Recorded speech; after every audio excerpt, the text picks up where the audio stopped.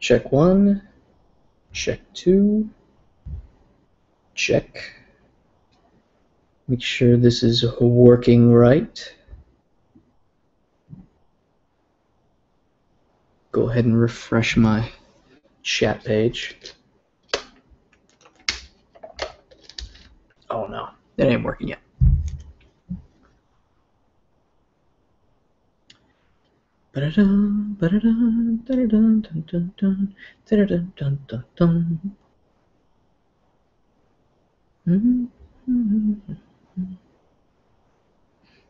Oh, there we go.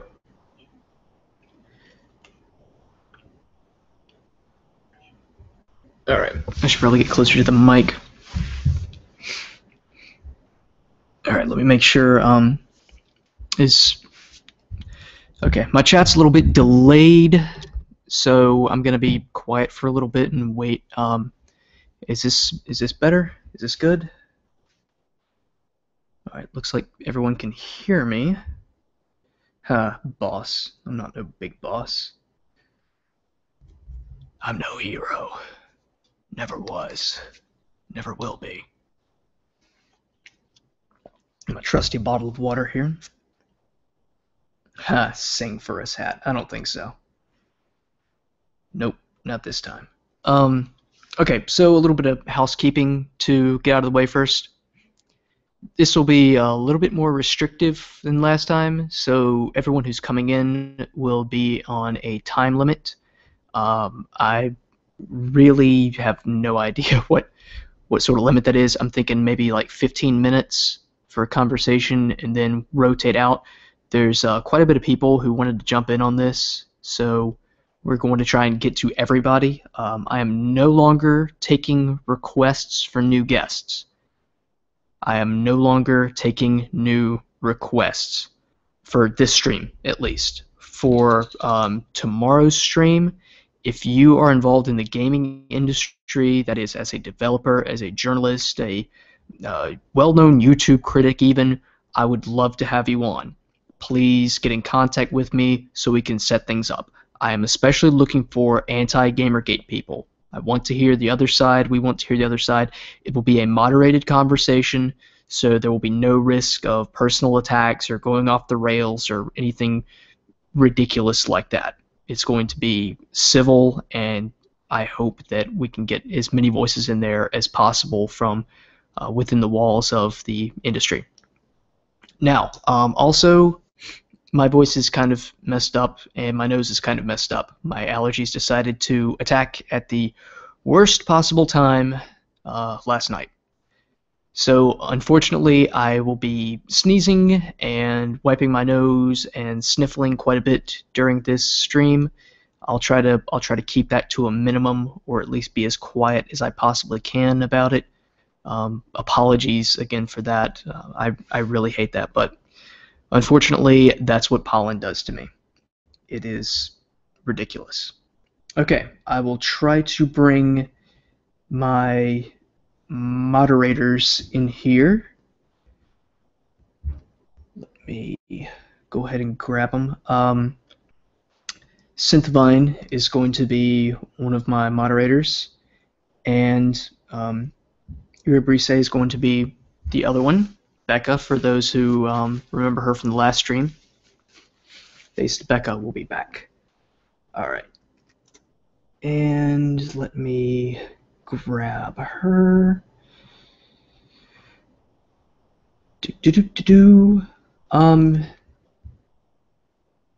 Oh, whoops. I think I did that as a direct reply.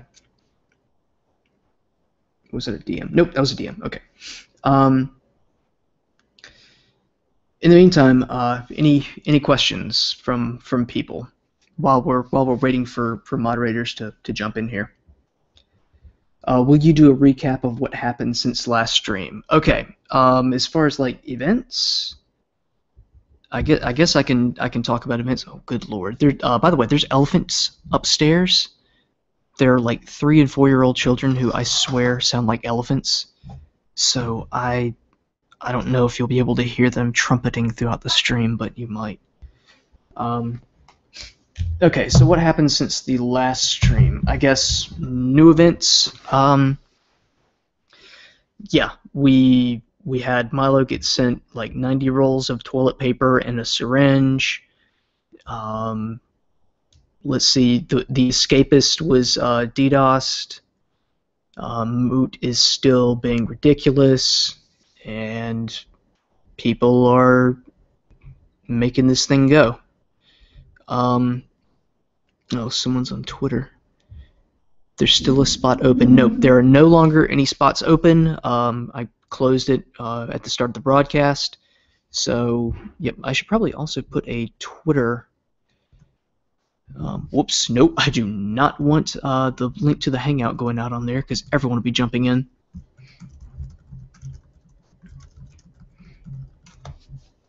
Okay, so that's up. Okay, so recap. Basically, Huh?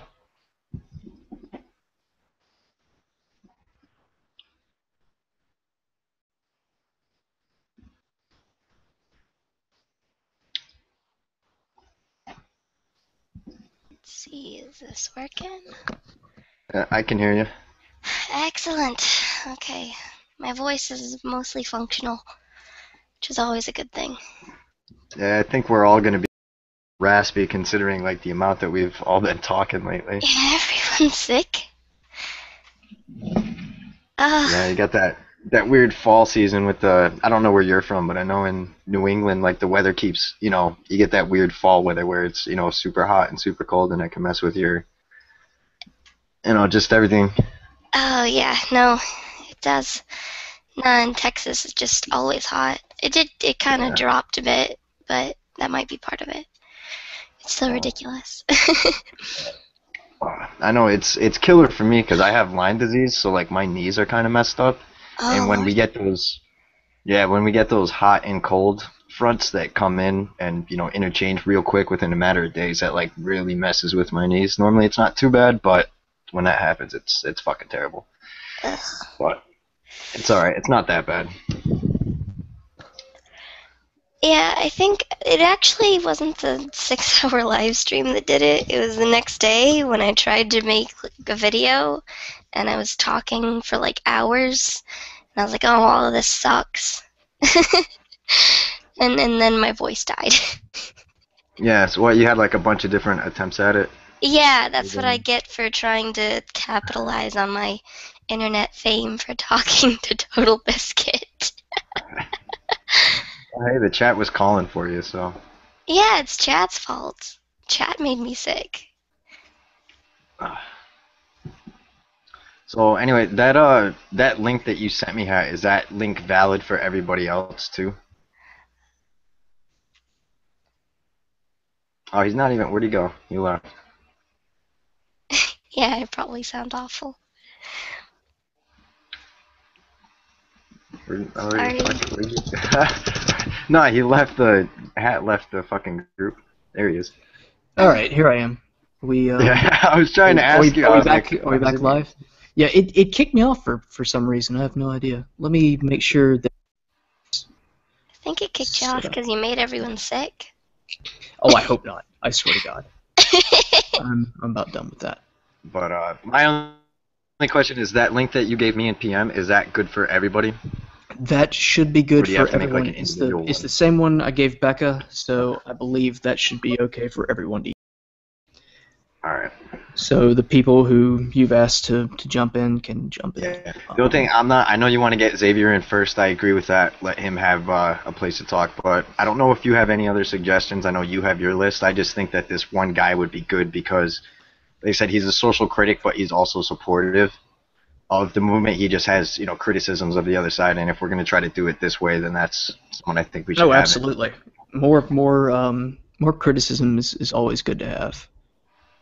So there we go. Let's see. Now we got. Yeah, everyone's saying that I bailed in the chat. I guess the chat's kind of behind. Oh well. Yeah, I think it is. All right. Let me refresh my page and make sure. Yep. Oh, where's the Nah, I'll just go to your YouTube page so I can see the chat.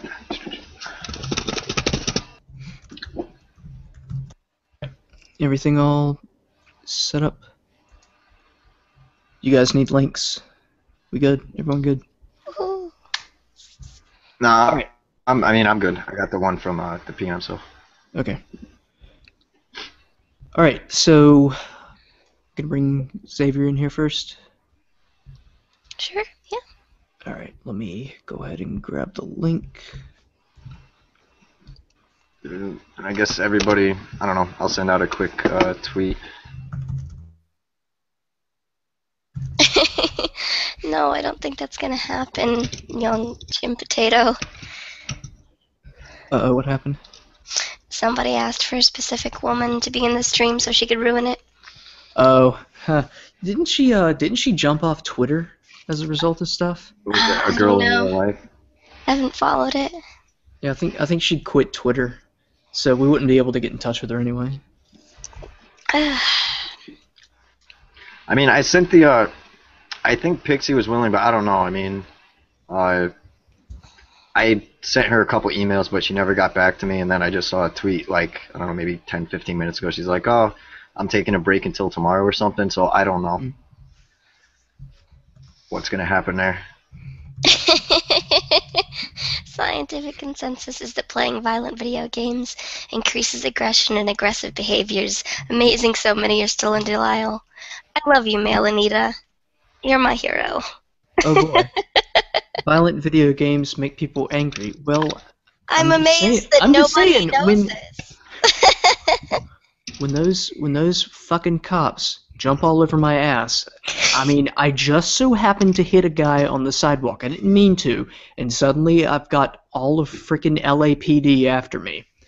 I never asked for this. Of course I'm going to be pissed. I'm just trying to play a game and drive down the road and casually shoot people that make me angry. Yeah. As long as Lee Alexander isn't in, I'm good. I seriously doubt Lee Alexander would want to come in this stream. No, if she did, hey, you know what? That would be fantastic if she could contain herself and actually have a reasonable conversation. I would love that, but it's not going to happen. I'm really aggressive. I'm not sure. Sorry. Jonathan McIntosh? No. I am really aggressive. Video games have made me a very hateful person. Should have been in the King of Pole stream. It was awful. Then Internet Aristocrat and Mundane Matt saved it. We still need to have Internet Aristocrat on here, but Yeah, I mean, I don't know, man. he's really the one that made everyone sick. He was sick first. I think it's oh god, yeah. I'd love to have him, but he's hard to get in touch with. Hello, can you hear me? Yep, we can hear you loud and clear. Oh, Let me bump your technology's volume up a little amazing. bit. Am I mumbling? No, your mic was a little bit quiet, but I just bumped your volume up, so you should be good now.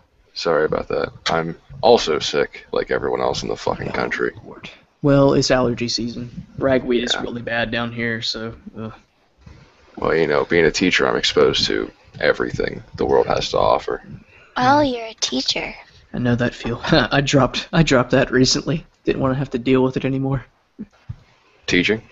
Yeah, I had started about a semester ago, and then I realized this really isn't for me, and so I just quit. So now I'm focusing on journalism, and Well, let's change this stream into a stream about teaching, because I am not doing my education class homework right now in lieu of this. So yay! I'm not doing my research project for a creative writing class I'm taking. Story with a blind protagonist told from a first-person perspective.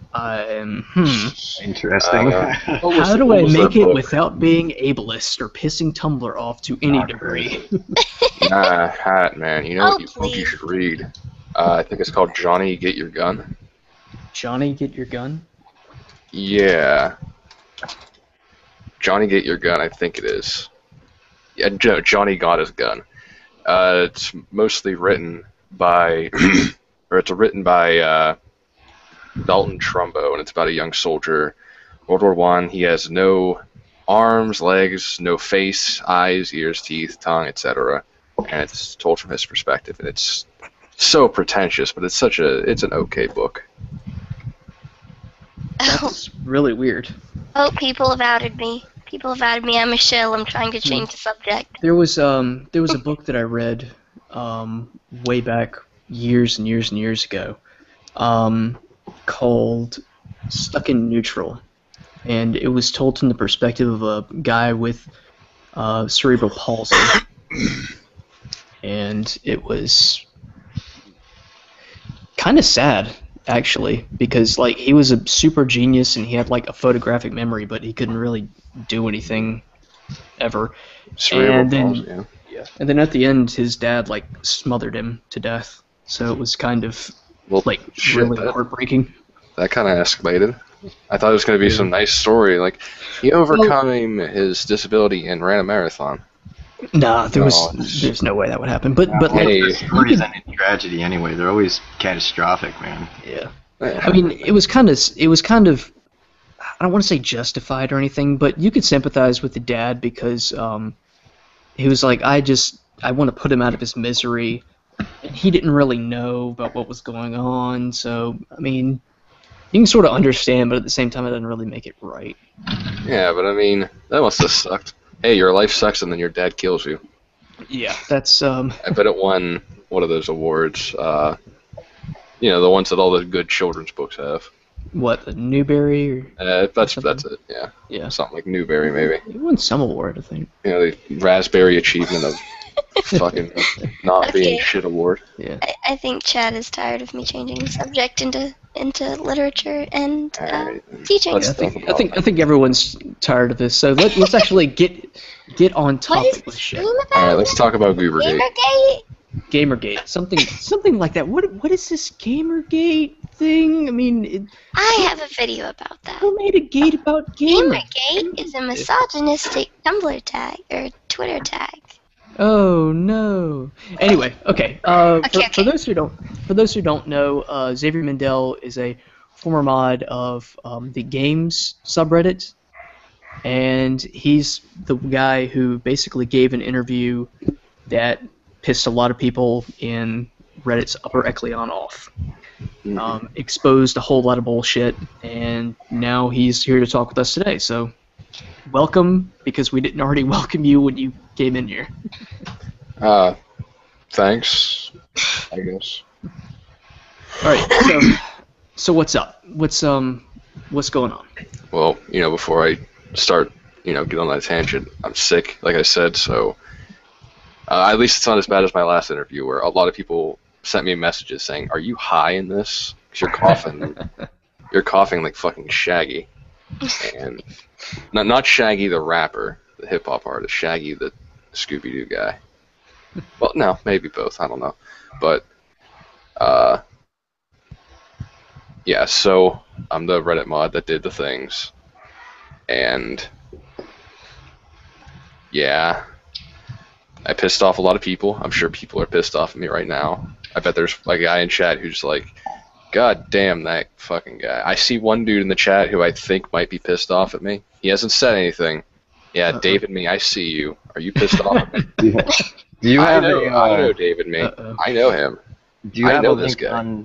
on hand about the SoundCloud post, just so if people want to look at it afterwards, they can. If not, they can look it up. I don't have the link on hand. I'm sure someone will post it though. Yeah. If not, I'll try to dig it up. Well, I don't know. If I guess to start things off, to give you a direction to go in, if there's I don't know. I guess things of relevance to that, like I guess with Gamergate, there's been a big outcry from the gamers themselves about mass censorship, especially that started on Reddit, and that's kind of where you got implicated. Yeah.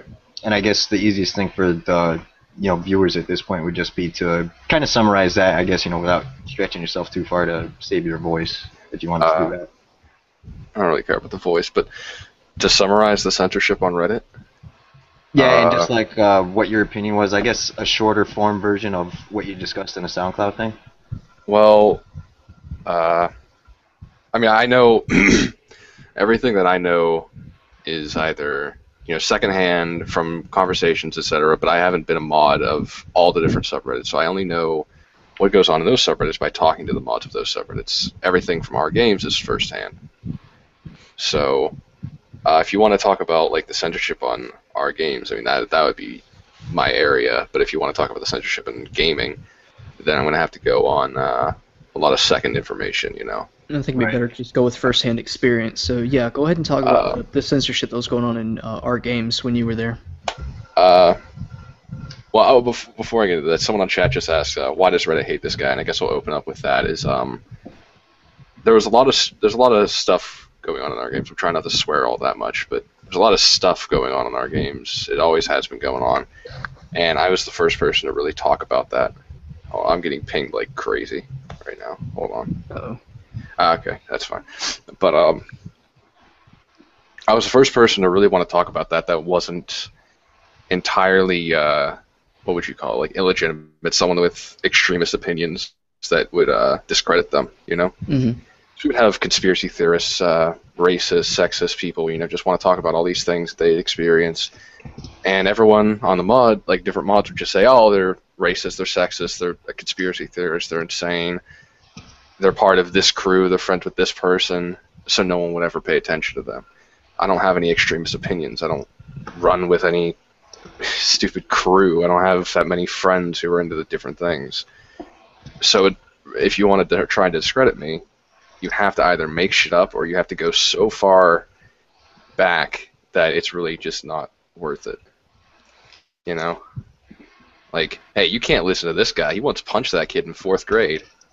He's an asshole. But to kind of sum up to try and sum up the censorship on our games, it's not that everyone got together and said, hey, we should censor our game. We should censor the subreddit in order to, you know, do this for this sort of thing. It's that a bunch of people have an opinion, and they want the subreddit to also have that opinion. And they don't like the opposite opinion. So they, you know, they don't allow that opinion to be posted. Right. So I guess the big thing like in question was it wasn't on our games, but it was our gaming where there was that one thread that had like 20,000 25,000 comments that were being moderated or not moderated, and they got deleted, and people were shadow banned stuff. And again, that would be secondhand information to you. I know quite a bit about that actually. I had a talk with one of the R gaming mods about that after it happened. I mean, after the topic gets big enough, it's impossible to moderate. And I mean, this isn't so much a defense of their practices of what they did, but I can kind of understand why they might have wanted to do this, because after you get 25,000 comments, you can't moderate that. And if they were told by the admins, you know, you have to make sure that nothing bad gets posted at all, or else, then what are they going to do, you know? They either have to delete everything, or they just have to accept the consequences. Right. I guess one question I would have about that, and maybe you could shed some light on it, is basically the reason that was given to the public about the reason that entire thread was, you know, gone and people began to be shadow banned was that there was a redirect from a link posted on 4chan. That's where a lot of the traffic to the thread got redirected from. And it insinuated like vote brigading or vote manipulating and stuff. Now, I guess what I would ask is if you'd, you know, like to comment on this, is that used simply as an excuse to justify doing actions, or is that something that's legitimately a concern amongst moderators and admins?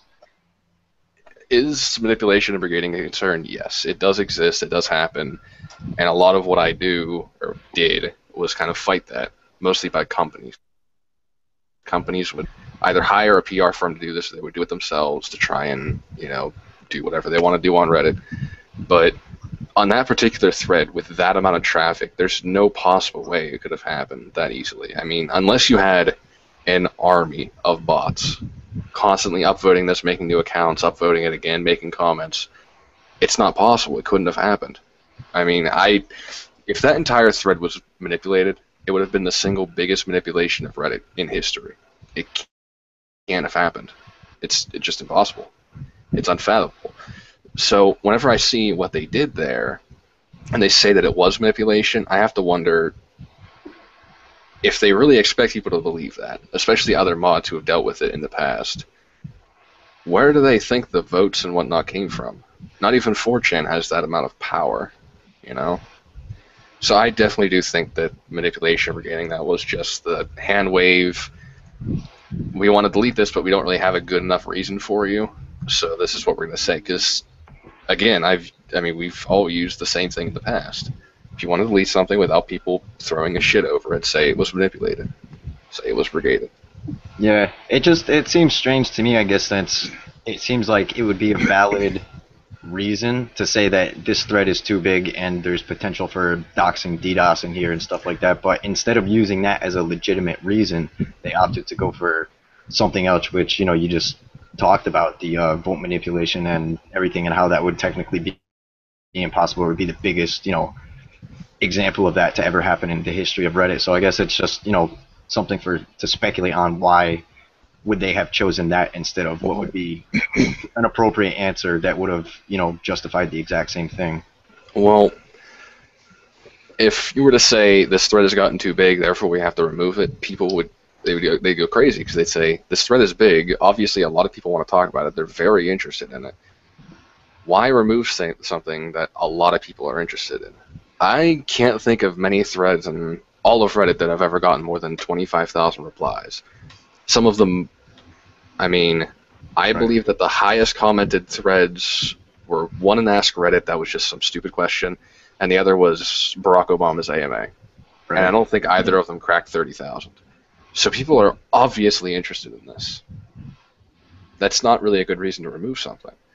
And we had, on our games, we had threads during like E3 and console reveals and whatnot that were massive compared to other threads at the time, and we moderated it. We tried everything we could. We didn't remove it because people wanted to talk about it. If we removed it, they would just complain. Rightfully so. So then would you say that it was an order that came down from like one of the Reddit admins? Because who is it that's also an admin that mods our games? Is it Damors or? The two admins that moderate our games are Damors and DACVAC. Okay. So would you say that it was influenced from them or some other party? I know for a fact that the admins and the RGaming mods had talked that morning. I have screenshots from all of that, showing that. But I'm not entirely sure if that order came down who it would be from, because I know quite a bit about Damors. I know all about Damors. I don't know anything about DACVAC. I have exchanged less than 10 words with him in the last 2 years since I first saw him, because he just doesn't really work. That's his own thing. He's got his own excuses. I don't really care about that. But I would really think that DACVAC doesn't have a whole lot to do with this.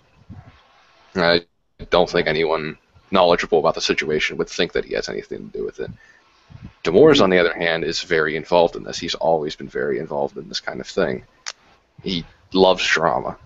And I know he says that about me, too. He says that I love drama, when people who know me kind of disagree about that. I disagree about that.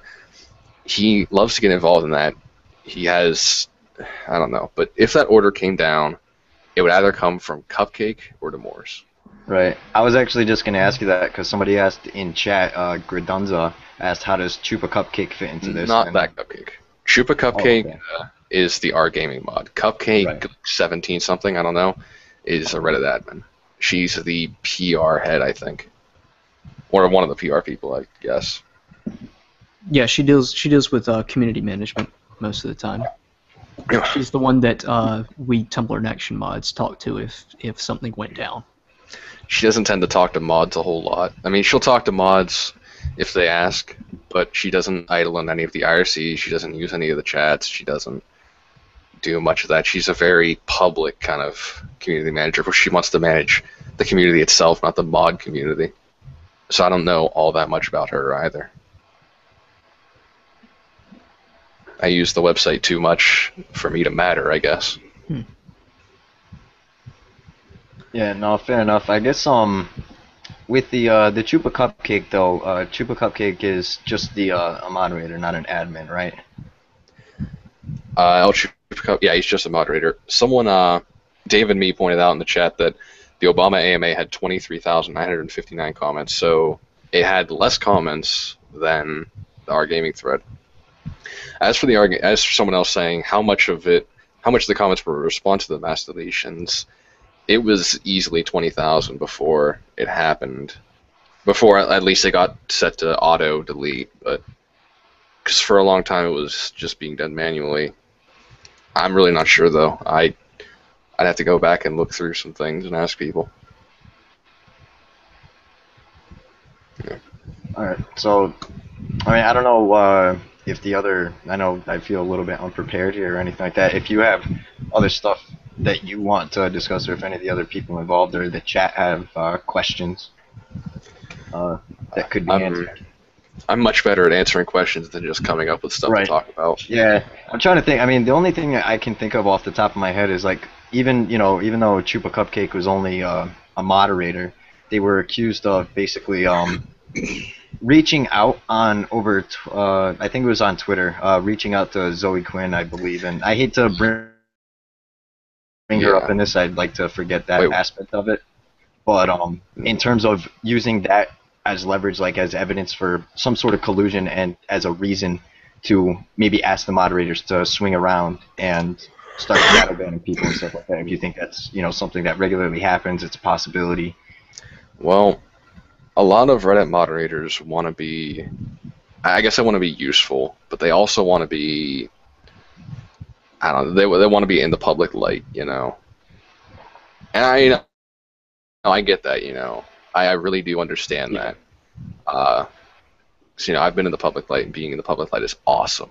It is great. I'm not gonna lie, it's fucking amazing to have people send you messages asking for your opinion on something. Even though your opinion is basically, that's shit. I don't know, it's shit.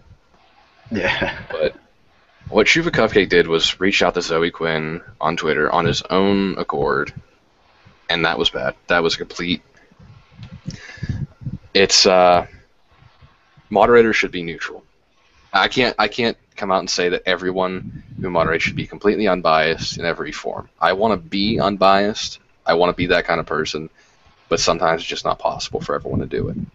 Right. But they shouldn't be involved. Moderators should not be involved in what they do, because if me and you were talking and we had like some debate and you could just remove me from the call at any time, that's not really fair. That's why political debates have a moderator. They have, they're on a stage, so that if one of the opponents is like, no, you suck, and then walks off, then they kind of lose.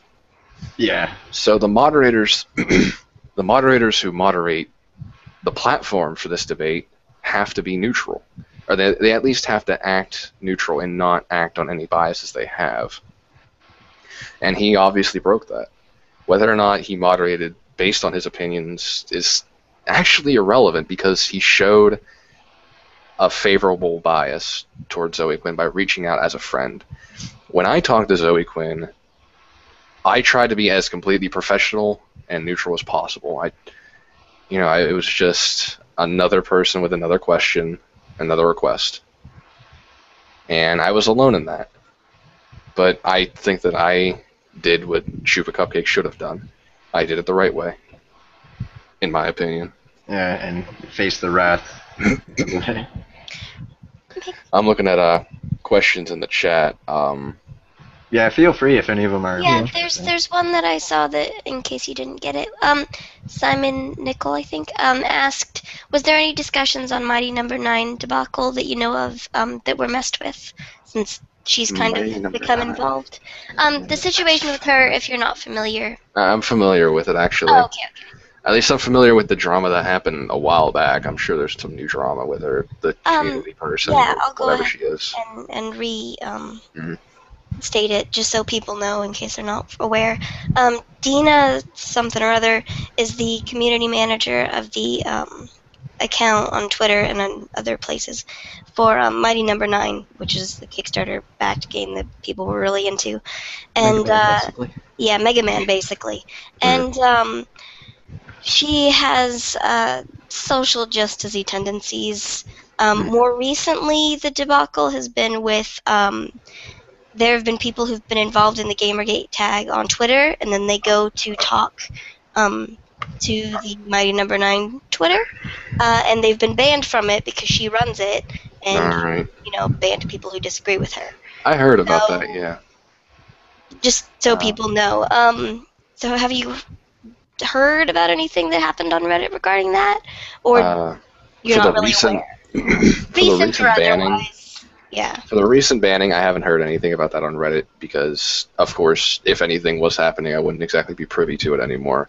Yeah. Since it obviously only happened the past maybe week, but before, there was this big stink about her being taken on as whatever position she's in, and I don't know. We had like this big debate among mods about that because I'm not a huge fan of Mega Man, Mhm. but I feel really bad for the fans of Mega Man because they've been getting fucked for years and years and years by Capcom.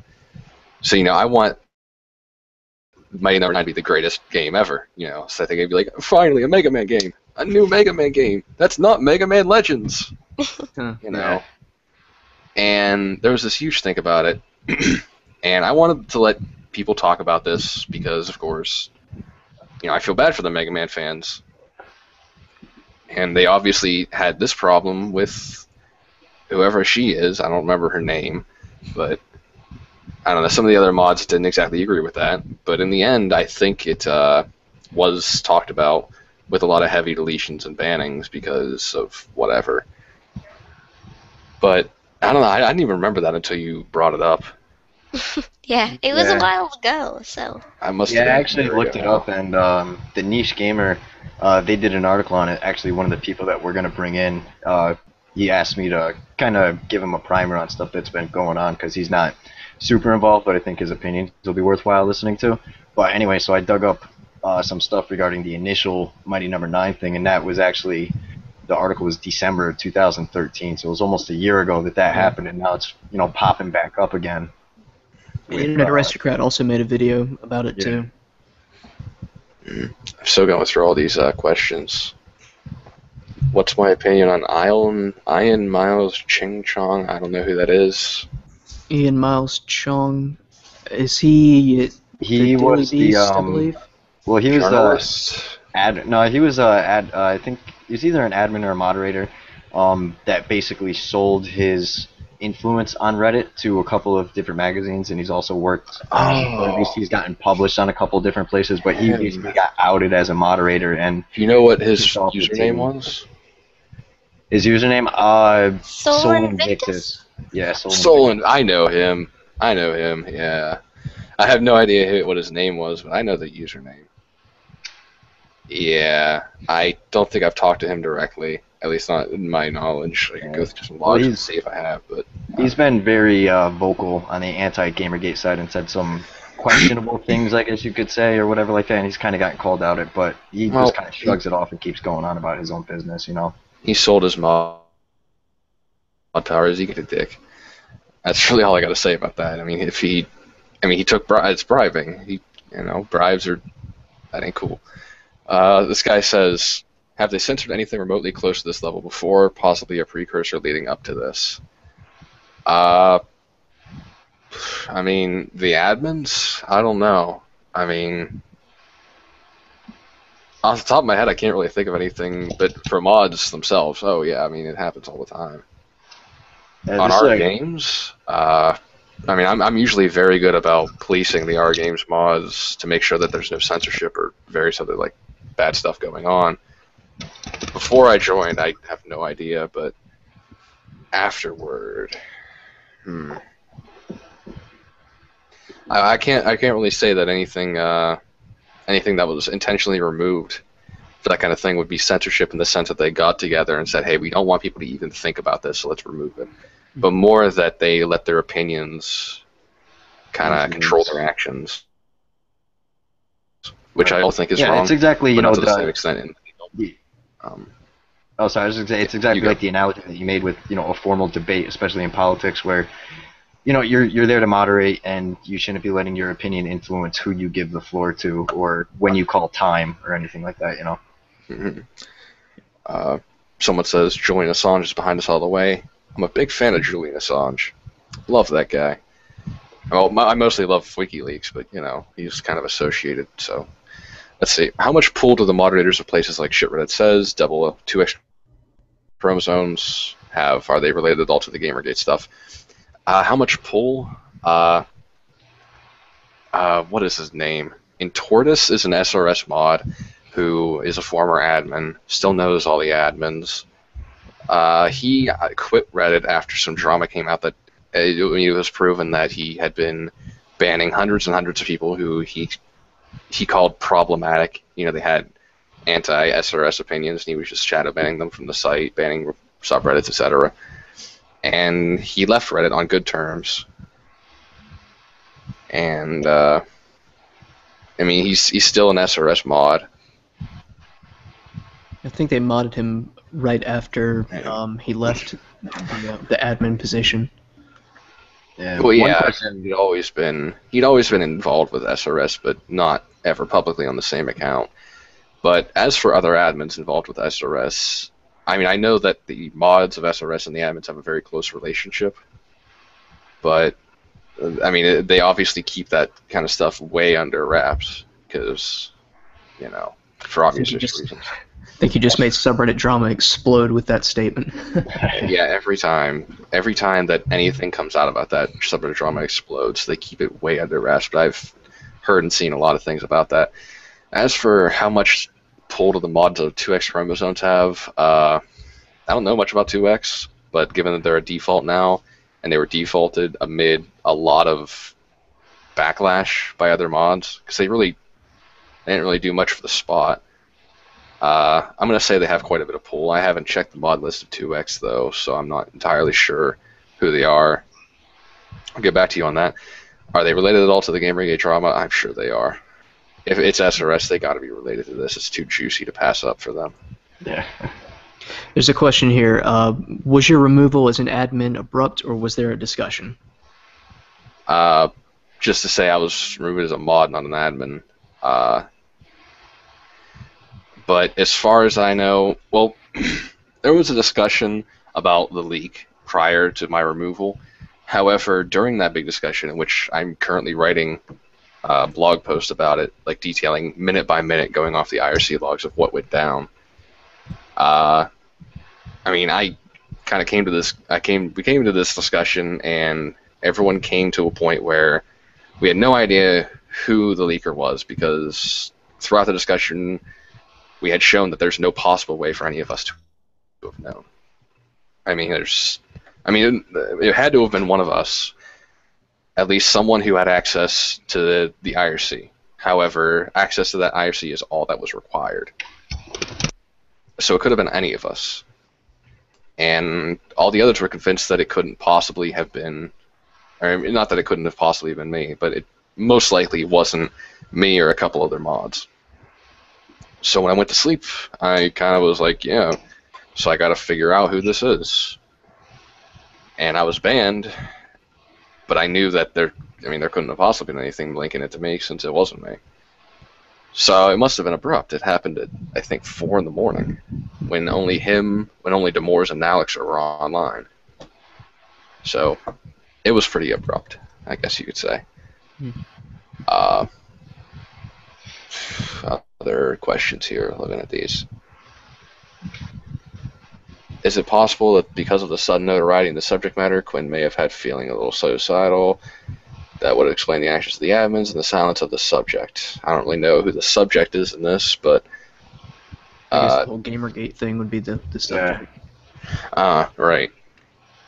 Well, the admins don't really mind you doxing or harassing people as long as they don't really like that person, as you could tell from Violent Acres, or however you pronounce his name. Acres.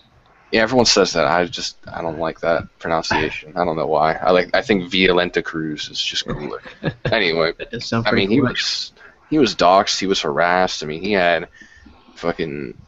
was the subject of like a nationwide smear campaign on news channels and all this stuff. I mean, he has a Wikipedia article with his name, his face, all that stuff. And they don't care. You can still talk about it. You can still spread his information everywhere because they don't like him. But you say Zoe Quinn's name, someone who's a developer, who's in the public light, which actually doesn't fall under the private information, personal information rules. you get banned. It doesn't really matter that she's suicidal, if she is or isn't. It doesn't matter who. I mean, it doesn't matter who anyone is. They don't want people talking about Zoe Quinn because they like Zoe Quinn, I guess, and that's all it really is. If Zoe Quinn had been someone else, then there you go. I don't know what to say about that, really. Yeah. To add on top of that, just my own opinion is I think, and this could lead into something that we'll talk about afterwards when we have other guests on here. But it's like in the pursuit of truth and like non-censorship of discussion, I think you kind of have to, and it sucks to have to say this, but ignore the personal feelings of the people involved, because ultimately, I don't believe that you can make a fair decision on that and be like, is it worth talking about this when somebody's like personal life might be implicated or affected by this to some degree. And it's like, unfortunately, that's a consequence of these sorts of things, and I don't believe it's enough to just completely squelch the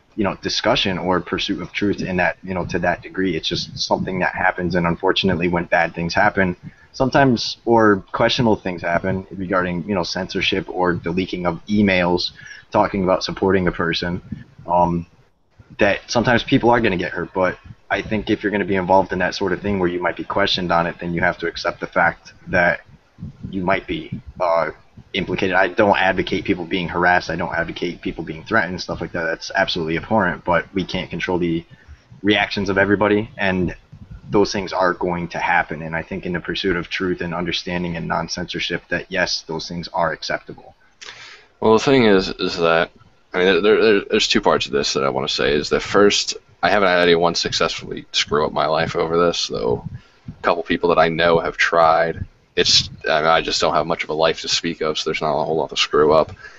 But secondly, if you're gonna be a part of this game journalism, game developer cabal, is really all I could say, this shadowy organization, I guess.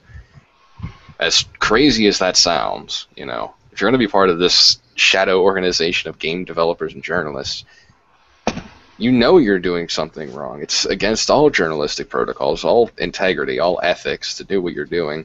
And you got to remember that you are doing something wrong. And if someone finds out, they're not just going to say, "Oh, it's okay, you did something wrong. No one cares."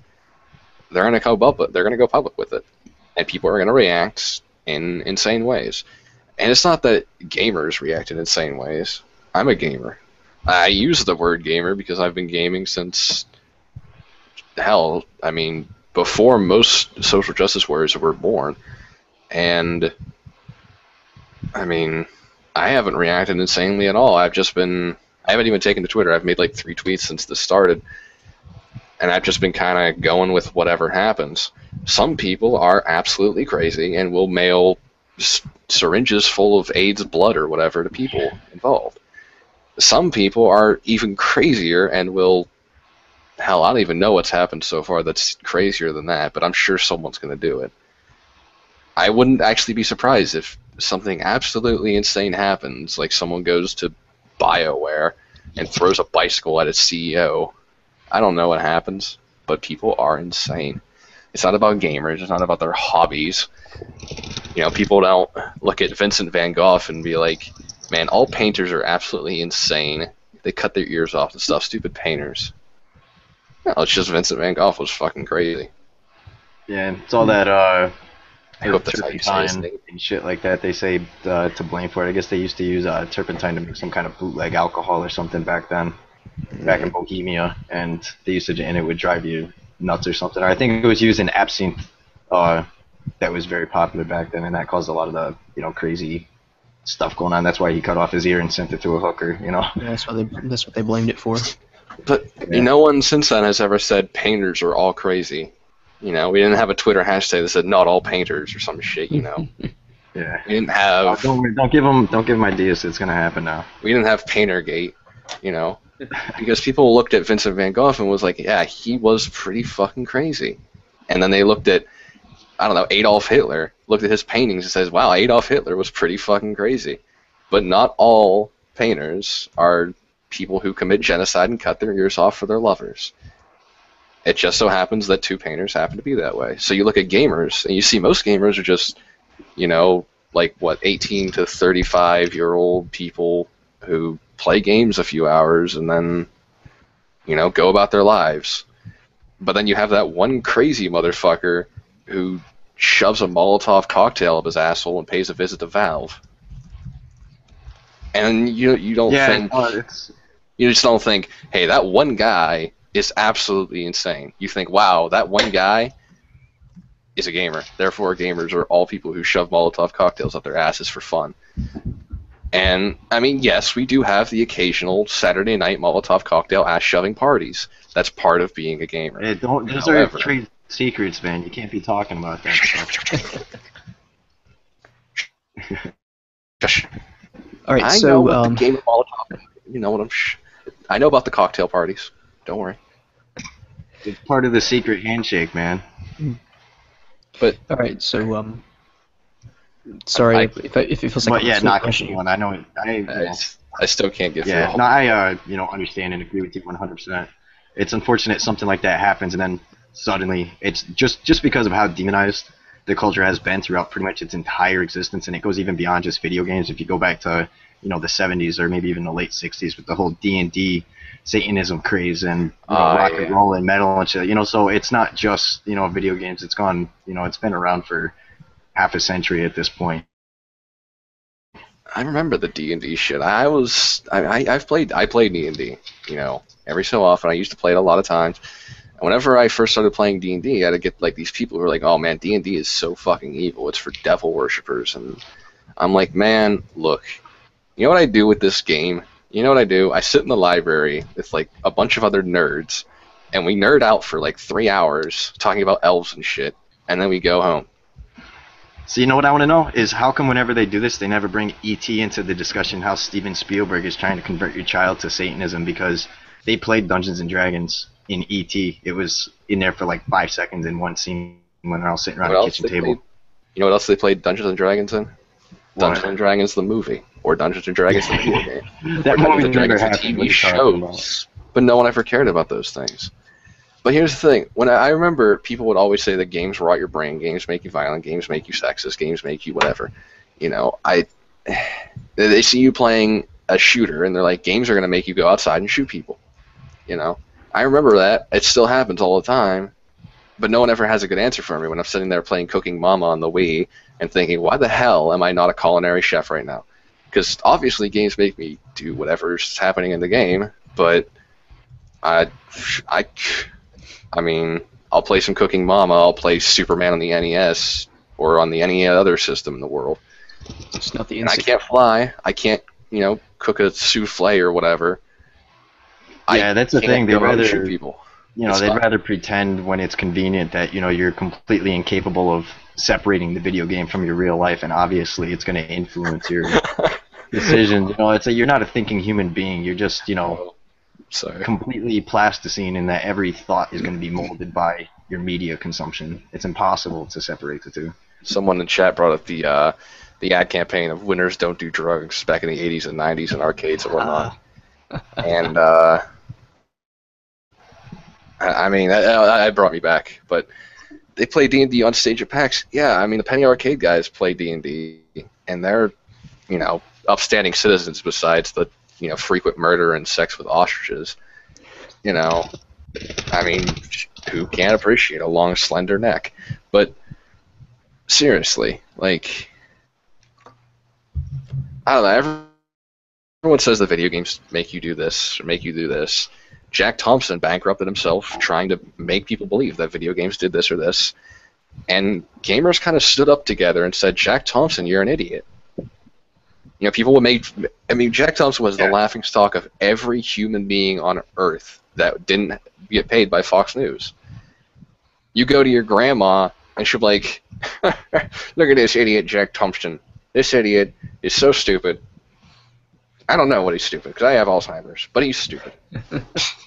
Everyone was making fun of Jack Thompson. They had inflatable Jack Thompson dolls with, giant rectums, so that you could shove your game consoles up there as a storage unit. Everyone hated this guy because he hated gamers, and he was stupid about it, and what he said had no basis in reality. So we have this new group of people, the SJW, social justice warriors, all this stuff, saying that games make you misogynist, they make you a rapist, they make you do whatever. and that gamers are horrible. And what I thought would happen is just another Jack Thompson scenario where they would become a laughingstock. Everyone would, they would become bankrupt trying to make people believe this stuff when it's not based in reality. It's not true. But instead what happened, and this boggles my mind, is that the game developers themselves, the game journalists, took their side. The game developers are supposed to make the games, yet they're talking shit on games. That means they hate you. You're the enemy. It's actually pretty easy to understand why they feel that way. It's because most of the people are liberally minded socially, right?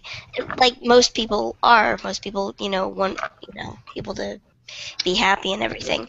So when you tell them that the games that they're making are making things harder on women, they're like, well, I don't want to make things harder on women. I like women. And you tell them, well, it's really misogynist. And they're like, well, I mean, I guess I'll just design her a little different if you want me to. It's playing on people's desire to do good, as opposed to Jack Thompson, who kind of alienated everyone by being very, I almost want to say violent, being very, Aggressive? Aggressive, yes. Meanwhile, these people come to you and say, we'll just help you make this a little bit better.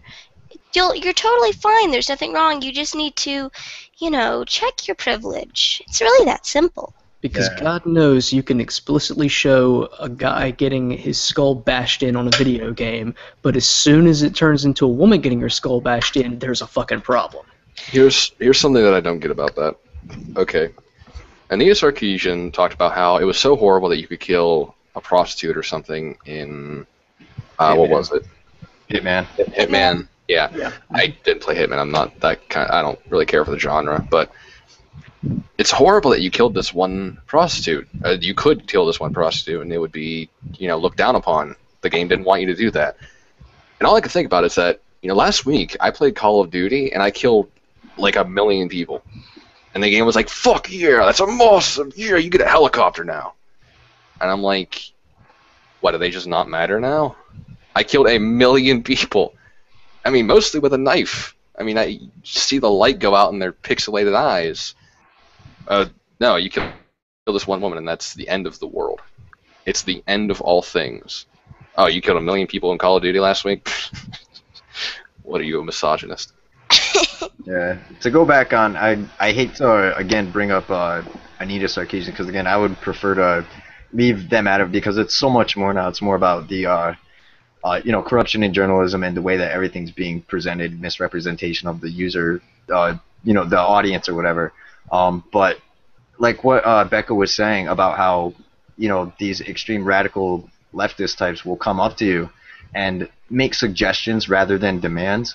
It goes back to the picture at XOXO Fest where I don't know if it was her standing in front of the projection screen or not, but it was basically you can weaponize nice, and that's exactly what she's talking about, where you can use that as ammunition to enact change without being demanding, and you simply make these suggestions where the author or the artist, and we can actually go back to that DeviantArt post where one of the creators of Divinity Original Sin was talking about how these people are impacting his job and his life by making these requests and basically trying to squash his voice as an artist and his how he wants to represent the characters and things of that nature. They don't do it outright by demanding, at least not until those August 28th and 29th articles when they declared the entire, gamer dead, where it wasn't as antagonistic, but they would be kind and come up to you and make suggestions rather than demands that you as an artist might say, that's not entirely bad and I can see where they're coming from, but those are the seeds that get planted. I hate to sound so accusational doing this, but those are the seeds that get planted which can be used as a ground or a platform to stand upon to be like, well, you made this change, so why not make this change? And you start going a little bit deeper and deeper each time. And again, I hate to, bring, politics and things like that into this because it's more about, it should be about the journalistic aspect of it, and all things related to that. But, it is related, and it's definitely, poignant to talk about, but that's just my opinion on that. I have an interesting, whenever someone says, what does it matter that you change a character to suit whatever? Like, let's say you have a girl who wears, I don't know, what do women wear? Boots. The boots that have the fur in them. I don't know.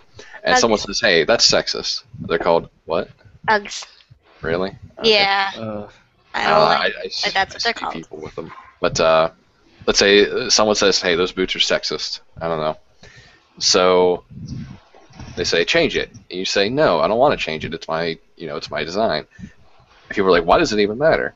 Whenever I write something, whenever I make a story, I make like a world. The characters, I want them to be completely real. I want them to act as they would. So I bring up this character in this modern society, and I think, how would she dress? Based on her personality, based on her experiences, based on just what she wants as a wardrobe. And someone says, no, you can't give her Uggs. You have to give her Converse shoes. And I say, but she wouldn't dress with Converse shoes. She doesn't like them. They say, well, she's just a character. But that's not how it works. That's not what's happening in the world. And I don't know if other people, other writers and whatnot do that, but I want to make everything fit in this world. I want it to be a very realistic world, and I can't do that if people are having me change all these different things about the characters to make them entirely different characters. And it's a very small change, just changing what she happens to be wearing. And I can get it, if I wrote the character to only wear the boob lasso things that strippers wear. Yeah, that would be pretty bad. I'd change that because I wouldn't write anything like that in the first place. But there's nothing wrong with writing anything like that. No, because if it's a realistic world and you want that character to play a certain part in your story, which every character has to have a part in your story. That's just good writing. Then it makes sense. It should all make sense. And as for being in a game, I gotta go back to the Hitman whatever thing. In games, there's something called a dominant strategy, where players will always do what brings them success in the easiest way possible. So if you give a person a knife and a nuclear warhead, they're always going to use the nuclear warhead. They might challenge themselves with a knife, but probably not. Very few people will do that. So, if in Hitman you lose points to kill the strippers, that's not part of dominant strategy. That's not what people actually do in the game. If you go through the game and you say, hey, doing this will lose you points, you don't do that. So for her to say that you have to do that, or that you're supposed to do that, that you're implied that you should do that, that's just completely wrong, and people don't do that. Yeah, that's the thing that people, take issue with that is that, at least from a gamer's perspective, is that, in her videos, her criticisms, whatever you want to call them, that she completely misrepresents things and takes them out of context. Because, like you say, that type of action is not encouraged, for the player. You get penalized for it. And even though you have to walk by that room, you gain no advantage by killing those women. It's not something that the game is suggesting you do to succeed, The small changes thing in gaming it's crazy because, if I'm making a game, I want to make a game. I've got an idea. I want to put it down. Making a game is not the easiest thing in the world. It takes a lot of time, it takes a lot of hard work, and it takes a billion hours of finding bugs and fixing them. So when someone says, hey, you have to change your game, the first thing I think about is, how the hell do you know more about my game than I do? It's like I'm a smasher. I play a lot of Smash Bros. And people always say, Sakurai, you should change this character to do this. And Sakurai really just thinks, how the hell do you know more about it than I do? I've been working on this my whole fucking life. Get out of here. Just get the hell out of here. Don't tell me what to do. And I really get that because when I'm making something and someone tells me, hey, you should do this, they can either suggest it, like, I think it would be, more interesting if you did this, here's why. I'll think, okay, they're suggesting it as someone who doesn't know more than I do about this. But if they say, you have to do this, or you are a whateverist, you're a misogynist, you're a sexist, you're couchist, I don't know. You have to change the color of that couch, or you're a couchist, cis scum. And if they knew more about games than like if John Carmack came up to me and was like, I think you should change that line of code to this, I'm not even going to question. I'm just going to change that line of code. He obviously knows more about me, you know. I mean, he is basically code Jesus, so I'm going to take his word on it. But someone who has never made a game, who doesn't seem to be interested in games, who really is only bothered by games because some perceived transgression by games toward them somehow, I don't really care what they think because it's a game. They're not obviously qualified with games or in programming or anything else that matters to me. Sorry, I didn't want to interrupt you. I kind of want to pull it back to Gamergate. We can stay on topic to some Yeah, degree. I got But We're trying to get in. Oh, is he in here? Yeah, Mike's okay. Mike's finally in. Yeah, just a heads up. We're going to go ahead and start bringing in some people now. So I'm going to bring in Diamond Mantis from Twitter and Wrath of Glob also from Twitter. So we'll get this. I think if the we'd best like thing to to do. continue the topic, though, I think. Oh, sorry, you can go. If we want to continue that particular topic, though, we should probably keep it in as it relates to Gamergate, wherein you have the various websites who kind of part of demeaning gamers with these articles like gamers are dead and you're an idiot if you don't agree with us is part of the problem, right? I mean, if the key issue is obviously transparency and being good journalists, but it's hard to do that whenever you're constantly telling your audience that their ideas are gross, and you're only presenting one side of that issue, right? So yeah, it's hard to. I mean, I agree with you. There we go. Yeah, no, I was gonna say I agree with you and wanting to stay more on topic, but it's hard because even though they are tangential things, they're still important. They're still relevant, but it's stuff that you want to avoid just because If we're going on Gamergate, one thing I want to talk about is the people like the game journalists bashing gamers, saying gamers are over, gamers are sick, they're disgusting. When will gamers grow up? And that's crazy to me. It absolutely blows my mind. It will never stop blowing my mind that you're able to just insult your prime demographic like that. It's like a Swedish lamp maker saying people who buy Swedish lamps are idiots. Like, who do they think is going to buy the lamps if they hate the person who makes them? Say again, Mike. Did you guys hear? Can you guys hear me? This is Mike. Yes, I can hear you now. Here, I'll turn your volume up a little bit. All right, I think we should probably break for a sec just to introduce the people that just joined and who they are, what their perspective is. So, Mike, since you were in first, I think if you want to start, go ahead. Who are you?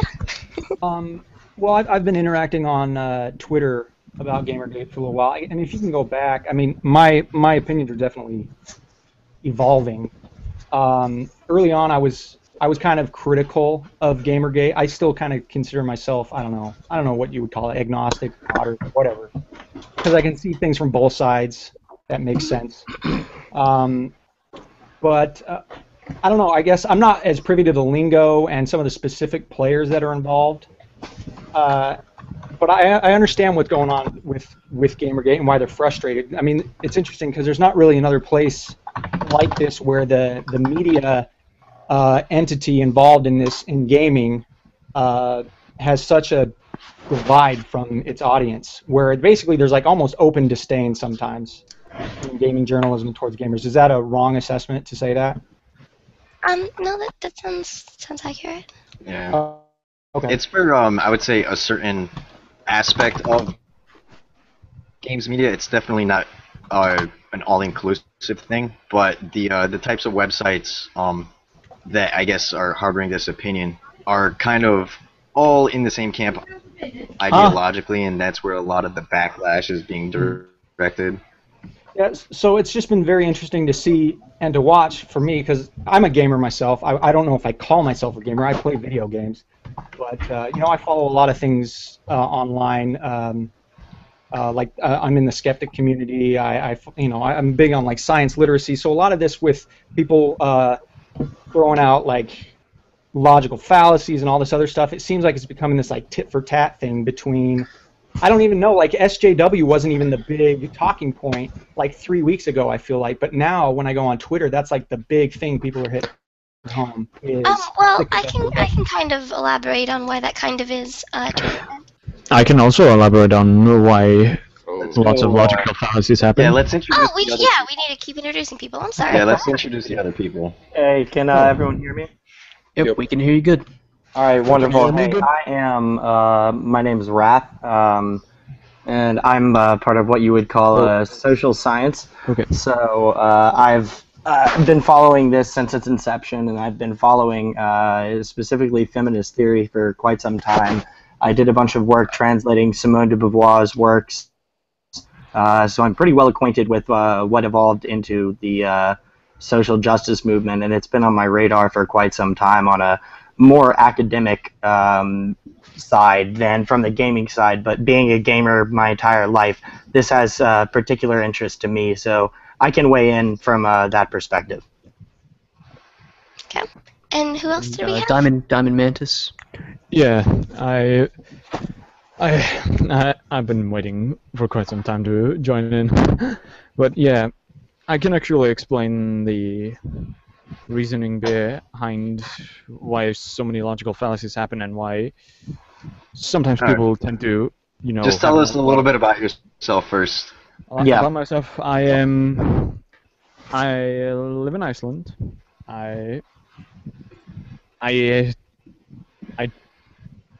Sorry, just a moment. Yeah, I live in Iceland, Reykjavik, and I do not have a job for a moment because I kind of can't have one at the moment because I'm sort of in a page. That's right. You don't have to get that paycheck personal.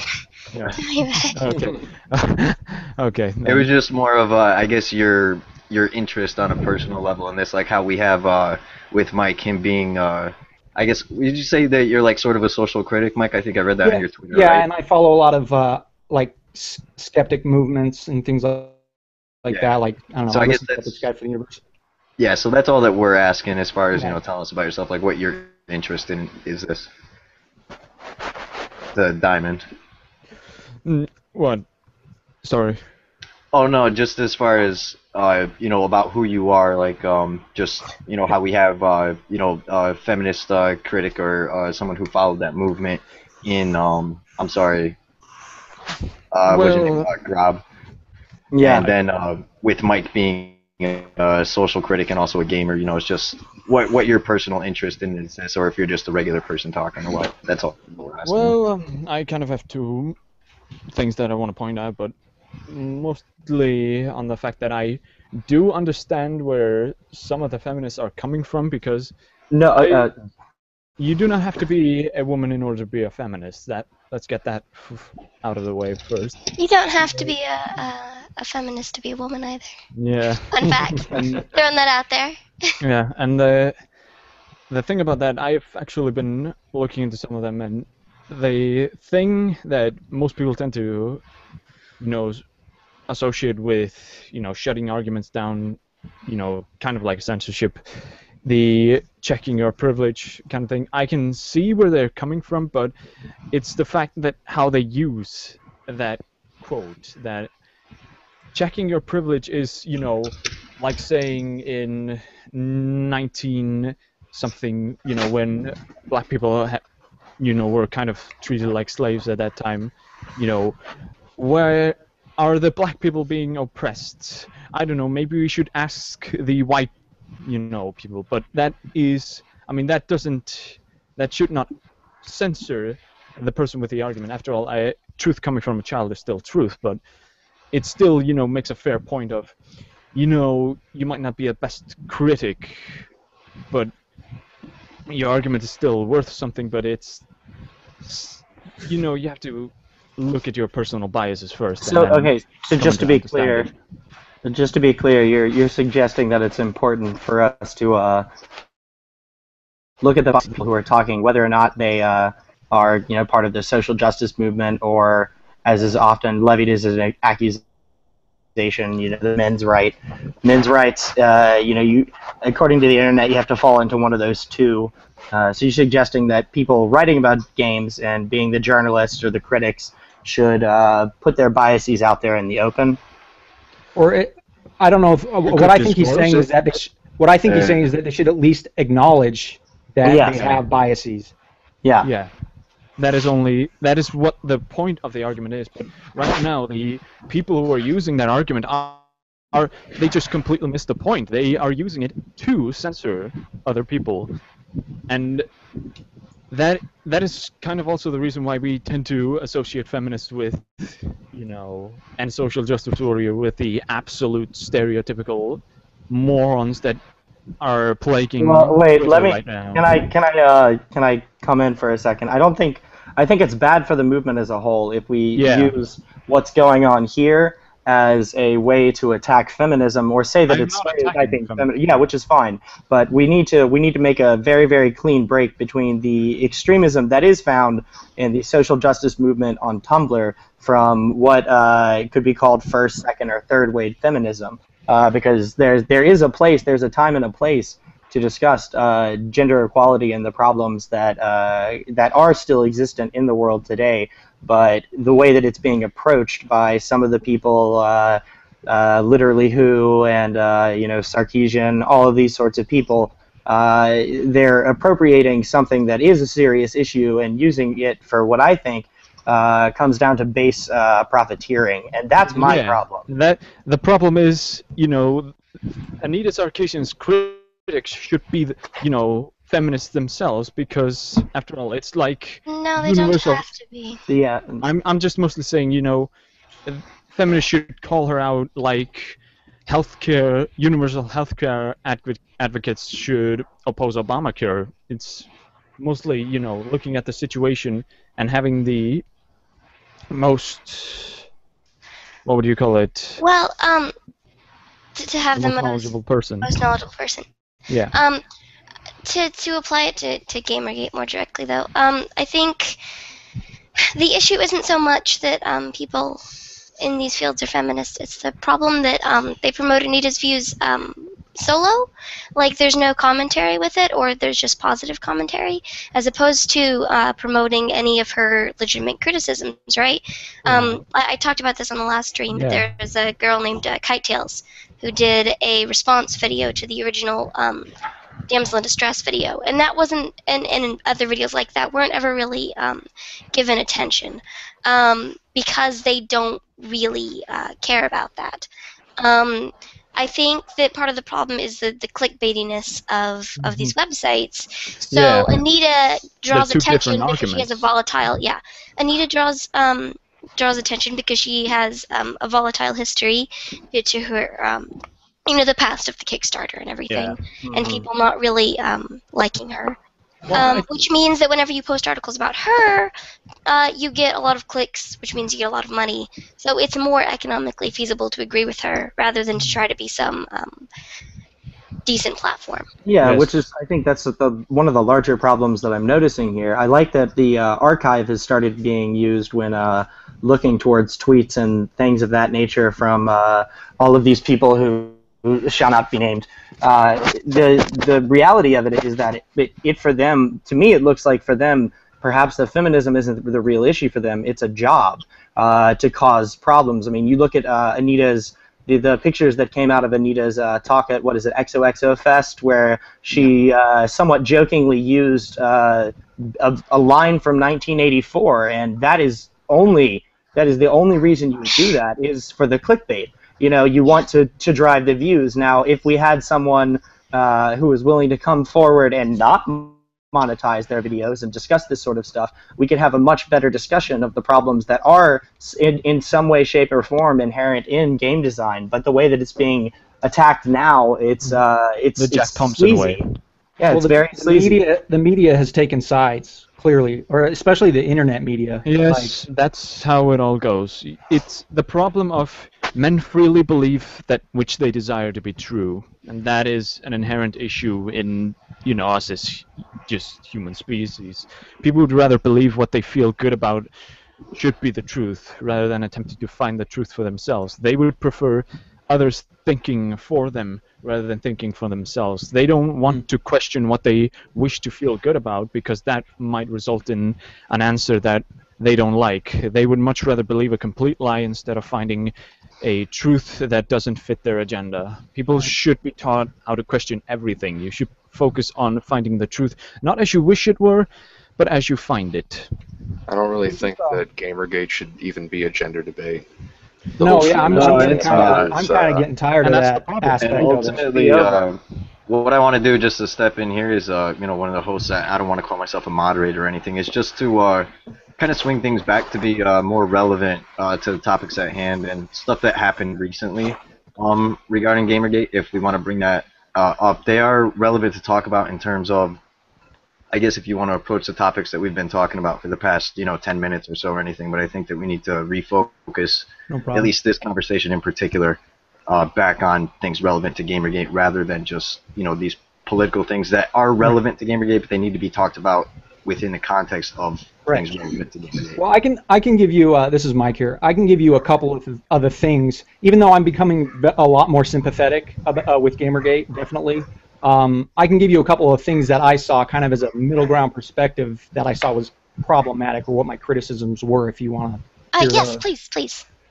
Okay, ahead. well, for a while there, and this is why I was really wondering, like, why the SJW thing has taken off pretty significantly in the last 2 weeks. But for a while there, it just seemed like Gamergate was whatever somebody wanted it to be. It's become more clear, and you guys, and I don't think the internet media realized really what they were getting themselves into, because gamers are so passionate. They've dug up a lot of stuff in this process, which has been quite impressive, actually. And that's why this is really interesting, is because you don't really see this happen where readers or listeners of a different media outlet lash out like this, but it was justified, because when they came out with those Gamers Are Dead articles, that was kind of drawing battle lines without really intentionally doing so, but that's what they did. They definitely didn't really understand what they were up against, and No. they could have if they had seen the history, seen all the signs. That the thing that makes social justice warriors powerful, besides the ideology, is that they are teenage to young adult, whatever somethings with a lot of disposable income to just throw at whatever.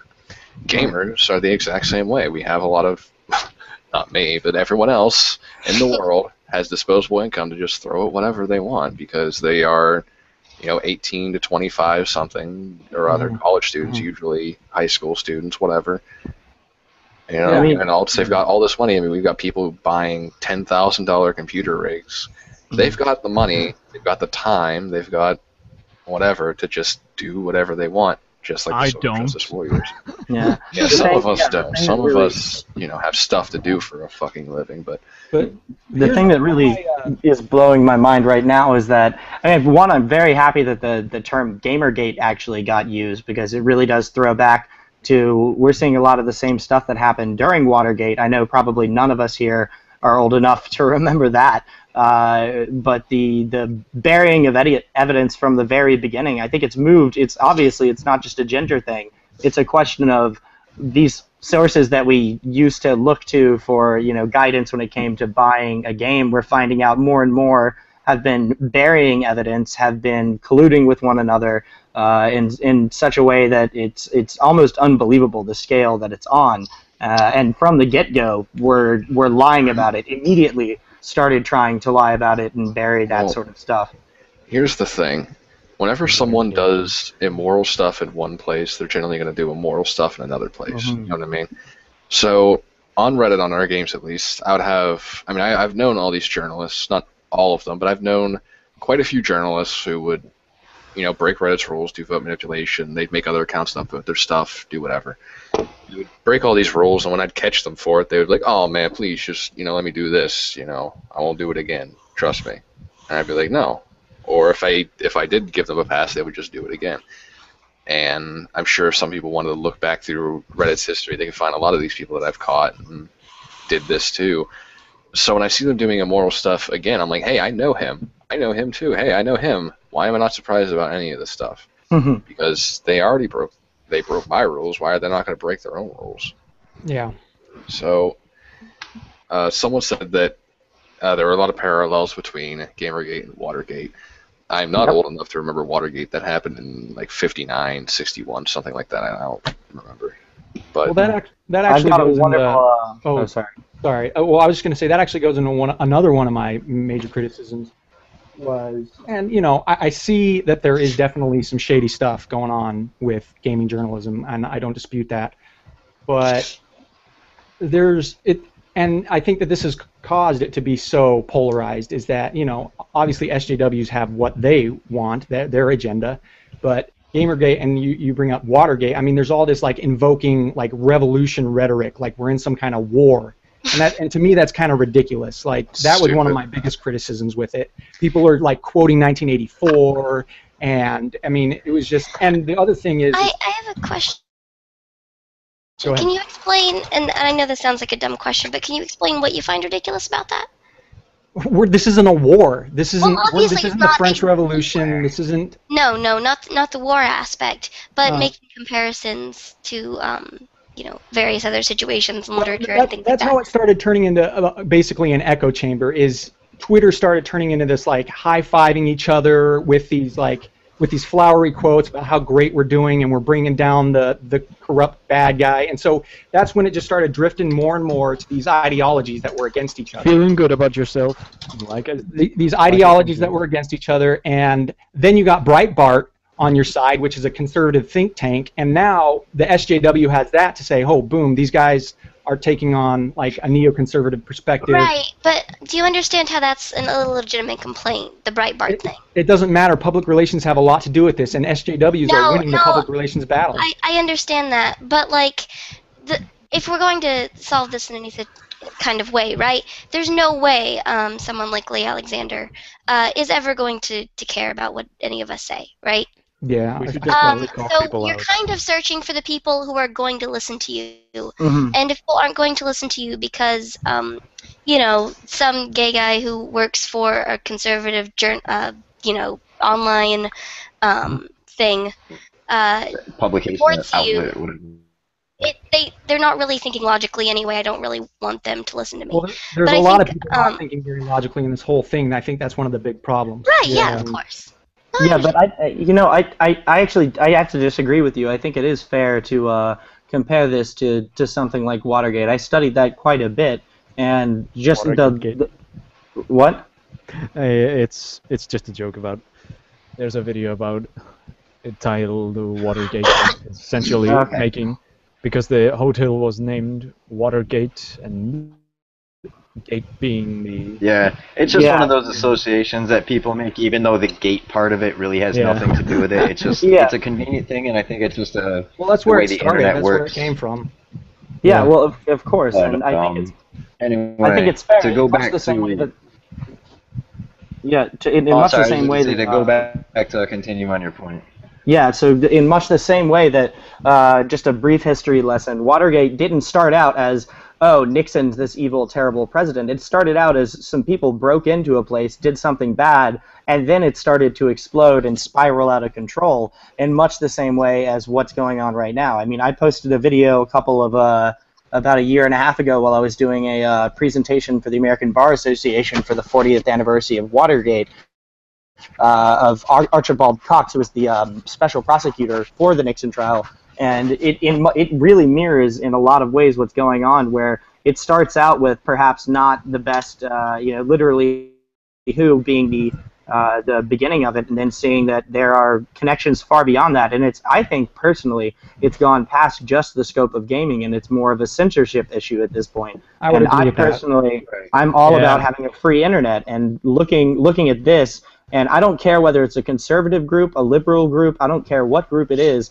If there's a group that's trying to control thought and control messages that are on the internet, that's one of the few bastions of actual free speech. And looking at what happens on 4chan with Moot switching sides to deciding that he's going to start banning these things, all of that sort of stuff, I will admit it, I'm a B-tard, or I was. Now I'm not. I was a B-tard, I was a goon, I was all of that, and I'm looking at all of these sites that for so long I was able to go to and freely discuss whatever. Banning topics on this and allowing child porn and gore still, there's something wrong going on. There's something very, very bad if this is going to be censored so heavily. One thing I might want to bring a light into... Hold on, I want to interrupt you for 1 second real quick here, just to offer a suggestion, that, you make how one side will say that it's a little bit ridiculous to make these associations between 1984 and Watergate, and how it's absurd because we're not involved in something that big, and then the other side saying that it's completely rational because the connections are there, the allegories there, or not allegory, analogy is there, analogous things happening on, in both instances or whatever like that. I think that a lot of these comparisons happen just because it's convenient, and it's the way, especially you guys as academics, I think will be able to understand this. The way that we relate to things that are happening now is by making reference to things that happened in the past, especially regarding literature and history and things of that nature. So I think it's just a layperson's version of doing that, because it's things that we're knowledgeable about, and we don't have necessarily the academic credentials to make the more poignant things. So that's why you get these yeah, that makes sense. Analogies to 1984 and Watergate and things like that. Well, I mean, it's just a product of the internet and the human thing. One of the things that I said on Twitter at one point was, I feel like if some of these people could just sit down in a room and talk about this, that they would probably agree on a lot of stuff. I'm talking about people from both sides or in the middle or whatever. And that's why some of that rhetoric on Twitter, I think, has been problematic, is because it's making people drift farther apart, putting it in that context. When I think there's a lot of really good stuff to stir up here, but it's the social justice warriors versus Gamergate, and Gamergate is, I mean, and that's like public enemy #1 now, and you know how the media has portrayed it. So I don't know. I mean, I guess Breitbart, that's helpful, but I have a feeling they won't care in 2 weeks. They won't care anymore, because they like this story because it makes feminists and liberals look bad. That's why they like the story. I have a feeling they'll just give up on themselves for 3 weeks. If there was like a more neutral outlet, because at this point you bring up something that's, is very correct, is that, you have on one side the, extreme liberal, and then on the other side with the only people who are really covering it is, Christine Summers, who, she's a prominent second-wave feminist who kind of decries third-wave feminists, who you're saying are being implicated in this. But there really hasn't been an approach from a neutral, journalistic outlet to cover this story. We've only gotten those two extreme views, and I think if somebody wanted to step in as a neutral outlet to present the facts the way that they are, then I think that would be welcome on both sides, because it would shed a lot of light and remove a lot of the bias, but that simply hasn't happened yet. Well, there have been some really moves toward that, actually. Total Biscuit was on the other hangout, and he was trying to set something up in regards to this, because obviously he's kind of, people know him, he is kind of respectable. He has experience. He has friends like Jim Sterling, who you can kind of consider on the anti-Gamergate side, though in one of his Jimquisitions he was fairly kind of tolerant on the issue. Moderate. Moderate on the issue, but he's expressed, Total Biscuit that is, has expressed his personal kind of leanings toward that side, the Gamergate side rather. And he tried to set that up, but apparently the way he stated it is that whenever the Breitbart links came out about the emails, the Game Journal Pro List, everybody pulled out. Yeah, everybody pulled out, and so no longer had an interest and didn't want to engage with him. And he's still trying to, I think, get that to work. I know I read a tweet longer by him after that, where he was telling people, to come to him to talk about it.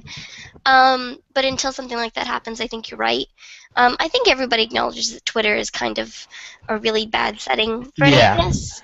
I would just say not to go as far as to say something like to stop using Twitter or to stop being very vocal about it, because people tend to get angry about that. Yeah. And deservedly, because I think that sounds to a lot of people like telling them to shut up. Yeah, and I guess that's not necessarily my point at all. And I think it's gotten better in that on some people that have had I've had really good conversations with, really good debates with. And honestly, like like I said earlier, I'm becoming more sympathetic of Gamergate, because I actually do feel like I've had the more civil conversations with Gamergate people. I can see that this is something you guys really actually care about, whereas the articles that have come out from like Vox and everybody over there has just totally painted this in a way that is not representative of what's really going on, and that's definitely true. Yeah. Can I? No.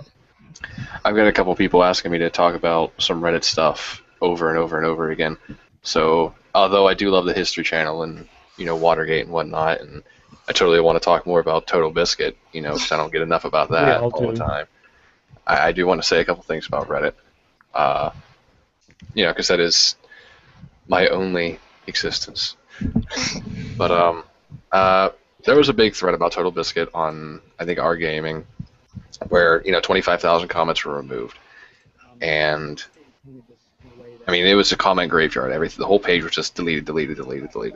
And 3 days ago, the admins sent out an update that allows moderators to remove that. It allows you to collapse deleted threads, meaning that the Total Biscuit thread would just show nothing there, or a couple collapsed comment trees, instead of the massive comment graveyard that you got instead. And someone's asking me to talk about that, and I mean, there's not a whole lot to say about it. It's very straightforward. It allows you to kind of remove it allows you to remove a lot of the weight that deleted comment trees have. So people will check out that Total Biscuit thread and see, oh, well, a couple comments got deleted. I don't know what happened to the other 25,999, but okay, a couple comments got deleted. So there you go, guy who was asking me about that. I talked about it. There you go. Yeah, we had a good hour-long discussion about Reddit and stuff like that. If the guy missed it, then he could go back after we're done and watch it. There's I guess he did. I don't know. Plenty of information in there. But I guess what I would at this point, because Mike is kind of looking at this, I guess, from an outsider, perspective, and you're not completely knowledgeable. Are there any things, like, I guess, to remain relevant to Gamergate, things that happened recently that you would like to talk about or have, kind of explained that maybe aren't 100% clear? Well, I guess what's confusing me, and I think we're probably that this, I don't know if this is true or not, but like maybe losing people in the middle on this, where it's becoming basically something that just the people either for or against are following, is where, I mean, I don't hear as much. I know it is about ethics in journalism and all of that, but it just seems like so much of the Twitter stuff now is the anti-SJW stuff, and also like this supposed indie, this shadowy indie cabal. I don't know much about that. I just see flowcharts and people talking about it, and there's so much out there. It's kind of hard to keep track of.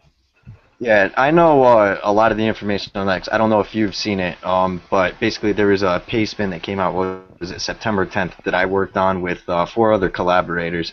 And they all have their own, connections stuff. I'm not going to talk about that, but we all dug through information and brought a lot of it to light. The original Pastebin document had something like, the last time I checked, like nearly 16,000 views, so it's definitely got around.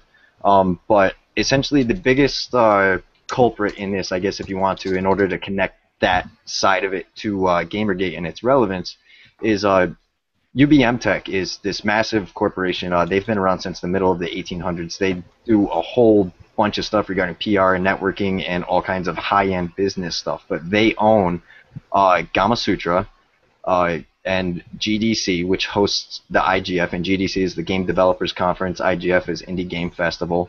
And UBM also owns a website called Game Advertising Online, which is a pretty big banner service for advertising games, obviously. And they also own IndieGames.com. So right there, you have this one parent company which seems to have their hand in all of these things related to indie games. And now how this is relevant to Gamergate is basically there's a web of connections, which are the infographics and the images that you're talking about, making these connections that are hard to follow if you haven't been following these things.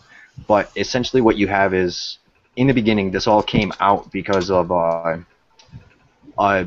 Mike Kramer and Zoe Quinn. Well, after the Zoe post, it goes back to like February of this year, where they were talking about the Fine Young Capitalists and how they accidentally DDoSed it and basically publicly, I don't want to say humiliated, but they kind of tore them down and said that who are they to question, because it's a pro-feminist or a pro-woman attempt to get more females involved in game development. And basically the questions that were asked were, what about those who identify as women, transgenders, and where do you draw the line? And they said something along the lines of, you have to be publicly living as a woman in order to qualify. And there was other things, if somebody would be able to enlighten me about what they said as far as operations or like hormone therapy. Somebody else knows the entirety of that, just to toss it in here real quick. Yeah, they didn't. I don't think that they had a specific policy. I'd have to double check. I They might didn't want to have talk like about a the. specific statement on that. You just had All to be right. living So as let a me. woman You guys will all have a chance to talk, but let me just wrap this up for Mike here. Sure. But basically, so there was that thing, and then you have Maya Kramer, who works at Silverstring, and the Internet Aristocrat made a series of videos about all of these connections and how BS it was, and this is where that shadowy cabal analogy comes into play. Right. There's Chris Ligman, who was the news editor at Gama Sutra. She was the founder of the Critical Distance Patreon, and what Critical Distance is it's a discussion platform through blogs to talk about this, modern critical analysis of games and other parts of culture and stuff like that from, the radical left perspective through the critical lenses, they call it. And Chris Ligman also, she had spoken at Critical Proximity, which was just a small informal conference type thing put together by Zoya Street, who also worked at Silverstring. And Zoya Street has also made a presence at Digger conferences. It's the digital. I can't remember. Somebody know what the acronym means? digital interactive Digger game acronym? research something. Let me double check. I can't recall. It's probably somebody will say it in the chat most likely. You're talking about the collective. Digital Games Research Association. Yeah. I'm sorry. Digital Games Okay. Research Yeah. Association. So those. All right. So those guys at Digra, they basically it wasn't a transcript. It was a fishbowl, they called it, where it was all the speakers at the panel or who were involved with this kind of tossing in their comments about what the directive of Digra was. And there's specific things in there talking about academia and that this is the initial place of this movement. But they sort of implicate themselves, or not implicate themselves, they imply that their peer review system doesn't really function properly and they need to basically get more clout. It's hampering them in terms of gaining tenure and getting jobs. So they're going through the indie game scene, and I'm coming back around how this is connected to Gama Sutra through Chris Ligman. That was just sort of like their motive, and like I said, Zoya Street and many other prominent members within these infographs and these drawings of lines were also present at Digra, or they have spoken at different panels all across the world. But as far as Critical Distance is concerned and Chris Ligman, Silverstring pays directly, or they did, it's probably hidden at this point, but they paid directly into Critical Distance's Patreon. And it's not necessarily a conflict of interest, but with Chris Ligman being the news editor at Gama Sutra, and also being involved with Critical Distance, which was republished, I believe, on The Escapist, but that got cut off the exact same day that the info from the Pastebin came out. So this is where I guess you could say all these conspiracy kind of things, because as people have dug deeper, and I'm not going to go into all the connections, I could talk for 3 hours about it, but that's where this attack on social justice warriors or the extreme radical left are coming from, because these connections do run so deep, and all of these people within the games media who were the writers of the articles, if you're aware of the 10 or so articles that all came out on the 28th or the 29th, they were all involved at those websites, and they all have a history of not necessarily painting gamers as dead, but presenting this agenda that's coming from Digra. So it's an effort to influence, and some people would say manipulate the tone of gaming completely. That's what they want, right? Pretty much, that's what the assumption is by perspective. gamers. Yes. That's interesting. Yeah, I've heard some of that stuff, and it's hard to know because of the there's no marching orders with Gamergate. There's just so much stuff out there. And yeah, it is a lot of information. So would you say that one of the things that would be helpful would be somewhere where people can kind of go and get more information more concisely? Yeah, more information concisely that's moderated, so someone can and basically like you guys are already wanting with gaming journalism is some objectivity to it. You know, they check the sources, they make sure it's not hearsay, because you know, Twitter's a nice place to go, but like you said, it's not the most. I don't know. It gets people. That seems like a reasonable thing. Yeah. Yeah. I think it's a place you can start discussion, but you can't have the entire discussion. Not at all. You know, 140 characters is pretty limiting. especially one thing that was funny. I noticed, if you know who Debbie Ever is, she's a transgender female identifying independent game developer. She's kind of spoken out against the extreme left there, and she posted something that was really, really funny to me, where she was like, we're limited to 140 characters and you're trying to talk to like 7 different people in a thread, and she was basically just posting one word after another in a series of like 10 responses to try and make a coherent sentence, you know, and it was very poignant because it represents the issue with Twitter very well, you know, and why that's a problem when you're limited even more so than just 140 characters when you're trying to talk to multiple people, and that's something that you want to do when you have an actual discussion, you know. Yeah. So you actually have like 100 characters, which is ridiculous to try and make a statement. Yeah. So I suppose actually, are the other two guys? The other two guys are going to chime in, right? Yeah, we're gonna go ahead and rotate some people out here. So Xavier and Diamond and Glob, if you want to go ahead and make some final comments, and we'll get some new people in here after. Sure. Thanks for having me. Have fun. No problem, man. Thanks for coming on. Bye-bye. So I want to link something before Have a nice day, I everybody. leave, and I also want to have a last thing to say about. Just a moment. This is the YouTube video where although he's talking about more than just feminism, he's also talking about anarchism, but he does kind of, you know, bring into light the fact that most feminists don't actually agree with, and not to say most feminists don't agree, I'm more like saying they do call out the radical feminists who say something like you should have an abortion if your child isn't a female or something, you know, completely insane like that. He does go into detail about that,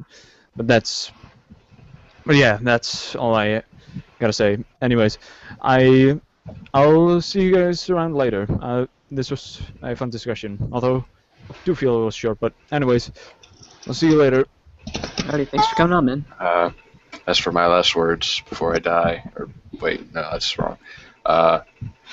Thanks for having me on. I'll probably come on some other KotakuInAction stream. Probably went on too many rants. Whatever. It was fun. Ciao, people. All right, take care, Thanks man. for coming on. Keep up the good fight on Reddit. Alright, we will rotate some people in here now. All right, I'm gonna go make a cup of tea real quick. I'll be back in like 2-3 minutes. So. Alright, tea time. I'm also saving those links, and I'll post them on Twitter at the end, in case somebody missed like the SoundCloud and the video that Diamond was just interested in. Oh, awesome. Good. You are a gentleman and a scholar. For a lady. Okay. So is there like a break going on here? What's going on? I'm just gonna rotate some people in. Okay. I have a list of everybody who signed up. You guys. So I'm just sending them links now. I'll keep talking with you guys, but you can kick me out at any time. You'll get forewarned. All right. Let's see. And Doombot. Oh no, I don't have. I think I'm a shill now because I'm not a fan of Breitbart. I'm not a fan of Breitbart either. Yeah, to be perfectly I like honest, Milo as a person. I'm not a huge fan because they honestly just seem like another Fox News type outlet. Exactly. But Well, at the same are time, you it's right, like Origin? Breitbart who can be else is basically reporting this? Breitbart can be equated to the Blaze in many ways. It's very clickbaity and right-wingy clickbaity. And so I guess before we do introductions, I just wanted to make a comment that a lot of people hesitantly I think would be an understatement. Yeah. I was one of them who was kind of like, Breitbart's writing about this. I'm not sure if this is good or bad. And at this point, It's been good, anybody writing but about it. Like yeah. we just need an alternate take on it, and yes. which is actually funny story. Well, what I tried to do once. I found this. Oh, sorry. Go ahead. I was just going to say that weeks ago, I think 2-3 weeks ago, I usually am a panelist and contributor on TYT Community, which is one of the network shows for the Young Turks, a smaller show. But I brought this up and we had a discussion about it because especially after the first Breitbart article, which I thought was a little iffy, I was like, we need to get something to balance it out, to show that it's not like just right-wing loons here. So anyway, go ahead. Oh yeah, I don't think Gamergate is that, but it's definitely being painted that way to an extent by its critics. I don't know. I found this link, and I don't even know if this is a good website. It was at viralglobalnews.com, and they had a really good article about it. I don't know if you guys have seen that one, but I'd say it probably covers a lot of the same stuff that the Breitbart article covers, but it's probably quite a bit larger. Anyway, do you guys know about that website? Anything about it? Can't say I do. Oh, okay. Well, I'll throw it in the chat. I mean, whatever. Yeah, a lot of this stuff has been new experiences and new learning things. So, yeah. Did you remove any web addresses? Oh, I'll put it in this chat then. Can I put it in the Google? There we go. Yeah, you can do it there. In the YouTube actual chat page, it won't take any links. Allow me to do that. Right. Yeah, it's silly. So actually, I want to kind of touch on that a little bit. The fact how frustrating it actually is that it was Breitbart that's actually given us attention and done. And in all fairness to Milo, he's done a fairly good job, despite being, we'll say, a tabloid journalist, so having some certain tendencies. But he's, for the most part, done a good job. And how frustrating is it for those of us who follow more progressive alternative media sources that that's the case? Like I think I'm it's so actually infuriated. Really good. If I can talk to you a little bit about that. Sure. Oh, here. Sorry. But I was raised Republican in Texas for most of my life, and I grew up watching Fox News. And then I was a very big fan of Glenn Beck for a while. So then I followed more kind of libertarian and then real libertarian. So I think that part of the problem that ends up happening, right, and I'm not... I wouldn't characterize myself in either of those ways now. But I think part of the problem that ends up happening to both right-wing people and left-wing progressive type people is that they tend to do the same thing that a lot of people on Gamergate do, right? Where you assume the worst of the other side and that there's some, demonic, terrible force. Yes, so very to much me, so. someone who's kind of seen both sides of those as I've gotten older, it makes perfect sense to me that someone at Breitbart, who you may not like the writing style of, and he certainly does have problems, is approaching this and is approaching it from a genuine perspective. So I think it's kind of nice that this is happening in a way, because because a lot of people wouldn't otherwise get that chance to look at the humanity of the other side, if you know what I mean. Right, and that's a fair point. I guess where I was more going with that is the frustrating part I more found was the fact that none of the fucking progressive outlets that I do like have actually given this a fair shake. That's what's driven me up the wall so much. Slate was pretty early on it. Slate did to its great credit, and that was awesome. But I wish they would have posted more. I think they just saw how toxic it was, and I think that's kind of what's going on with the forums and the censorship and everything. I think it's been painted as so toxic in these mainstream media outlets that like nobody wants to, like the developers and Polygon and Kotaku, they just want it to go away, I think. Well, here's the thing. Here's the main reason why I think no one really wants to touch on it. And I actually know a couple of other people on the TYT network who we've been trying to pitch it to, and they're just like, no. I think the main reason is actually to our detriment what started all of this, the Zoe post, and the fact that a lot of this information came out in a very personal intimate question about conversation. Keep going, but I kind of have a point about that. Okay, I just think that because it came out in that way, and because it was first presented in such a personal discussion that was leaked to the public, people are just like, no, I'm not touching this. This is rooted in a personal matter. We don't want to get bogged down in that. We don't want to be accused of personal attacks. So they're just staying the hell away. Mm-hmm. The problem that I kind of have with that perspective is it's really kind of surface progressive to me.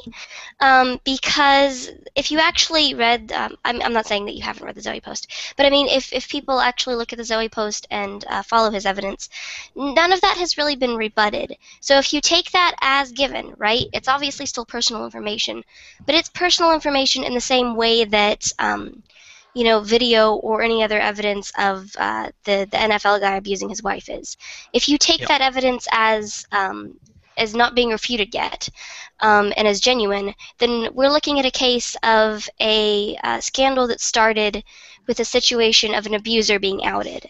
And I think in that case, progressive sources should be far more interested in covering that aspect of it, as well as covering the later issues of journalistic integrity and things like that. But I think that what holds them back from doing that, and I can't think of any other explanation, is that Zoe's female and Aaron is male. And that's really kind of bad feminism. It definitely might play a part. I'm not. I guess where the argument would fall into is to what degree that's the factor, but that's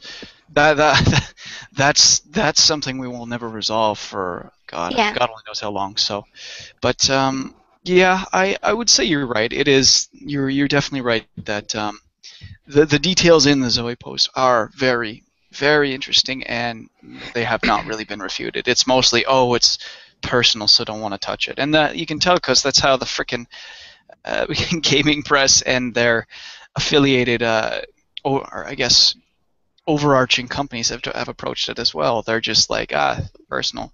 I haven't really looked at it. So. They always describe it as a post made by a jilted ex-boyfriend. I've seen that line. Which is a really gross way to describe an abuse. Yes, it is.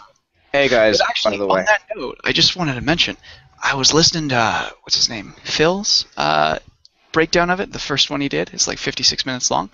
And I'm listening to this thing, and I'm like, holy shit. I went through the exact same shit with my first ex-girlfriend. Like, what the fuck? This shit's... Yeah. It's so freaky how similar that shit was. I couldn't believe it.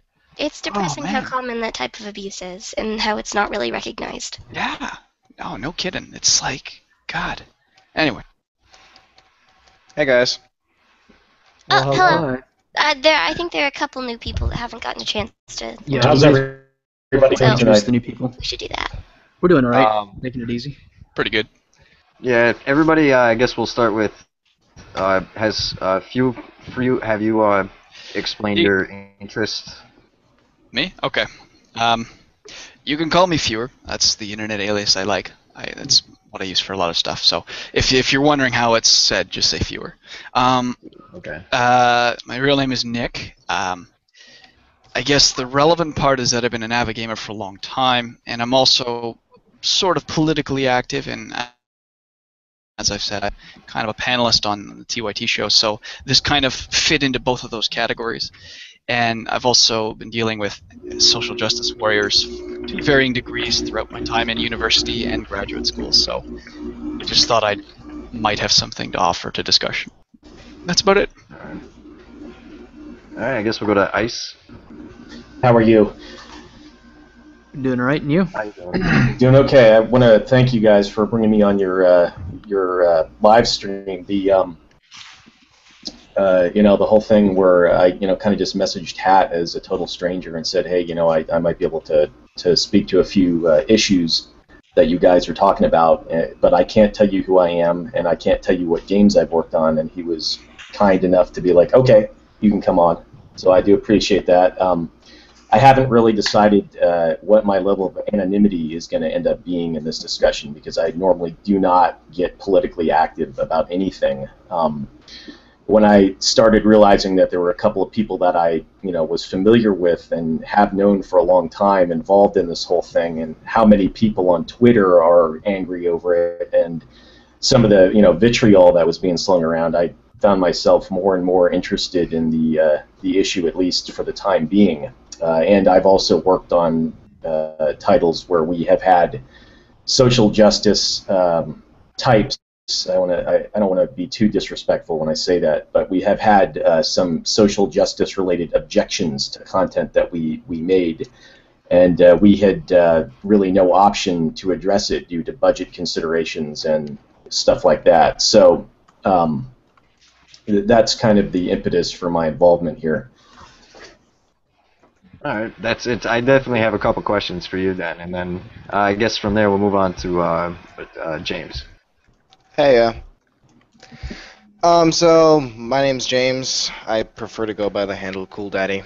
But I primarily actually I work in the entertainment industry. That's what I call it by now, because I've dabbled here and there in theater and, you know, done some education in that respect, theater technology like lights and sound, and from then on I went to go on to be a DJ after years and years of rigorous learning on that part, and now I'm working on my music production skills, so I could call myself a musician, but I'm not quite there yet.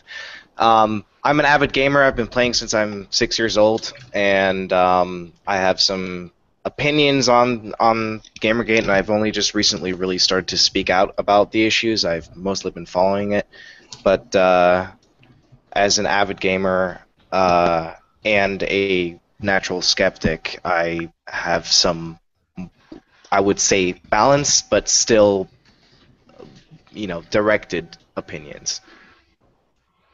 About Gamergate? I guess that's all. Yeah, Gamergate and gaming culture in general, I would say. Sorry, a quick question. What do you mean by natural skeptic? Well, actually, I grew up in a family that is fairly liberal. I mean, I grew up in Europe, first of all, and so my views are fairly different, especially because I am a very big, what do you call it, education nut in that sense. So if something interests me, it really does interest me, and I obsess over something.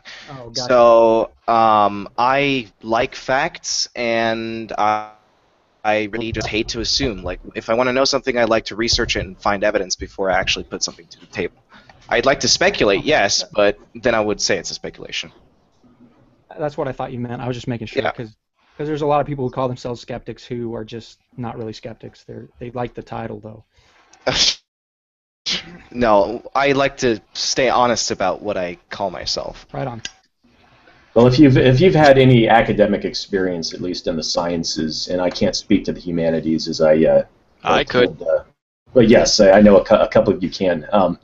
But I'm just saying that I have no qualifications in the humanities. But at least in the sciences, I mean, being a skeptic usually involves checking your own ego before doing anything else. So it's not necessarily that you're checking other people's egos. I guess if you're kind of like the somebody in charge of seeing what gets put into an academic research publication, then yeah, you're checking other people's egos. But typically, you're going to be checking your own ego more than anything else, because your ego is the ego that you have to go to bed with every night. It's the ego that you wake up with every day in the morning.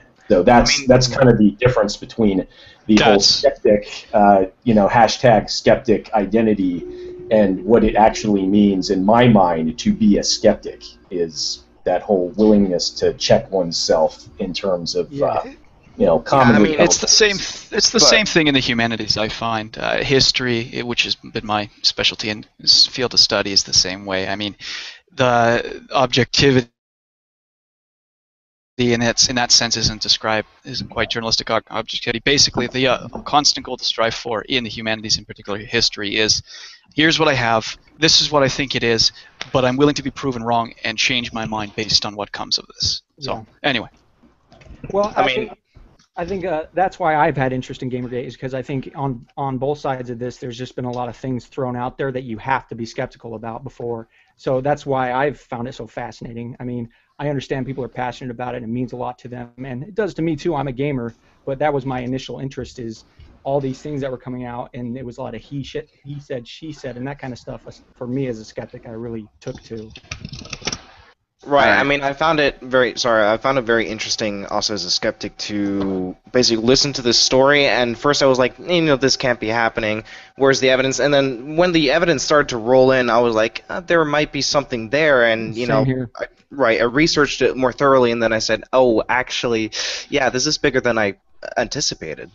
So, all right. So at this point, I'm just gonna step in as trying to keep this on track and everything. I'm sure that a lot of the stuff you guys want to talk about regarding skepticism, academia, and the humanities and stuff will be relevant to the conversation. But let's keep the main point of the conversation about Gamergate. I'm sure that you'll be able to make those relations to what is on your mind within the context of the discussion. But we do need a discussion point here. So I guess my first question would be the last thing that we sort of left off on before bringing in these new people to talk was I kind of summarized for Mike the involvement and why people are attacking SJWs, or at least gamers you perceive them to be attacking SJWs.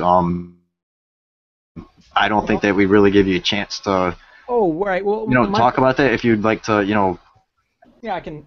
My perception is just that the whole SJW thing has basically been taken on as like the public enemy number one of Gamergate.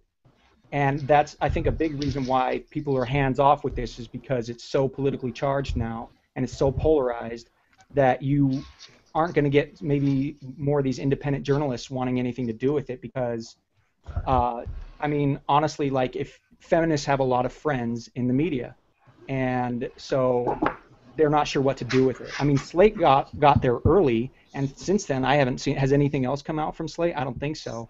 And of course, Breitbart's willing to go at it because they don't like feminists very much. So, or I mean, they probably, I don't know, they don't like those feminists. They don't like social justice warriors. So I think it's more of they see it as like a liberal takeover sort of thing. Yeah, and they love that. That's why they're jumping into it. I haven't seen them make any distinguishing. I haven't seen them make any distinction between feminists in general and these particular really crazy rad femmes. Right. Oh, Christina Hoff Sommers, who is a feminist. This is true. Based mom. Based mom.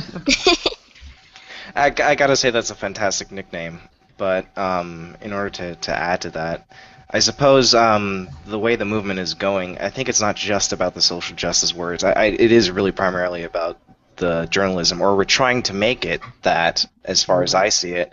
But as far as I think what we need right now is more people in the industry, or just admitting, or maybe feeding us a little bit more information of the inside workings. I mean, the email list was a huge bust, yes, but it needs maybe even a little bit more than that, in my opinion. You need like people coming out and saying this is what has really been happening, or even people just turning and admitting to having having said allegations. Alright, so what I want to do is offer a suggestion to like everybody who's in here right now, so we could try to come to an agreement and maybe not have to bring this up. Is that I guess a lot of the attacks against this, against SJWs as perceived by people who are watching and people involved are just simply because it seems that that's where a lot of this bad press and misrepresentation is coming from, and that's the reason that people are attacking them. Yeah, I think that's totally true. I think it's kind of reached the point though where I don't know, like maybe some of my exchanges on Twitter were like this, where I was just saying maybe it's time to kind of I thought maybe rebranding it, but the hashtag had already taken off. But I kind of think some of these people like Anita and Zoe Quinn or whatever just people need to stop engaging with them and go back to the ethics of journalism, because there's clearly some stuff that's been dug up that's questionable. Right. And it's larger than those two. It's larger than SJWs. I mean, I think another problem that the opposition has is that they screamed wolf a bunch of fucking times. Mind my language, sorry.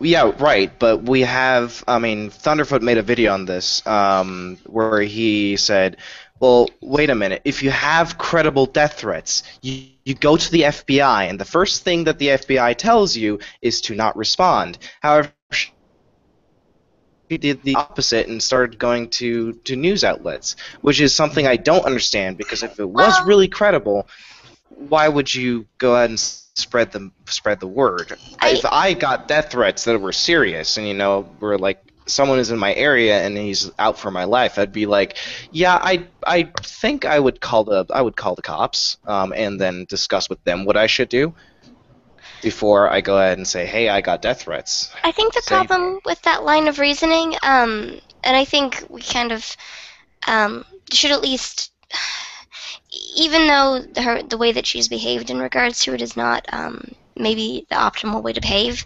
I think for a movement that's accused of being from 4chan, and I know it's not solely 4chan people, they're really good at falling for bait.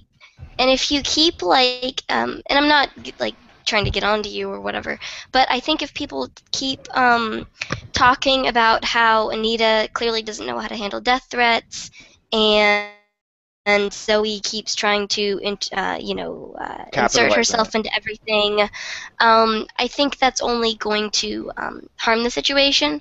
So the best thing I can encourage people to do is engage people insofar as you think that they are approaching you on good faith, and then whenever they start attacking you, don't just stop. Just don't bother. They're not worth your time. Just stop, and you don't have to block them if you feel uncomfortable and think that that's some kind of I would never censorship or block something someone. gross. Yeah, I don't do it either. But just mentally block them. Just stop yourself from responding to obviously bad faith people, Right. because it's not getting you Yeah. anywhere. I mean, I think the biggest problem with continually dragging up the SJW stuff is that, for the most part, the people who identify or claim they identify as SJW and that are deemed major problems in this scenario, I don't even think really are social justice activists or warriors. I think they're charlatans parading and masquerading as it. So even in that context, I don't even know if the label's appropriate. They've duped a lot of people, a lot of other people who aren't in the industry and who are just Twitter followers into supporting them, and they are SJWs. But I don't think Zoe and Anita, especially based on what Aaron's been saying, that either of them are necessarily actually believers of that stuff, that they might just be capitalizing on the stuff. That's a whole nother conversation that Yeah. could be gone into. If people wanted to, I'd have no problem talking about it. If I can clarify in terms of terminology a bit, I don't know exactly where SJW comes from. I've been familiar with it from a long time from being a girl on Tumblr, but the specific usage of social justice warrior optimally should be applying not just to people who believe in social justice, which are a lot of good people, but is specifically to be applied to people who are themselves bigoted and hypocritical. So that's why I personally would characterize Zoe Quinn and Anita Sarkeesian and similar figures as similar figures as SJWs, as opposed to social justice activists or social justice believers or something like that. If you understand. The thing is though that not to interrupt you, Becca, but the point he's trying to make is that even though they represent the ideology of this movement, at least in their actions, I think he's just suggesting that ultimately their motives do not necessarily fall in line, and that they're, I hate to use this term, but almost exploiting it for personal gain. Right. I view them as pseudoscience snake oil salesmen. They're peddlers. They're charlatans capitalizing on people who actually have a fervent belief, and they're trying to profit off of it. That's almost why I try to personally avoid using the term, is because the real target, I think, aren't even people who are actually SJWs. They're charlatans masquerading as this in attempt to make the profit in some way. Fair point. I guess the more relevant, and sorry for kind of going off then, I guess the more relevant point on that would be to ignore people. I just going back to if they're coming to you on bad faith and they're charlatans or social justice warriors or whatever you want to call it, then just ignore them. Once you've identified them as that, then ignore them. I think what I would like to, I see in the chat, a lot of people are calling, they want to hear the developer speak, so I think we should move to that, if that's okay with everybody. And at that point, if you want to ice, basically you can spill the beans as far as what you want to, anything that you have to say. You can have the floor for however long it's going to take you, and then we'll have questions or comments and discussion after that. Well, yeah, that's very kind of you. Thank you. Well, the first thing that I want to kind of talk about is somebody brought up, and I forget who it was, this concept of, well, if you only made a little change to your game, then it would be quote unquote compatible with what we ask for to make everything equal and inclusive, right? So that whole idea comes from a general ignorance of how games and software in general work, right? So I'm not really a game developer anymore. I'm a software engineer, okay? And when you want to make a small change, we all know that for the end user, yeah, it's a small change, but for the developers, it may actually be a full stack rework that requires multiple departments to get involved, that requires testing procedures to be written, regression tests to be performed. So generally speaking, when you deal with game development, I mean, yeah, a AAA studio may have the budget for that, but not all studios have unlimited budgets. The project that I worked on in particular, I briefly got into it with somebody who felt that we were, and I really don't want to be specific here because I am still under NDA, and I'm not going to break it even under pain of anonymity or the veil of anonymity, I should say, but had to do with military-related content and the content being associated with, at the time, what were high-profile human rights abuses on the news. And my position was, in the directions that I was given by my, the person that I was reporting to, was we want to simulate this as it's used by the military. It's specifically the U.S. Marine Corps as they employ it in war today. And it's like, okay, so our goal is to set this up as a simulation, right? The player doesn't have to commit a human rights abuse with it, but apparently the fact that they have the opportunity to commit a human rights abuse in game, whether it's stabbing a hooker or doing something really nasty with military stuff, is apparently enough to irk the sensibilities of people with certain political beliefs, and that's fine. But for us to have to go and change that after the fact, after we're nearing completion of the project, is quite frankly not something that we are in a position to afford. And the same studio got taken to task again later on after I had stopped. Not through no ill will or anything. I just had no time to do any development. But after I had stopped my relationship with them, for the most part, they got taken to task for their portrayal of infantry, being mainly comprised of men. And in most cases, especially countries that do quite a bit of actual real-world war fighting, frontline infantry are predominantly male. That is not a political opinion of mine. That is a fact.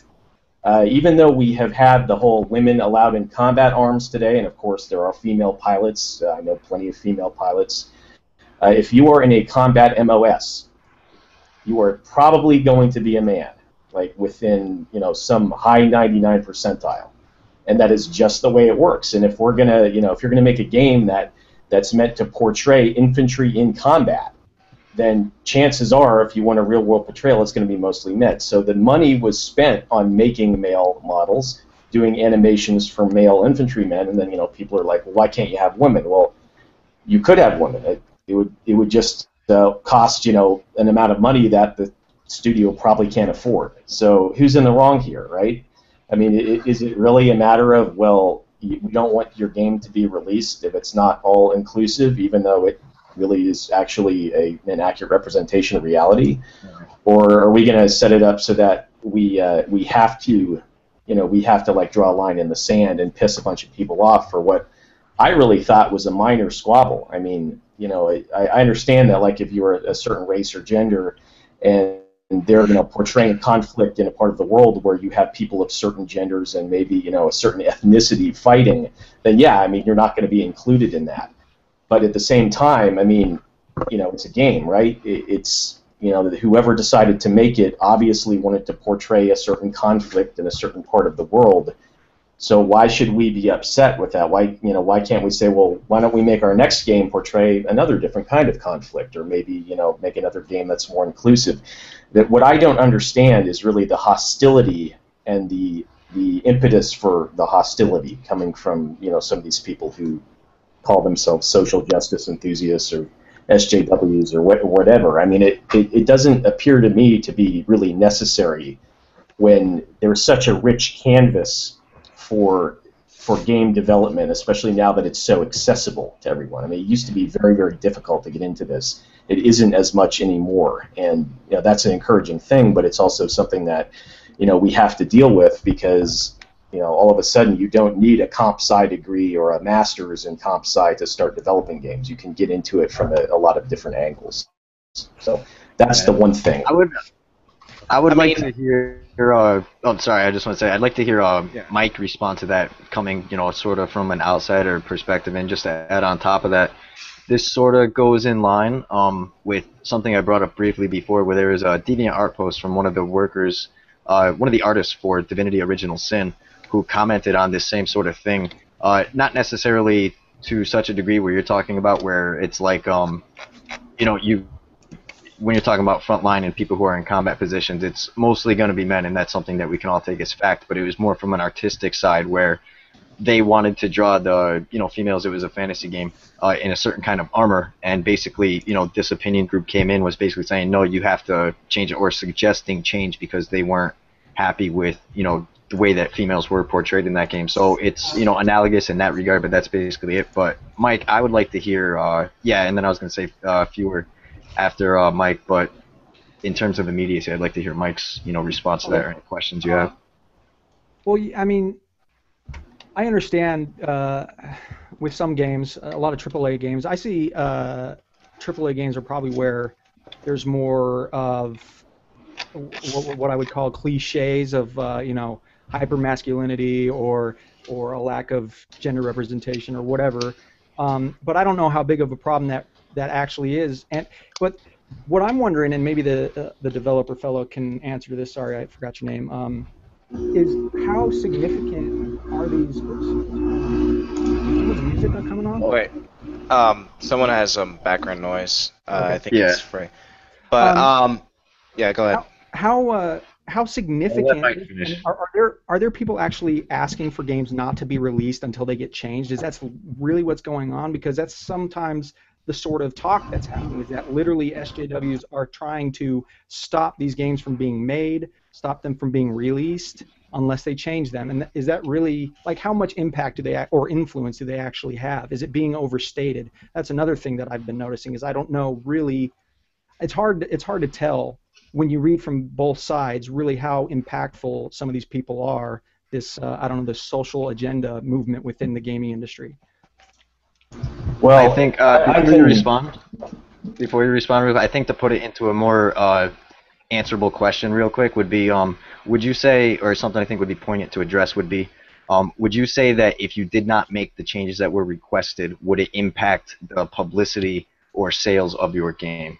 I think that's something that would be poignant to address, on top of what else you're going to say. It honestly depends on who's requesting the changes to be made or who's complaining, because in a lot of cases this sort of thing doesn't really come in the form of a do this and it will be better. Okay, the anecdote that I gave you with the whole human rights violation thing took the form of an internal discussion between myself and somebody else who had support internally, and it was generally something that happened within the confines of the development process. The whole women thing, which I was really not a part of at all, it was something I observed from the outside and discussed with former people that I had worked with, came from just general criticism of I suppose the Tumblr variety. But it really comes down to who's making the request. Okay, so if people on your forum who are not known in the gaming universe are complaining about it, that's one thing. If it's a high-profile game reviewer, then you have a problem on your hands, because they have the ability to inflict sales damage on you on the basis of their political beliefs, and that's really unavoidable whenever you have a relationship with the press. I mean, it's not something that's limited to games journalism. I mean, we all have been complaining about the games journalism people and all that, but any press is going to, when you have any kind of press relationship, there's always going to be the risk that through maybe even just error and not malfeasance, you're going to be misquoted, misrepresented, and what have you. That's why PR representatives exist, because these people know how to interact with the press. But when you're a small studio, you probably can't afford that type of AAA PR, and you could get yourself into a little bit of trouble because, generally speaking, your responses to these people, like, say a reviewer or, a journalist or a blogger or what have you, asks you a question and, you word it in such a way that might be termed, I don't know, offensive through no, intention of being offensive, just error on your part or perhaps miswording it, then you've got a problem on your hands. Your sales could potentially be affected, and your studio could receive, some economic damage from that. So I do think there is some level of risk from this. I don't think that it really is going to manifest itself unless it becomes something that gets signal boosted. And in order for it to get signal boosted, somebody would have to boost it that already has, like, a bunch of followers on Twitter, a blogging audience, a review audience, something like that. So hopefully that answers your question, Mike. Yeah, I'm just wondering if there really is that much of a threat of, like, some kind of game developing takeover where that people, I mean, is that a real threat, or is that kind of overstated? It feels, that was probably earlier when I was more critical of this whole thing, it just seemed like there was a lot of hyperbole. In my opinion, depending on how much money you have to defend yourself with PR people, there absolutely is.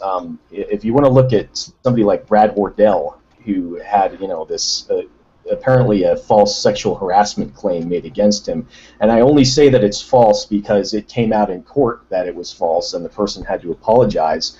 The guy owns Stardock. He could afford to get a lawyer to defend yourself. I don't know how many of you have ever sued anybody. I have. It costs money to do that, man.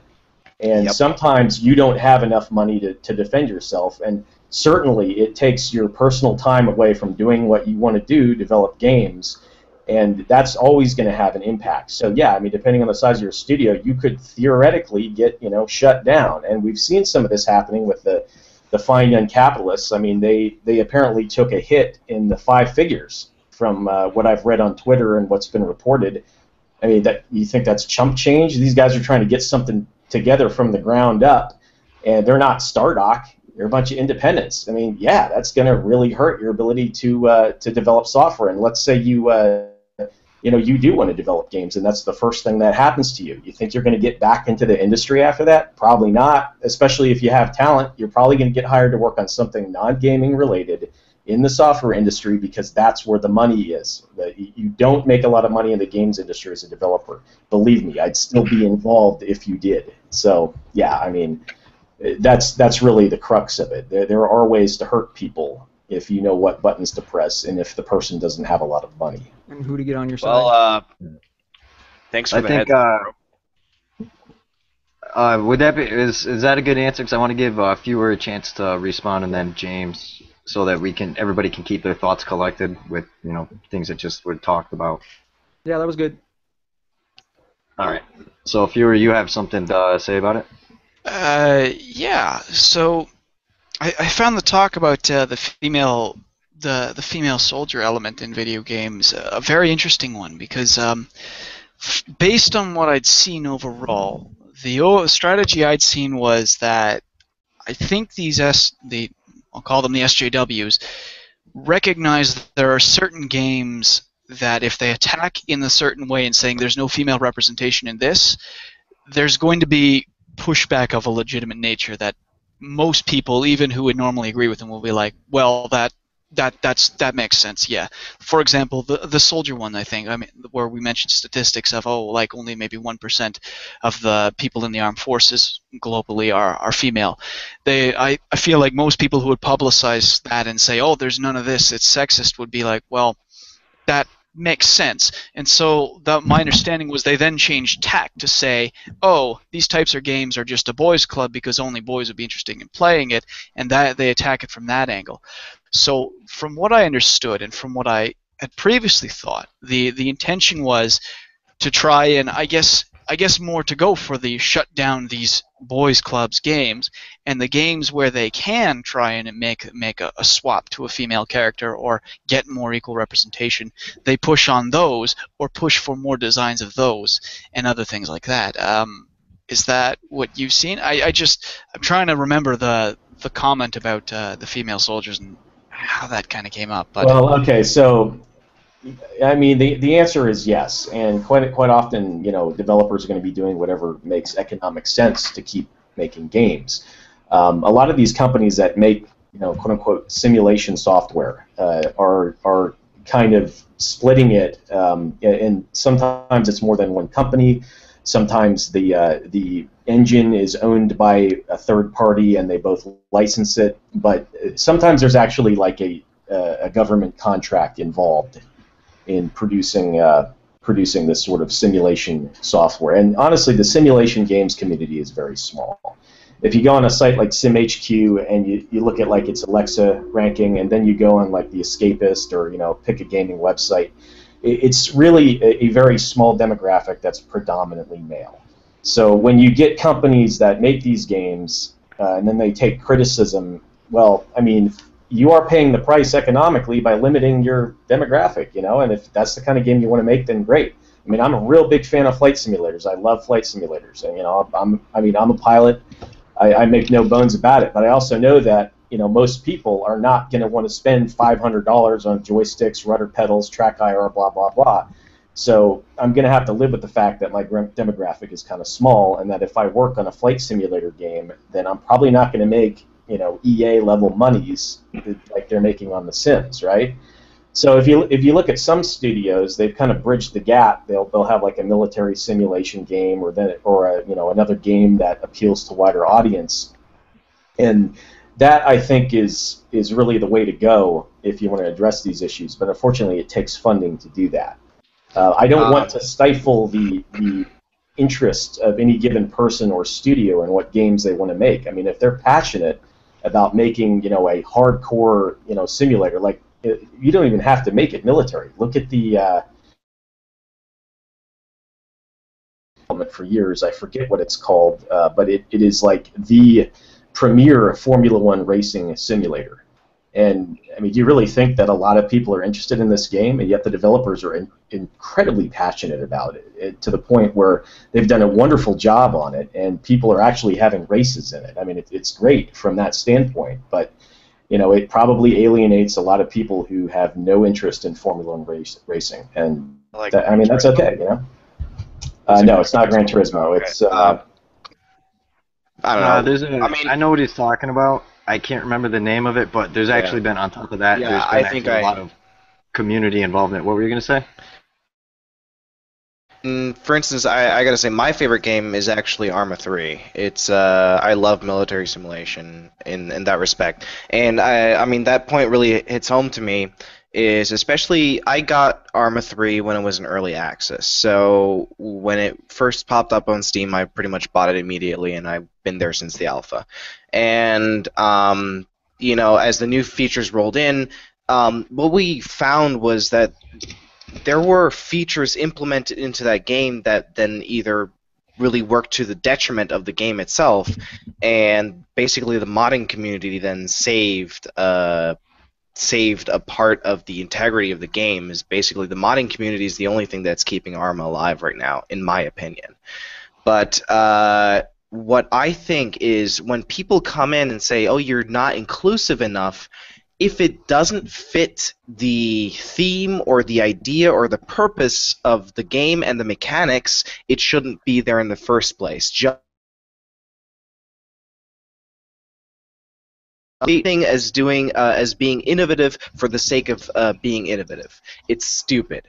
If you don't have a real purpose to bring innovation to your game or bring certain features to your game, it really just works against the game. And even if a reviewer, for instance, if the press is putting pressure on you to change or to be more inclusive, if it doesn't work out for the theme of the game, or if it doesn't work out for the message you're trying to convey with the game, because that's also what you're trying to do with the game, if I'm not mistaken here, then why would you do it, or why would you include it in the first place just because some people are screaming for it? I'm not a developer, so I don't have the perspective. But Ice, if you would be kind enough to answer that question for me, I would be very grateful. All right, so can you like repeat it short a little bit because I Right, would see you let asked me me put it about into iWare words. thing here. So if a feature or if inclusivity, like you mentioned before, if people are complaining about inclusivity, and it works towards the detriment of the game itself or what the game should stand for, should the developer really just take the advice for the sake of being inclusive, or should they just stick with their program because it's better for the game in the long run? Well, I mean, it really comes down to what the developer's goals are. You know, you've given. I think there's like a huge list of people in chat who are bringing up Arma, and you've mentioned Arma 3, and yeah, I mean, you're absolutely right. Certain aspects of the Arma community will not even play Arma, and they have not played. Going back to Operation Flashpoint, there was a mod called War Games League, and then for Arma 1 there was Ace Mod, and then for Arma 2 there was H2 and CBE. And then for Arma 3, you know, there's Ace, and then of course there's Acre, and I mean, I'm in a a whole bunch of tactical mods. realism unit, so my clan is basically Arma clan. So Okay. Yeah, we'll definitely have to talk offline about those because I may or may not be familiar with that myself. Anyway, the reality is though, I mean, it comes down to what the developer wants. You know, if you're marketing something like a Sim City or The Sims or something of that nature, then yeah, you're going to want as much input as you can. But if you're focusing on a very, very specific type of conflict, like, you know, for instance, Arma 3 occurs on a fictional island in Greece that may or may not be based on you know, Limnos, right? You're gonna see, and you know, one of the opposing forces is, I believe, they're supposed to be Middle Eastern or Iranian or something. yeah, They're the guys that look like Bugmen, basically, right? So you wouldn't expect people outside of a certain ethnicity to be in that if it's, you know, being called a simulation, right? right. So the idea is like, well, I mean, yeah, you can be inclusive, but it's also that you can't have it both ways, right? If you want to make a simulation game, then you're going to have to accept the fact that certain things are extant in reality and certain things are not. So, you know, the idea is that you can do whatever you want to do as a developer, but just know that there's always going to be criticism. And for somebody to like come in and then okay, so let me back up here. The only reason we're having this discussion, right, is because what used to be normal reasoned criticism of games, which has somehow been co-opted in one direction, and these people who have a tremendously large platform are now able to come in and, you know, smear certain developers and certain people in the gaming community based on this political, you know, ideology that you know, they're following, that we're calling social justice or whatever. That's really all it is. No, I understand that. The thing is, now that actually, you know, you can't trust the press anymore as a developer, even, I suppose that is the case now, isn't it? How do you then go about, as a developer, trying to get, you know, nice or good criticism, constructive criticism that is also worth it, and not pandering to not the audience that you want to sell to, but the guys that are then selling the product to your audience? I think that is a huge disconnect. I mean, yes, companies sell directly to their audience, but they need a lot of help from the journalists. And actually, this is what frustrates me the most, is when developers have to start pandering towards an agenda driven by journalists. How can we even be sure that our games, the games themselves, then are free from the artistic vision that they had in mind in the first place, or that are free from influences to their artistic vision that they had in the first place? Well, it That comes is down something that scares me. to what you perceive, like the value that you place on somebody else's artistic vision, right? Because I could have a wonderful artistic vision with pink ponies and rainbows, and if the game that I make is a piece of garbage, which, I mean, I made the comment in Reddit, I think earlier today, that, you know, if you've developed anything at length, you've always dropped a piece of garbage. I mean, it's just the way it is, and that's the way art works, the way software development works. actually Right, have a to true artist is never satisfied with his own work. exactly. Sorry. And programmers are the same way, man. And I tell this to comp sci students all the time, and I tell it to a lot of people. You're always going to want to rework everything you do constantly. But the thing about artistic vision is, well, only the artist knows what their true artistic vision is, right? A game, if you're going to call games art, which I think legitimately they could be called that, is only going to be an expression of the artist's vision insofar as it accurately represents it. And it may be a good game, it may not be a good game, but there's no way to tell who the artist has truly been influenced by. I think the real risk here is that somebody who wants to make a game or is a talented game designer, developer, or what have you, is going to be put off from gaming because they're going to find themselves unwelcome in the development community because of this stuff. And I think that's a load of BS, honestly. I mean, fears are I guess, a fair... I mean, I would consider it a fair concern, but maybe it is a little bit too much, or reading too much into it. So thank you for clearing that up. All right. There's actually a good question from the chat. I don't know if you'll be able to answer it, Ice, but was it Dostoevsky? I don't know. I'm sorry. He says if you'd be able to come. I don't know if you'd be able to, but would you be able to comment on the game dev community on Gamergate for either side? If there's pressure to keep quiet, is there anything that the Gamergate community can do to help alleviate that? The only desire for anonymity that I have comes from just naturally wanting to be more of a private person. I don't want to drag the people that I'm friends with in the community into this if they don't want to be a part of it. Quite honestly, most of my friends, if they know what quote-unquote Gamergate is, they're, I would say, tepidly in support of it, only because being in full support means that you actually want to get involved, and there's drama associated with that. But I don't think there's many people I know, and even feminists that I'm friends with, and I'm not going to like step in and call myself a feminist, because if I were to do that, I would be doing something where I don't know what I'm talking about, right? But even friends that I have that are feminists think that a lot of the SJ stuff is absurd. And I say that because they're feminists from kind of an academic perspective, and they know way more about feminism than I will ever have the opportunity to learn. But I don't really have a desire for privacy that comes from like not wanting to have my house like burned down or harassed or whatnot. I mean, I certainly don't want it to affect my job. I think we can all say that, but I haven't really said anything that I would think is particularly inflammatory. I do think that it's bad to bully people, and if I'm saying it's bad to bully people that upsets some of you, then I'm sorry, but that's just how I feel, and I think we can agree that bullying as a political tactic, even though it's incredibly common and even the default in some sorts of debates, really has no place in an environment where creativity is trying to be encouraged, and it certainly stifles it.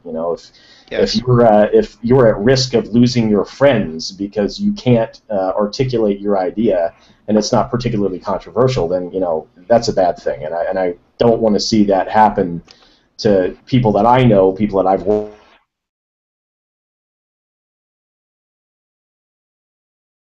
There's no place for things, so that's kind of why I'm here now.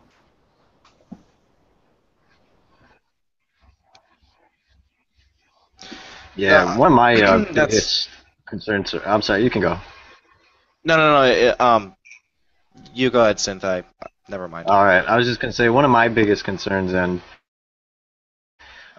we had Debbie Ever on like a couple days ago when we did the first stream, and she brought up the fact that there's a lot of pressure, especially since if we're talking about indie games and stuff like that, that there's a lot of indie developers who are in support of Gamergate, but they feel like they can't say anything because at the end of the day, if this goes nowhere and there's no real change, then they're basically going to be ostracized from the community, and that they're not going to have any career options in games, which is something that they want to do. Just because they're going to be, they're afraid to speak up because, like, what if this doesn't work? What if we don't quote unquote win? Then there's going to be nowhere to, for them to go. So they they don't want to take that risk, and that's one of my biggest concerns with this whole thing is the silencing of opinions because fear, essentially. Fear for livelihood and being able to do what you want for your life. I can't speak from the developer angle, but I just want to briefly touch on it because you mentioned this "what if we don't win" thing. Look, I think there's no way at this point, at least in some measure, I think there's no way we can lose in the sense that the damage has already been done to a lot of these websites. Their ad traffic is down. They're struggling. At the very least, a message has been made, and the industry is not going to. I don't think we'll be able to go back to the way it was. I don't see it happening. I just think too much has changed. That doesn't now. To clarify, that doesn't necessarily mean it makes it better for the indie devs, but just overall, this notion that what if we lose? The only thing I think we could get away that will happen now is to what degree will we win? Will we win and get all that we've wanted, or will we win with only the small achievements? I would say, if I'm we can't really lose in either respect because one way or another, we're probably just going to pander to different sites and just not visit the journalists that have been, how would I say, Vitriolic? pissing us off. Exactly. Exactly. I think that audience is gone. Right, so we would probably go to people we would probably go to Tech Raptors or any of the alternatives that are frequently posted, and basically they lose the audience. The question is, how large is that audience going to be? And I think for a lot of hard resolution to this cause, but to me, and I bet a lot of other people in the movement, that is not. But I would not see that as a huge loss on our part.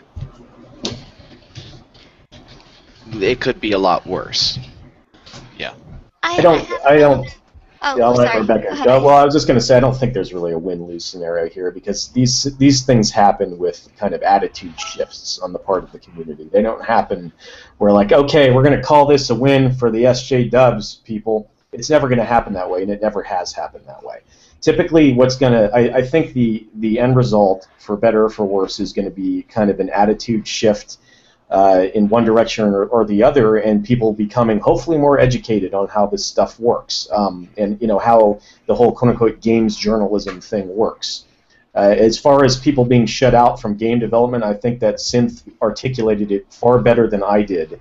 And my desire is just not to see people being blacklisted McCarthy style from the industry because they may have made a game that offended somebody, or they may not hold the same identical political opinion as someone else. I mean, you see these guys, on Tumblr and Twitter, kind of ejecting people from the groupthink for dissenting opinions all the time, and that sort of thing, in my view, has no place in professional software development or professional game development. And we're here to make games. We're here to make software. We're not here to bully each other on Twitter and swear at each other. We're grown-ups. Right. Or at least we try to be. Because sometimes I find we pretend to be. Sometimes I find some of the things that I read fairly childish, but that's also the nature of the things. Yeah, that happens when a lot of us are anonymous, even on Twitter, when there's a degree of anonymity. So It's very with the little. territory. Honestly, I like the darknet, and that is true anonymity to me. So, if I would compare this to the darknet, this is just basically, to me, Twitter is like standing in a public square and letting your balls hang out. So I wouldn't call that anonymous at all.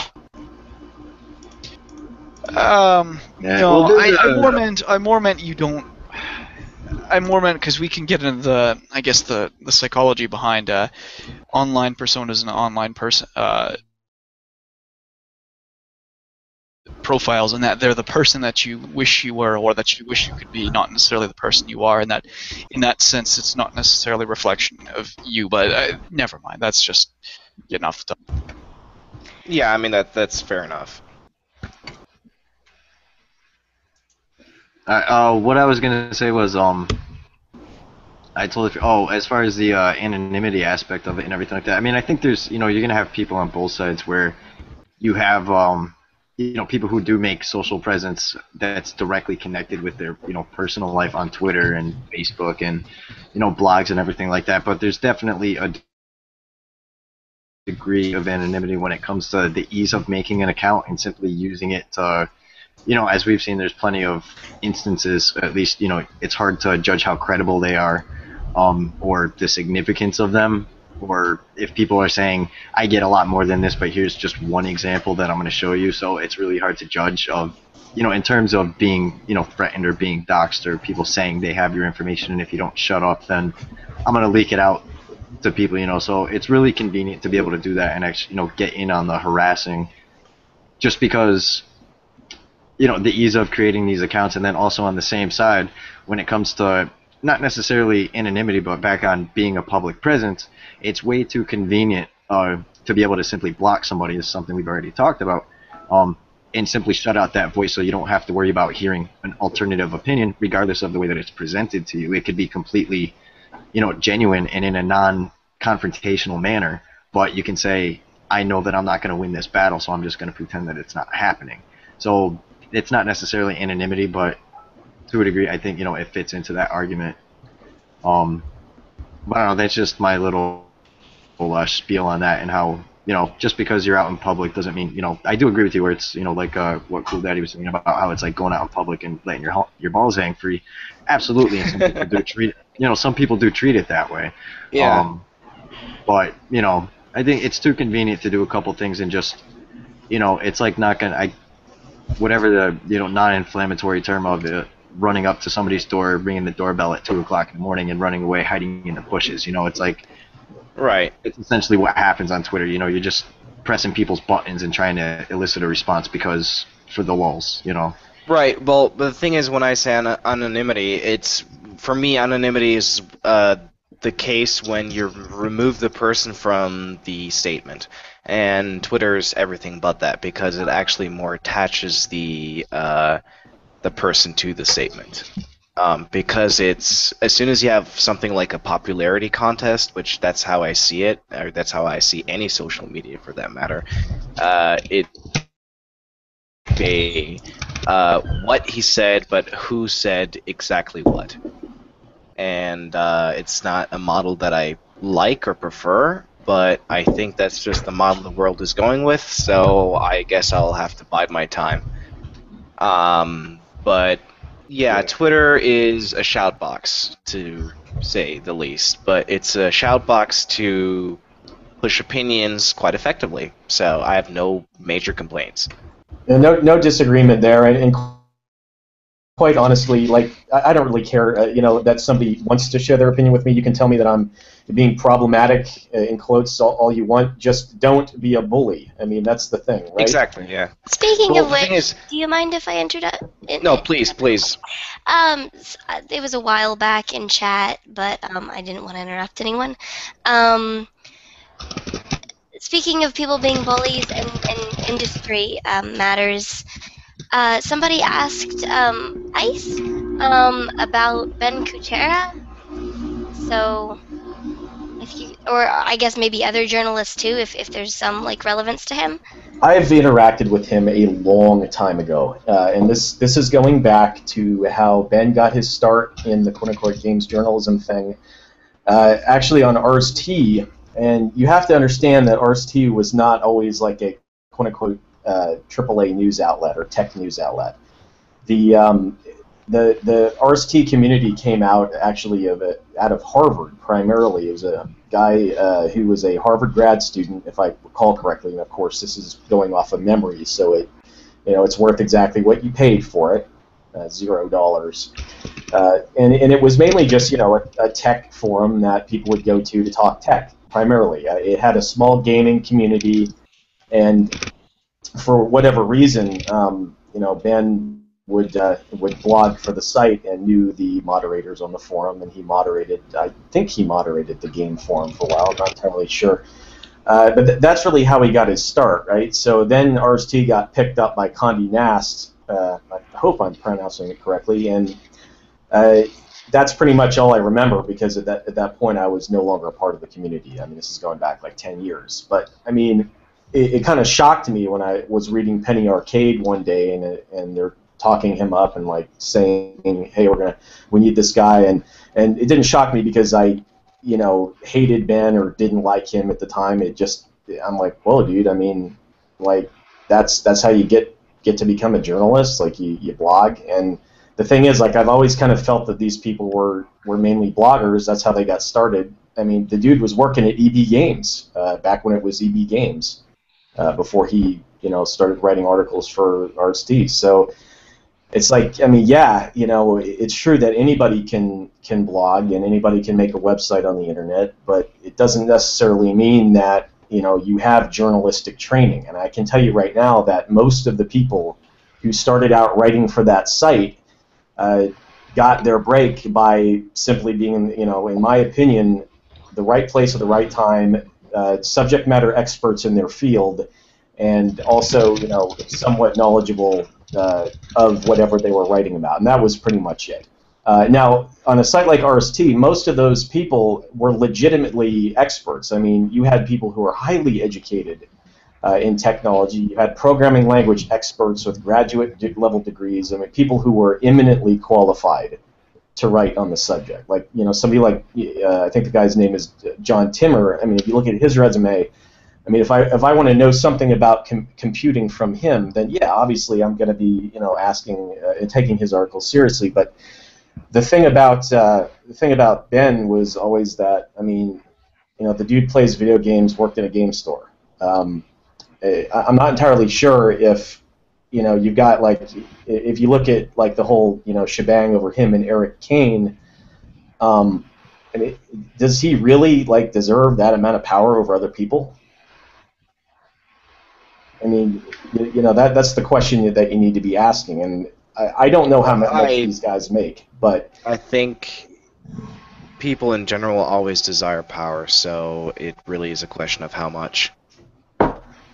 I do not desire to get people fired who disagree with me. I have never desired that.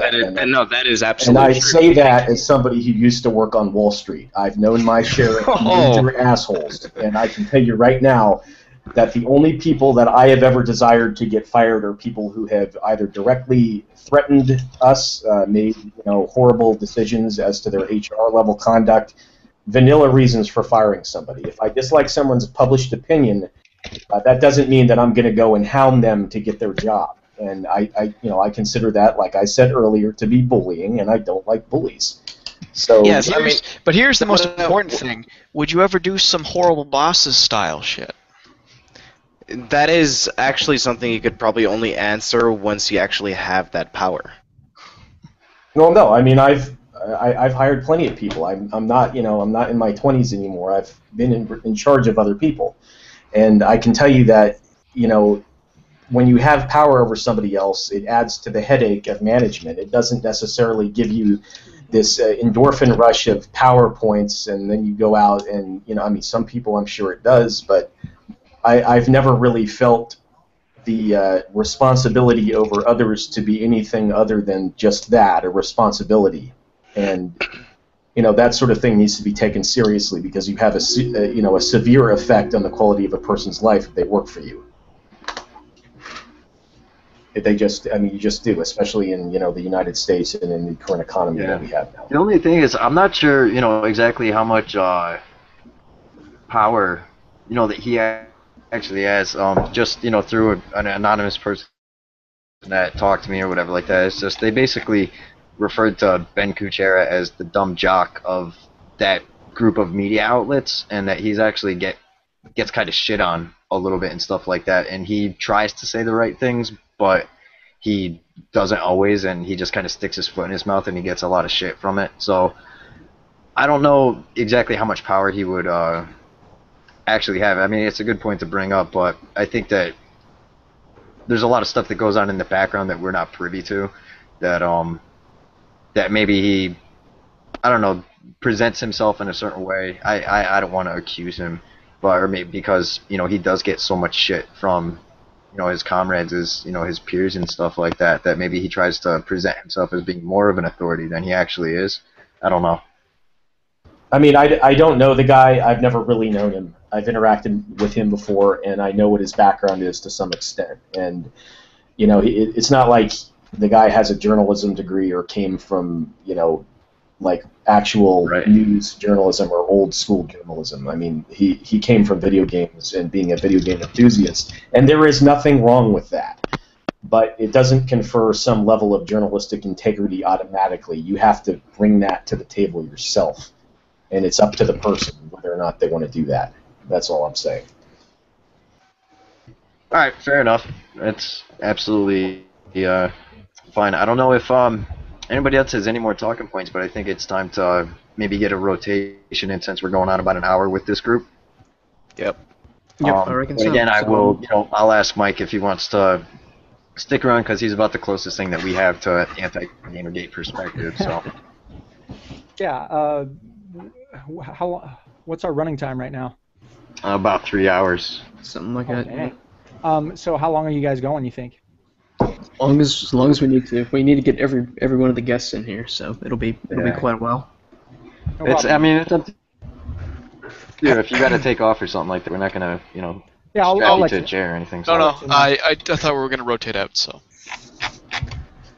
All right. So Yeah. final thoughts from the three.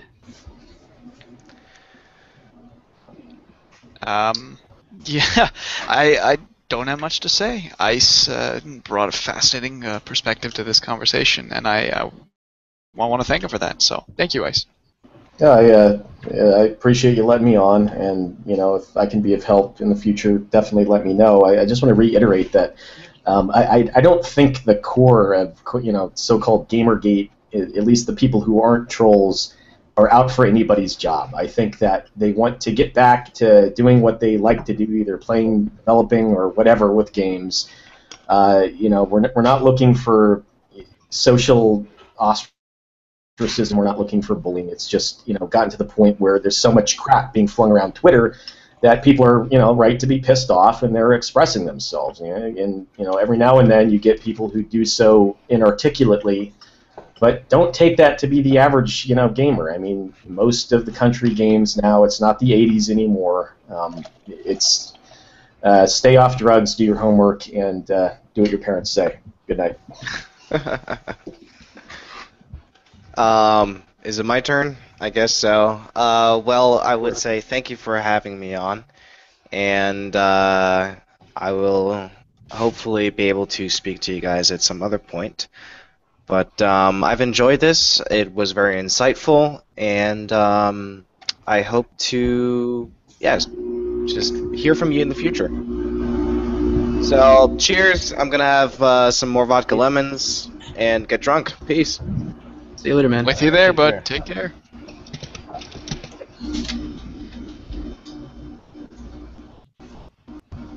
Who's last? Ice? No, I already talked.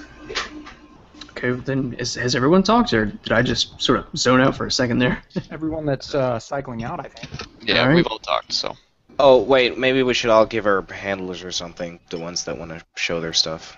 Yeah, if you got Twitter handles you want to plug, go ahead.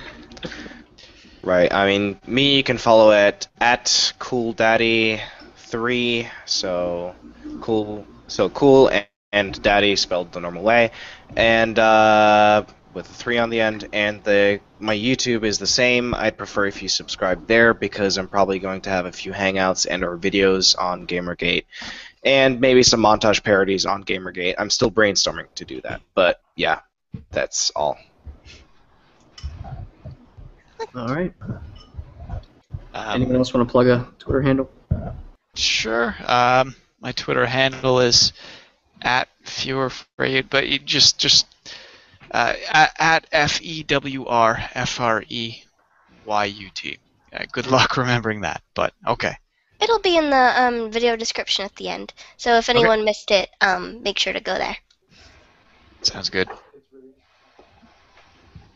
All right. Well, thank you everybody for coming on and making your voice heard. I think this is since this was our second group, this was a good experiment in terms of trying to create some kind of actual discussion platform, and not necessarily a debate, but definitely in a more controlled environment. So we'd be more than happy to have you guys back on, the next instance that we do that. Absolutely. That's good. Do we have the next group ready, or is it Right. going to be a little bit? Yeah, I'll go ahead and Yeah, get over. I've sent Alright, out guys. one. I'm sure he'd be willing to come back tomorrow. But give us, everybody in the chat, just give us a minute or two to get the next group of people in, and then we'll get started right back up. I you have go ahead and some things that I can ramble about while you're doing go that. right Go ahead. for it. Just because some people were talking about like, moving forward, actual actions people can take that are useful and good. And a lot of people already know this, but just since there's people watching, it might be helpful. In terms of boycotting people that you don't like, it's not enough to go on their website all day and just use ad block, because they still see the view. Like, that doesn't change the fact that they're getting views and they know that people are paying attention to their opinions. So don't click the link, don't use ad block, just don't go. They're not worth your time. Try not to engage people who are obviously just trolling on Twitter. So don't talk to your Leigh Alexanders and your, movie Bobs, etc. Just ignore them, because they're never going to make any kind of rational sense. You kind of have to accept that. The best action you can take on Twitter in regards to them is perhaps talking to the editor-in-chiefs and the higher ranked people, and just try to encourage them to accept policies like the Escapist is published, because it's really not, a burdensome task. So if you can approach people, nicely and politely in regards to those specific problems, that'll be a lot more effective than yelling at them for how obviously terrible that they are, even though they are, at the moment, obviously terrible. If you One really... thing I want to ask you. Yes. I'm sorry, I want to ask you, Beck, is that another thing that the chat keeps bringing up, and I see pop up on Twitter a lot, that there really hasn't been any consensus on, is I think it would be positive for Gamergate, as a community, to come up with some kind of end goal or objective, even though I don't know if we really could, because I don't know, just the nature of the entire thing. But it's been something that's been suggested and talked about plenty, but there's really been not too much discussion on what that end goal actually should be, or like maybe a series of like 5 bullet points of things that we want to accomplish by the quote unquote end of this. I know that in the amount of time that we've been on here, there was some discussion on 8chan and some other places, and I have a pastebin link that I haven't had time to read yet, unfortunately, that I'll go ahead and add to the list of links I'll post at the end, and then I'll try to post in chat now. But people are trying to come together on goals, and the goals that I would specify, not having read this list yet, is instituting policies like the escapist policy, right? Recuse yourself from situations when you can, disclose your involvement with people when you can't. And in terms of the social justice aspect, advocate for people to kind of be a platform for various different perspectives. So the end goal of that would be, for example, Kotaku. It's not looking great with Kotaku, but for example, Kotaku, acknowledging that they would like to host not just Anita Sarkeesian's videos when they come up, but also, positively toned articles rebutting her points. So, that kind of thing I think would be 2 main goals. Here's the paste bin. I'll put it in chat whenever I make the link chat friendly. But yeah, that's what I'd say in terms of things that we can actually act upon. So do we have all of our new people in now? I think so. If somebody else wants to do the lead-in with the introduction and stuff like that, I'm going to use the bathroom real quick. But sorry, too much information for the chat. But somebody else, I know I've been doing it, but somebody else, take the reins there and just give me a minute or two. I'll be right back. Well, actually, we're waiting for one more. Loblek, I don't know how to pronounce it. Waiting on him Swift right now. is coursing river. Okay, yeah. Waiting on him, but for right now we have Gaming and Pandas and Admiral Green and Heckenberg. I don't remember what your Twitter handle was. Udaman. There we go. Thanks for refreshing my memory there. All right, so welcome everybody. If you want to go ahead and give an introduction, I guess we can start with Udaman. Just what Gamergate means to you, and basically your involvement with it so far. Yeah. Okay. So Hello. my background. Hello. Am I here? Yep, I think you're here now. You're here. Awesome. Okay, we got everybody in. Okay, let me mute the stream then. Okay, cool. Cool bananas. So yeah, hi, I'm Udaman.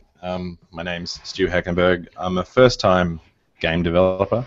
Been working as a freelance web developer for like the last 10, 15 years, and yeah. So for Gamergate, what it means to me is I'm an indie, so I'm trying to get a name for myself and get a game out there. And as you'd all know, most of the time when there's an indie game, at least my understanding was that I had to be published through sites like Kotaku and Rock Paper Shotgun and all those. But as the Gamergate stuff has come to light, it's become more apparent that there is kind of a clique thing going on amongst the press and the so-called indie famous people. And it's sort of one of those things where you realize you're entering industry where, maybe it's a bit hard to break in. So yeah, I'm really happy that Gamergate's come about because it's sort of opening everyone's eyes and putting the spotlight on that.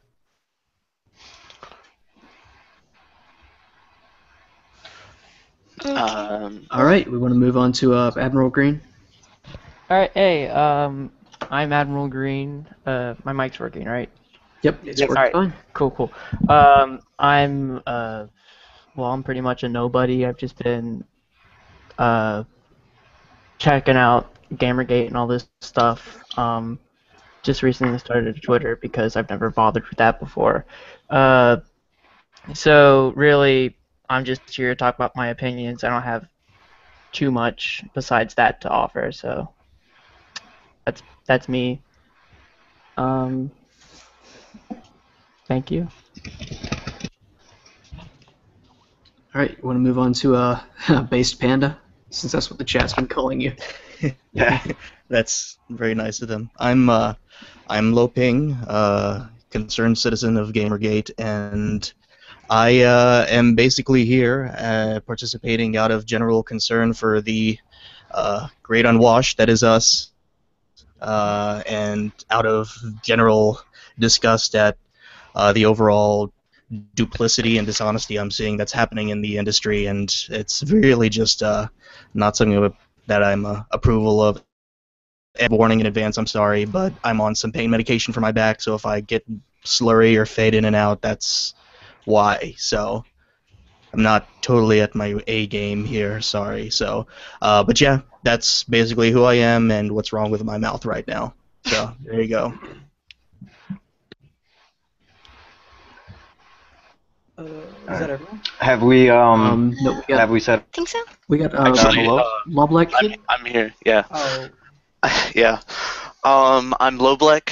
I'm just a normal white cis male scum, but I do have an opinion on a couple of things I've seen happening in the Gamergate movement that I wanted to comment on. That's it. Short, Alright. sweet, and to the point. So to come back in here, is that everybody?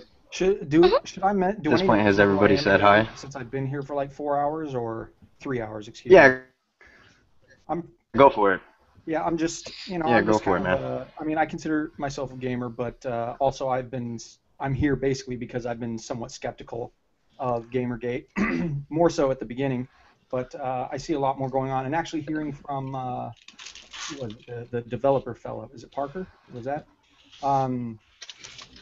That was really cool to hear about, and I'm going to be interested in what he has to say, because that's kind of one of my major criticisms. Hearing his perspective, I think, is what Gamergate should be about, not all this anti-SJW stuff. Hearing like these developers come forward saying, hey, there's a block, we want to get in, and we have good ideas, but we're being silenced. That's a much more interesting story to me than people who are just so, I don't know, vociferously against the social justice people. All right. So with that, what I propose is I think that I was talking to Stu last night. He's at Yeah. Udaman on Twitter, and he's very well spoken but strongly opinionated man. And I think just because of Mike's position in this, I mean, well, it's true. That's how I feel. I'd like to hear Stu, voice some of your opinions, and if this is okay with everybody else, and then give Mike a chance to respond, and then the other guys that have joined in the chat to talk in response to Mike after that. And if you have your own, pieces that you want to toss in that are, unique or whatever like that to that, then, we can do that after. But I think it would be good to let Stu lead in, just because, he's well-spoken but also very strongly opinionated. I think it would be good to expose Mike to the more extremes, because we've been pretty rational up to this point. Okay. Not to call you irrational. I like it. Not to So, call you irrational. But yeah, I'm Udaman. that's all I'm right with irrational. everybody. That's what I propose. Yeah, no, I've been following the comments that have come along in the stream here, and I see Biscuits in there and a couple of other people, and I agree with what Biscuit was saying. I don't want this to turn into some kind of circle jerk. Right. It's hard to find people on the other side, though. That's the only thing. Yeah, no. But in that case, I'll actually try and argue both sides, because I can actually, as opinionated as I came across yesterday, I actually understand why the other side is doing what they're doing. But yeah, just so the background, or at least my strong opinion on the whole matter is that games are a business. We all know that. You don't need to rely upon Kotaku and Rock Paper Shotgun and all the traditional, gaming media, which is typically magazines that have come online. As Total Biscuit alluded to in the chat there, you can actually now use services like his, or not services, but you can use online game reviewers who do things via video. You can share via social media. So the thing that I was getting at yesterday was that there is now no longer the media acting as the middleman. We are now, through the wonders of the internet, able to connect directly as game developers with our audience and make what people want. But I understand that the way things have sort of come about in gaming news and gaming media is that it's obviously a money-making thing. They get money through ad revenue and things like that. And yeah, so what we're doing now, we're sort of stepping on that, or at least shedding the light on how the actual system works, what's behind the curtain. And I can understand that they're a bit worried, because we're showing a lot of these links and these business ties to be, out in the open, and some of them are turning out to be not as, ethical as they could be with regards to who's getting paid for the profits of what game, and who's judging which IGF competition and things like that. So yeah, in terms of my strong viewpoints, it's pretty much in line with what Ice was saying previously. He had a lot of really good points, but the only thing I would add to it is I do understand the other side. I understand where they're coming from. They've established a particular business model, and they're worried that that will now soon go. Which, yeah, fair enough. If they're fighting to, for their livelihoods, that's fine. But it's just that it's sort of been done at the expense of an audience that are sort of now fed up with it. Do you want? Sorry, do you want me to respond at this point? Yeah, go ahead. Like, I'm quite happy to hear what you've got to say. That's okay, cool. So you're. Sorry, I mistook. You're the indie developer guy. Is that correct? Yeah, I'm a indie developer. Sorry, okay, yeah. so that's who I meant when I was talking earlier. So I guess, I think that your perspective sounds like what Gamergate is really, what people want it to be about. Whereas there's a lot of shrill and louder voices going on. I guess my question is, and I'm not trying to bring this back to the SJW thing, I promise, but you were talking about how there's difficulty getting inroads in the industry. Is that correct? Yeah. And to what level would you say that this agenda, this political agenda of sorts, is linked to that block that exists? Okay, well, I was involved in a particular instance. I mean, everyone's heard when Lee Alexander said, "I am a megaphone." You familiar with that particular thing? No, actually. I mean, I know about her, but I don't recall that. Okay, well, what it was, she said to a particular game developer, it wasn't me, this other guy, she said, "I'm a megaphone, and I'm much more gentle than this other guy who this bloke was arguing with, and I can make an example of you." And as a journalist, I believe that she's sort of crossing the line there, because that's I mean, that's threatening someone with sort of, oh, I'll bring down your career. And he's a game developer, but the reason she was threatening him was the background to that was there was a bit of an argument about equality and sexism in gaming media. Mm-hmm. And this guy expressed his opinion, and he said that, look, I'm just sick and tired of this. I wish people would stop bringing up this issue of equality. Where he was coming from, though, was purely from the aspect that men and women can both make games, and that we both have computers and we've got the ability to do it. He wasn't sort of talking about, obviously, all of the may have to face in terms of entering into an industry that's predominantly male and things like that. He was just talking, nuts and bolts in terms of we're both, men and women are human. We've got access to computers and we've got the tools to make games. And so he started an argument with a guy called Rami Ismail, who you probably know is a prominent independent game developer, or at least he's the head of a company that publishes games called Vlambeer.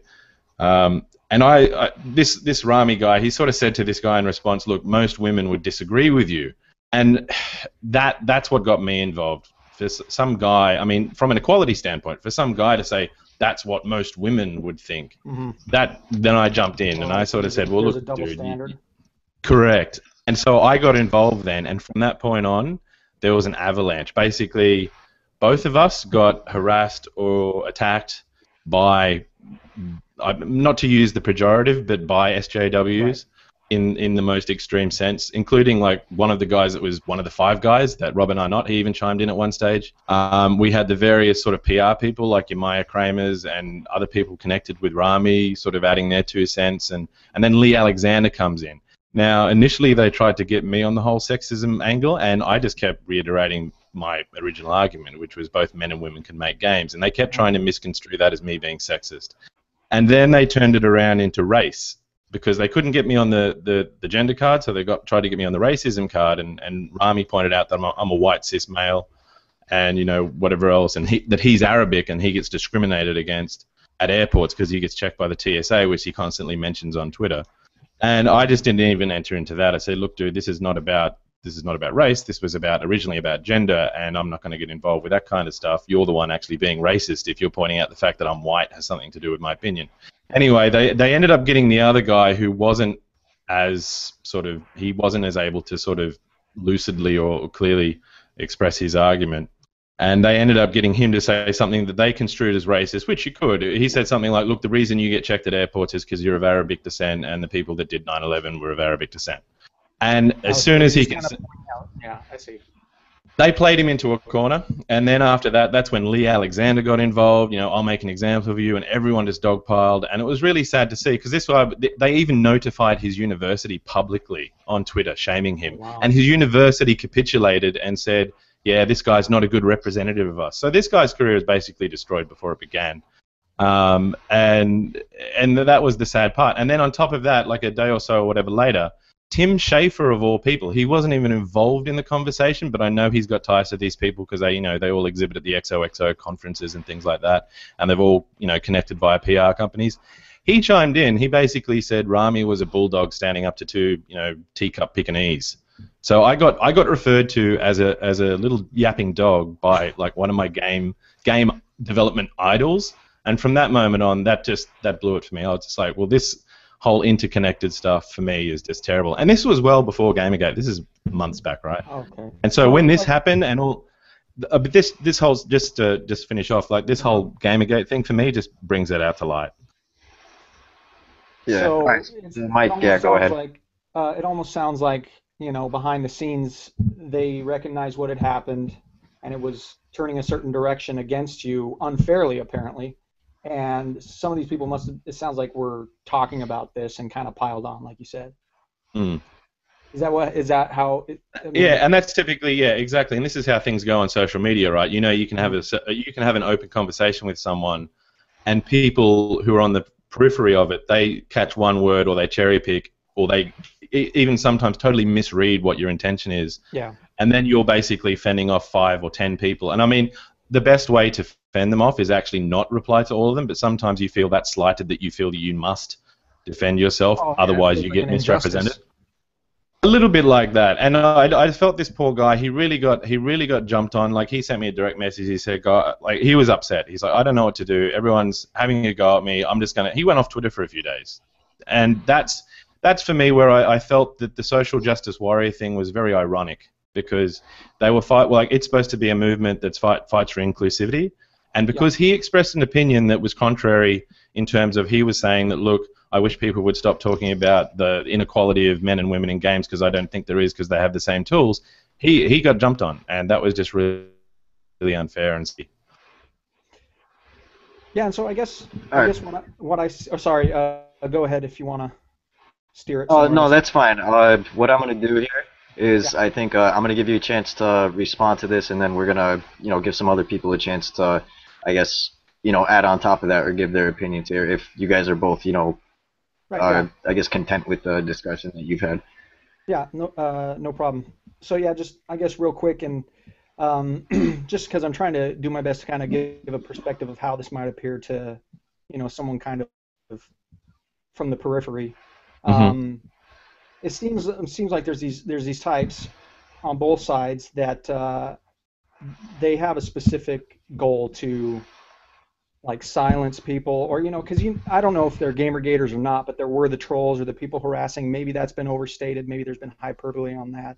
What sounds like happened to Stu's friend, that's not cool either, and that came from the other side.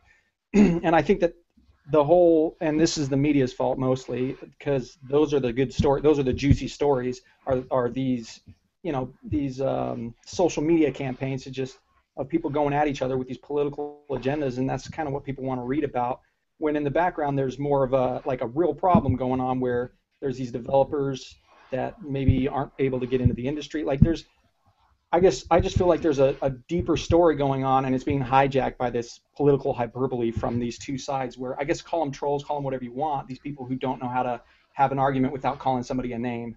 Yeah, exactly. You're 100% correct. Yeah. And that's how I saw it, and that was what my skepticism was a lot of towards Gamergate. But it's been shifting, because honestly, I don't see a place to go to talk about this, the non-Gamergate movement or whatever, or the anti-Gamergate movement, because they are pretty well convinced that the people they're against are, MRA misogynists. They've painted it pretty well, and they've got a lot of friends that paint it that way. And this is what I was going to say. The people who are holding the megaphone, the people who are connected with the press, they control what the narrative is. And so I tend to think a lot of the stuff that's with the political stuff with regards to SJW stuff or MRA stuff, like either side of the whole debate with regards to sexism and racism and all the rest of it, that's a smokescreen, and they keep bringing that stuff up because that's clickbait that in the meantime is getting people ad revenue. But the real issue that is trying to be brought forward is there is collusion amongst game developers and the people covering games, getting them favorable coverage and making money for themselves, which is fine. It's a capitalist society, right? This is what game development is. The best will succeed, but when the best aren't necessarily the best, I'm not saying any of these games that are currently out there aren't good. I'm just saying we're getting favorable coverage, and other games which you see out there on Twitter and on sort of not as publicized gaming sites, that are really cool, and they're not getting any airplay, and it's like, well, I'm not sure what's going on here. There's obviously some kind of connection amongst the people that are making these games which are considered cool versus the games that are actually out there. Mm-hmm. Right. All right, so with that, I hate to do this, but it's sort of my responsibility. I want to, we have Loping, Parker, and Jeffrey. We haven't heard from you guys yet, so I don't know if anybody else wants to take the stand, to speak first or anything like that. But if you have any things to talk, then I guess I'll talk this for a would be bit. the best time. Okay. Yeah, I've got All right, go for it, man. a concern as of lately that's cropped up. Certainly the narrative that's been promoted by the opposing side has been that our movement is entirely based upon harassment and just disgusting things.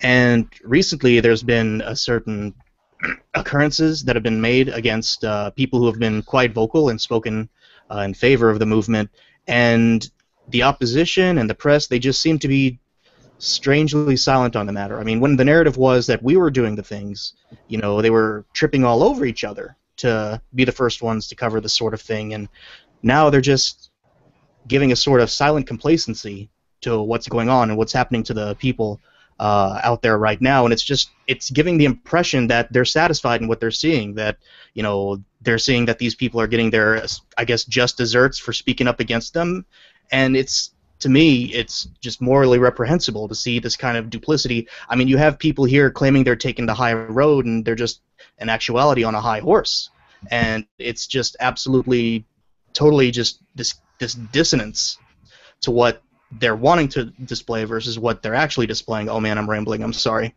but it's your Florida talk, so I'll cut you off when it's time to cut you off. But it's just distressing, like, because it's giving the impression we don't matter to them. Just, we don't matter. At the end of the day, who are we? Nobody. So why would they come out and say, you know, this is what's happening to gamers right now, this needs to stop? We're getting none of that. And this is why it's just contemptible. It's like they condemn abuse, they condemn harassment, you know, unless it's against their opposition, in which case they're just going to be quiet and let it continue. And it's just, I know there are good people who are on the opposing side, who are game journalists, who do their job well, and by staying silent on the matter, it just gives this sort of silent approval, give the impression of silent approval in what's happening. And I just need answers on this, because I don't want to believe this, honestly. I really don't want to believe this is indeed the case, and I guess that's all I really have to say about what's happening right now. That actually builds into my point. all right, go ahead. Yeah, one of the things I wanted to talk about was something that Mike actually said earlier when he stated that it was completely ridiculous to refer to this as a war, in a sense. And I completely understand that. There are very few casualties in any sort of sense. But the way that it's being pushed against us and the way that we're being, like, pushed back and attacked openly and publicly with very little way to respond appropriately, that kind of gives the feeling, the pressure of a war situation. And I'm not saying that we're 100% the good guys on this, and I'm not saying that we're bad guys by any means, but another thing that I kind of noted was that I think a lot of people on both sides are forgetting that, and this is a common problem with online communication in the first place, is a lot of people are forgetting that we're up against living, breathing human beings who feel like they're on the right. And that's hard for everybody to accept. Like Lo Ping was saying, I don't want to accept it myself, but there are people who feel like mistreatment of gamers and putting us down, calling us trash is the appropriate thing. Dehumanization is what it is. Yeah, that's exactly right. They're actually people as well, and this is the thing we forget, because they've got feelings, and if they believe they're right, and they believe as strongly as you might on that other side that, you know, you're harassing them, then yeah, that's why they're upset. So it's sort of both sides are equally sort of angry at the other side. It's really sad, because there's real people behind all of these accounts, and they're actually getting upset in certain circumstances. I think some of them are trolls, and as we know, this is the internet, and people get really, really snarky and do some really mean stuff, and that's coming from both sides. But yeah, there's real. That's the thing, though, because their criticism drove us to become sort of self-policing, you know, watching out for harassment on our side, you know, getting people to pump their brakes. But meanwhile, what we're seeing from them, I mean, they're just holding up, you know, harassment and really, really just awful things, retweeting it, sharing it, and just as a display of, you know, I guess, you know, socking it to those nerds, or I don't know what their narrative is, and it's just awful. Someone, I don't want to cut you off. Someone actually. Oh, sorry. That's right. I don't want to cut you off here, and it's just that I think pretty much everybody in this discussion would agree on a lot of things. But I just want to say that even though you know, they're holding up signs of harassment, as you say, and stuff like that, you know, there are examples, even though it might not be irrefutable, both sides doing this stuff. And the only thing I want to say is, like, I want to prevent this from becoming a circle jerk the way that, as TV said, I don't know if he's still in the chat now, but these things have a tendency to become that, and we don't all need to be agreeing with each other that these things happen, because it does happen on both sides, and you can't necessarily claim responsibility for the people who do it on either side, because it is something that is a problem, and it's a problem with the internet, it's a problem with society. It's not something to be used as an attacking point of why they're wrong. So that's the only thing I just want to step in to say that. That was actually a point I was going to get to. Is that somebody, I don't remember, it was somebody big. I can't remember if it was Total Biscuit or Internet Aristocrat or I don't know when Milo was on the stream. Maybe King of Pole. I don't know, but somebody said that the main thing that we've got going for us is that they've spun the narrative to where we are the bad guys, where if we do attack, it looks like we're just falling into what they said, and if we don't attack, or we do something good, it's actually working against them. While when they're doing all this harassment, it's working against them. It's Oliver Campbell that said that. Okay, it's Oliver. Sorry. Yeah, I was just going to interrupt there, just for the fact that I actually think all of this is a smokescreen. I think it's not about who is right or wrong. I think there's people on both sides that are abusive. I think what this whole thing is, because the reason they are doing it to make you think that, oh no, we're harassing them, or no, they're harassing us, because while we're talking about who's harassing who and who's got the moral high ground, we are not talking about the journalists, and we are not talking about the money trail between PR companies, people that back games that win competitions, and the actual structure. We're just talking about who's nicer, and that's bullshit, because it's not about that. It's about where's the money going. Follow the money. That's true. That's true, and that's at that. Well, I'll let you finish this, and then I'm gonna interrupt. I want to hear from Parker. He hasn't really said anything yet, so. Oh, okay. Sorry. Finish what you were gonna say, and then that's all right, and then we'll move on after that. Okay. I just wanted to say real quick, with this narrative turned against us, that it's more imperative than ever that, like he said, we have to ignore the smokescreen. We have to keep sending the emails. We have to keep doing this passively, as irritating as it is. We have to do this peacefully. And we cannot counterattack, regardless of how anyone feels, or regardless of what happens. This kind of thing, you don't win by fighting your enemy. You win this by building allies. Exactly. And that's all I wanted to say. I think that I don't even think it's about allies, because someone just said in chat, I think Patrick said something like, "Can we stop saying both sides?" And I agree. They've turned it into a side. They've turned it into this binary discourse about SJW or anti-Gamergate versus gamers and pro-Gamergate. It is not about that. There is purely corruption going on at a business level about businesses, like people making games, and those games getting favorable coverage or coverage over and above beyond what they should. And that's what it is. And any other discussion with regards to sexism, gender, SJWs versus neckbeards, that is all. We're wasting our energy. I would love it to go back to what it was at the start, where people were actually, and recently in the last couple of days, where they uncover the collusion. Because if you actually look at the business, the people who are the PR companies, the people who run these gaming shows, look, I understand it's a capitalist society and they're making money. And it seems that the entry fee is that you fall in line with a particular political agenda, but that just happens to be the entry fee. It is still business at the end of the day. Sorry, real quick before I take off, I just wanted to throw in. Go ahead. I just want to throw in agreeing with Stu on that, and I think I guess I just haven't been able to elucidate it as well, but that's exactly how I feel with the whole sides and the polarization, and because I think there's this deeper malady, there's a culture problem, and the more divided people are on it, probably the less quicker things are going to get done if people want to see some results. So that's why, yeah, things like both sides and just and from that social criticism perspective that I have is that people are they're getting so ideologically aligned in this, and it's just kind of doing a disservice to the dialogue that really needs to be happening. That makes sense. That makes sense. Yes, absolutely. Yeah, because what I don't we're know. I really guess if you asking for. if you wanna take off, Right. if that's the last thing that you want to say. Yeah.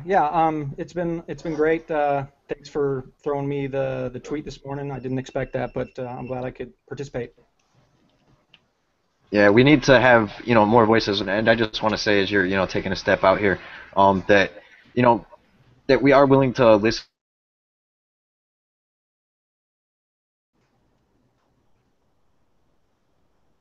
Try to have everybody speak and respond and stuff like that. And I would just like to try and present this as good faith towards the other sides that we do want to have this discussion and we're willing to do it. And all it takes is somebody to step up, as Mike has done, even though he wasn't in 100% agreement with us. We managed to have a discussion and enlighten each other on certain aspects of things in that regard, and we can actually do this as all people who play games or in the gaming community to whatever degree. So, but with that, thank you very much for coming on, Mike, and we're going to be doing another one of these hopefully tomorrow. And if you wanted to come back, then you'd be more than welcome. All right, I'll be in touch. Thanks, guys. Thanks, man. Take care. So, I guess with that, if Becca wants to say something quick that she wants to do, we haven't had a chance to hear from Parker yet, so I want to give him the floor next. Oh, then yeah, go ahead. Becca, say whatever you got to say. Oh, I kind of wanted to ask Chad earlier, but they were talking to TB, which is quite understandable. If anyone had an interest in a subreddit for gaming news that had a filter to kind of naturally remove the websites that we've kind of seen don't like their audience and for some reason don't want an audience, because I know one of the hardest things about maintaining a boycott is that it's just super easy to go to our games and click on the dumb Kotaku link or whatever else. So if anyone has an interest in that, just scream about it in chat and I will plug the subreddit that I just made like a couple of hours ago. If you can contribute to it, it'd be super helpful, but I think it'd be useful for people. So yeah, that's all I wanted to say. I know other people have wanted to talk, so they should be able to do that. But yeah, so go ahead. All right. Well, the reason Yeah, why Parker, yeah, go ahead. Sorry. Yeah, that's fine. The reason why I've been quiet mostly is because like you guys have been saying pretty much everything that I've been thinking about lately, and didn't want to butt in or anything. But what kind of stuck with me though was when Loping was talking about how with all the stuff coming up with Gamergate people being doxxed and all that, like no one's saying anything. It's or from all these journalists after they've been so audible about people on their side getting this harassment and all that. It just got me thinking. Like, I feel like one of the biggest reasons for that is just because a lot of people, not even necessarily on our side, but are just because of all of this, are fearful of losing their jobs and things. Like the reason why the majority of the devs that have come up on here had to be anonymous is because if they revealed who they are, they would be just completely destroyed by gaming journalists and all this stuff. Like there's no room for discussion with them about all of this, and I feel if we manage to get, let's say, like Ben Kuchera to like if he topples down or completely sticks his foot in his mouth and completely screws up and gets fired or something like this, then pretty much like that would be the first domino to fall, and there'll be like dozens of other news journalists and people coming up and talking about what they've had to go through because of the collusion and all this. And like I don't. If anyone else wants to, I think actually, that's actually. I'll just say real quick. I think it's definitely. You can go ahead. No, go ahead. Go ahead. I think I'm lagging behind anyway. Yeah. Oh, all right. I think it's just the problem with Google Plus. But anyway, I definitely think that's a concern. I don't know what's going to happen regarding people's jobs or like slipping up and putting too much information out there and people coming forward to speak against them and stuff like that. I don't know if there's going to be any loss of jobs, nor would I want there to be a loss of jobs for people, because people do need to eat, and they're doing what they do regardless of their agenda or their opinion or anything like that. It's their job, and they have the right to say what they want to. I would never think to suggest that you should tell somebody what what they would be able to speak out or to speak against, or what opinions they should have, and that they should be removed from a certain position or anything like that. But I think what will happen is there will be a loss of jobs because of the decreased ad revenue that goes into these sites, and ultimately they're just not going to be able to support their staffs because of this backlash from the gaming community. So I don't think there's going to be any outright job losses, though I think there might have been one or two movements around, especially with Gamasutra. I can't cite specifically, but I think that has come out as something that's happened. If somebody in the chat wants to post a link to confirm that or deny it or something like that, give us a little bit of help here. Well, I guess you can't really post a link because it's YouTube, but like I said, I think any jobs that come out that get lost will just be because they can't support that many writers on staff anymore because of the decreased traffic, so decreased ad revenue. Okay, what I was gonna say is that like he suggested maybe like drawing them out. Well, that's kind of the same kind of tactic that they're using. So it's not really something that we should maybe try to focus on. Instead, let's like a lot of people are passing around the images of Gamergate approved materials or like articles and everything. Like Niche Gamers doing really good. Gematsu's still up there. Like if we can take power away from these bigger places like Kotaku and Polygon and like run their traffic elsewhere, then inevitably they're either going to have to change or they're going to starve themselves out. And I think that's something they could do as well, if they decide to change because it's just not a supportable, way to go about talking about games or whatever they want to do. So that could also happen. I mean, I kind of meant more on the theme of like moderate journalists who are being kept quiet by the people on their side, like by the Kotaku people, because they're afraid that if they speak up and go say like I'm pro Gamergate and I don't like the corruption, that if they speak up then they will be fired or something like that because they're not towing the party line.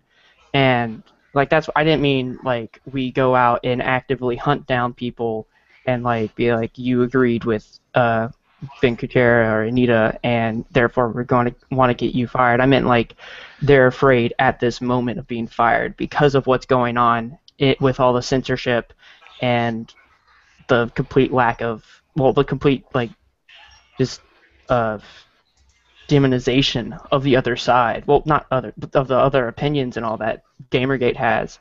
And if I'm innocent, if a big name like Lee Alexander or what's her face, Megaphone, or Ben Kuchera or any of them, like if something really comes out that shows that these people have been doing like ridiculously illegal activities and they get completely fired for it and show that there are consequences for these actions, then the moderates will feel more comfortable speaking out because there's not as many huge consequences anymore, or they know that there is a voice for them. They can safely speak without fear of retribution.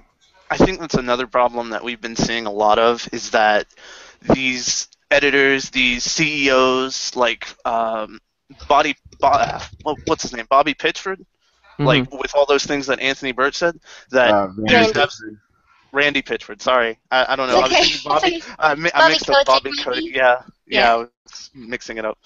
But just there was absolutely no repercussions for that for Anthony, and I think that's like a very serious problem that we're going to face with any of the industry, with anything that doesn't agree with us.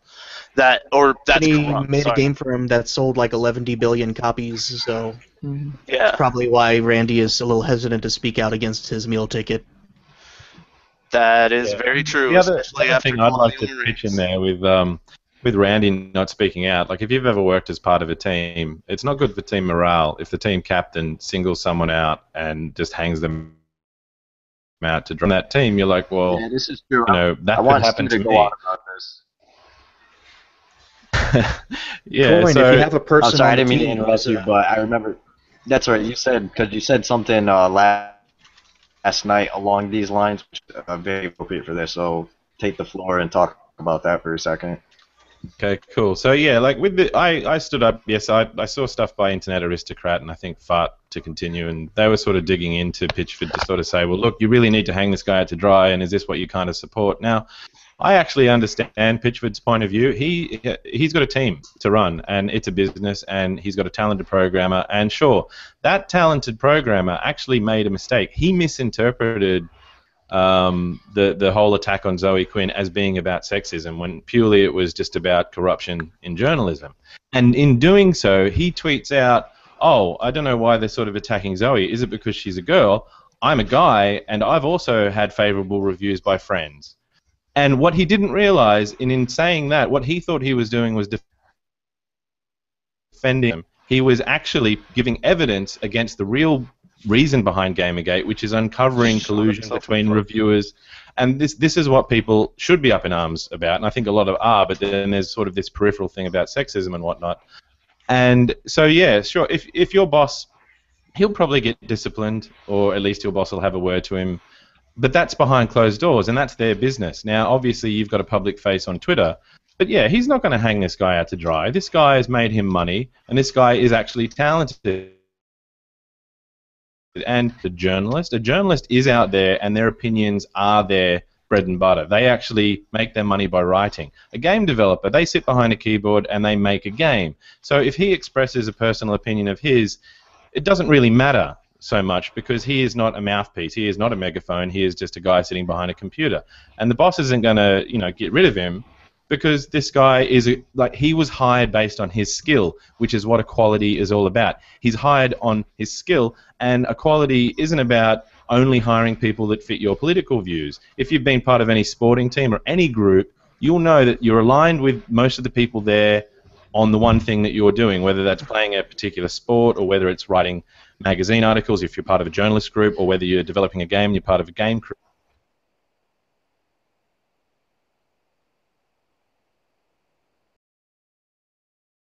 Different matters. Your politics might be different. One of you might like chocolate milkshakes, the other one might like strawberry.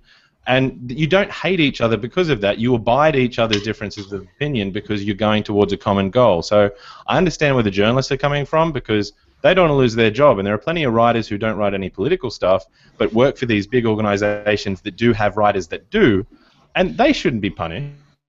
The same one program, or the same as Gearbox, shouldn't be punished as a collective, because that's a team made up of lots of game developers and artists, and just because one person on the team has a particular view, or mistakenly thought an issue was about something that it wasn't and put his foot in it, yeah, you don't just punish the whole team. You don't boycott Gearbox because of that. And look, you've got these other issues to do with plagiarism. That's a whole separate issue, and whoever knew about that should probably, obviously, be investigated for that. But that's again not related to the, they're two separate things, if you know what I'm saying. Yeah, I think we want to clarify. Can I add something about that, actually? In regards to Anthony Burchin's situation there. I played Borderlands and Borderlands 2, and he was a writer on Borderlands 2, and part of the reason why I don't intend to buy later Borderlands games that he's involved with, like the pre-sequel and so on, is because I already saw his politics affecting his writing. If people have played the game, then they've played. Well, they may have. I mean, Borderlands 2 was really bad with DLC being split up all over the place. But there was the Tiny Tina DLC that had some points in particular that really annoyed me in terms of their feminist, particular type of feminist perspective. So obviously people who make games can have their own opinions, but I think if it's a situation where you think that that's going to affect the quality of the game in some way, and in a series where it like Borderlands, where the character and the writing of the game is a big part of it, because let's be honest, in terms of mechanics, it's really not that unique. It's a lot of it is the world and everything. Yeah, it's the writing and just the dialogue. Whenever the writing's not an issue, that's kind of where the boycotting comes in, because we can kind of see that his perspective is being supported So he's going to continue to do it, and that's kind of where that comes from. Yeah, the thing about Birch is you can debate him. Like, okay, I don't have a lot of respect for him as an artist and as a person, but that's a separate issue. But as an artist, he's admitted himself saying that what he creates will be diversity for the sake of diversity, as in going down a list and checking off boxes to have do I have this kind of character? Like, as hearing a creator say something like that, I just find it disgusting. Like, it's a disgusting display of hackery, basically. He might think that's correct. He might think that's the right thing to do. Who are you to say that's the wrong thing to do? Because it's not what he originally intended. You've actually seen a skewed. Oh man, drugs. You've actually seen a skewed. I was just playing devil's advocate. You've actually seen a gradual change. Anthony Birch used to be extremely, for lack of a better word, edgy in what he would write, and it's only been like within the last couple of years to where it's been this sort of different narrative that you're seeing him spout out. And I'm sorry, go ahead. I'm rambling. It's okay, but I would just clarify to say that certainly he has every right to have his opinions.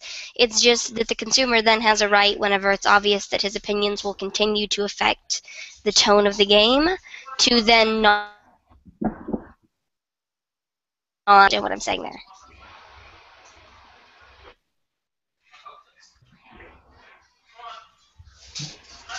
Yeah, I think just to sum it up, like what the question that Stu was asking and the response to it, it's not necessarily right versus wrong or anything like that, but Birch has come out and admitted that he gave these characters, certain basically, gender identities or sexualities or something like that, purely because he felt that they needed to, I don't want to say a checklist or anything like that, or token characters, but that's sort of what he was insinuating, and I think that's the issue with it, is that it's not a genuine reason to bring up these points about the characters. You it's can just call that they're brought up just to make a note of it, Yeah, look, I'm really annoyed that people. So I think that's what the disagreement was.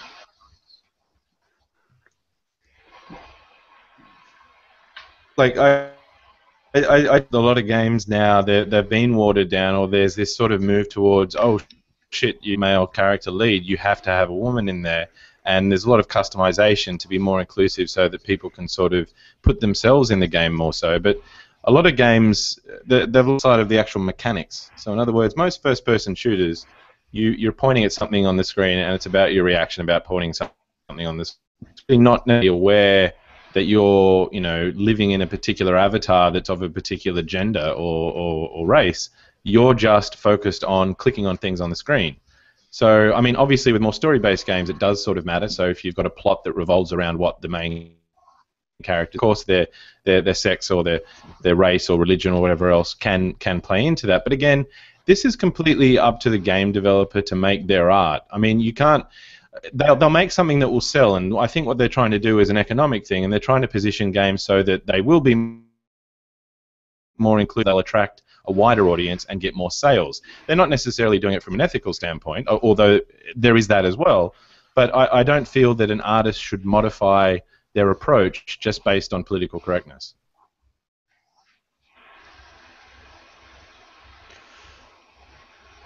Right. Okay. With that, I can see what they do from the standpoint for them, but you'd think they'd make their primary objective to make a good game so they could cast a wider net and get more sales rather than, pretty much pandering to a certain demographic that may or may not buy their games in the first place. That's correct, but this is where this is related to media, right? Because, of course, if they want to get a wider demographic, who controls who knows about their game? Well, at this stage, it's the big gaming websites. I mean, not completely. You've got people like Total Biscuit, and you've got people like PewDiePie, and you've got all these other ones that are on YouTube. But by and large, what these gaming media sites are trying to do is sort of control what games you see, and because of the way that some of their articles are sort of leaning, you want to be more inclusive just for the fact that you want to get favorable coverage, which, again, yeah, it's a sad thing. It's more like backseat development is what it is. Yeah. Yeah. I mean, okay. it seems like Sorry. it seems overall that the medium of video games is suffering overall because there are these people that are focusing on these checklists and everything, and you have to wonder, like, when does it stop being, oh hey, I'm gonna include this person, and when does it start being this checklist of people? Like, and doesn't that, in a way take away? Sorry, I Yeah, lost my thought there. it takes away from the art. So the art's not pure. It would be like if we went back and put clothing on Venus de Milo, or made it so that you couldn't see as much of a bust on the Mona Lisa and things like that. You just covered it all up, and because that's offensive, or if you've got a painting of someone of a particular race, religion, whatever, you changed it because you were concerned how the audience may perceive it. Now, that's not art, that's censorship. And I believe that games as a medium, while they're trying to cater to a larger audience to make more money, this censorship thing is raising its head. And we've seen this in other mediums. We've seen it in movies, we've seen it in writing, any kind of art. And games is relatively young compared to all these other sort of art forms, and it's taking hold there. I guess I want to know from them, like, I want to hear from them, why do they equate, appealing to a wider demographic with, like, neo-Victorianism? And I don't mean, like, cool steampunk goggle neo-Victorianism. I mean, getting the vapors at the side of an ankle neo-Victorianism. Why does it appealing to a wide demographic have to mean that? I think it's because they think that equality means that you've got to represent everyone, which at the end of the day you end up with a homogenous sludge. I would rather that there are games made for specific niches and everyone gets what they want, but rather than actually have a single game that caters to everyone, because then you get something that's not as enjoyable and not as artistic. The analogy that I have about this current situation is related to music. Let's say everyone likes to party, right? And as far as we're concerned, gaming is a party and everyone's invited. I think we can agree on that. Gaming's a party, everyone's invited. But what's happening? You're at this party and the DJ's up there, he's playing certain songs, and you can put in your request and they can play those songs. Or if you don't like the particular music that's going on the main room, you can step into a side room and have your own little session there with your own songs and stuff like that, and it's pretty cool. What I see with the current influx of the particular political agenda-based journalism is that it's like people crashing the party, and rather than just go up to the DJ and request that their kind of music, because they're not really into what's being played in the main dance hall, rather than sort of break off into a side room and do their own stuff and dance to their own music, they're actually going up on stage, not even requesting. They're grabbing the DJ set, they're cordoning off the stage. They've got a megaphone and they are actively laughing and pointing at people, telling them, A, you're listening to the wrong music, and B, you dance like an idiot. Now, this is why everyone's so upset. I love that analogy. That is a perfect analogy. And like I said, gaming is a party and everyone's invited. So people with differing political views are invited. Request your own songs. Break off into your own little dance rooms with your own music, and everyone gets something for them and everyone has fun, and it's a big party and everyone happy. Cordon it off and just point at everyone else with a megaphone and say they're idiots, because that's not how a party goes. You're just killing the vibe. I actually have something to add to why they think that the way to appeal to everyone is what you called neo-Victorianism. Actually, at least in regards to women, I have a pretty good idea of why that is, if anyone cares. Do you mind if I say something just real quick on that? Yeah, go ahead. Okay, one thing I wanted to say was that these separate parties that you were talking about was what the indie dev industry was initially for. Like, they made the games that the big AAA companies wouldn't make, and the fact that people are no longer sticking, or people are trying to highlight the or kind of using the indie industry as this tool to change what AAA games are doing is just completely, I want to say, defiling what the initial point of having an indie dev community was. Or I wouldn't say defiling, I'd say more like counterintuitive. Like, yeah. It does itself a disservice to try and do something like that. Yeah, sorry. All right, Becca, that was it. No, that's a perfectly good point. specifically what I think the problem is it's an ideological problem. It's a problem wherein it comes from the specific kind of third wave and maybe more broadly third wave feminism in general that these people tend to adhere to. So the reason why you have to be, very careful about sexualization of female characters in order to appeal to people is because they think that women don't like that. And the reason why they think women don't like that is because they don't like that. And women who, in their mind, women who are self-aware and not, somehow bound to the terrible self-hating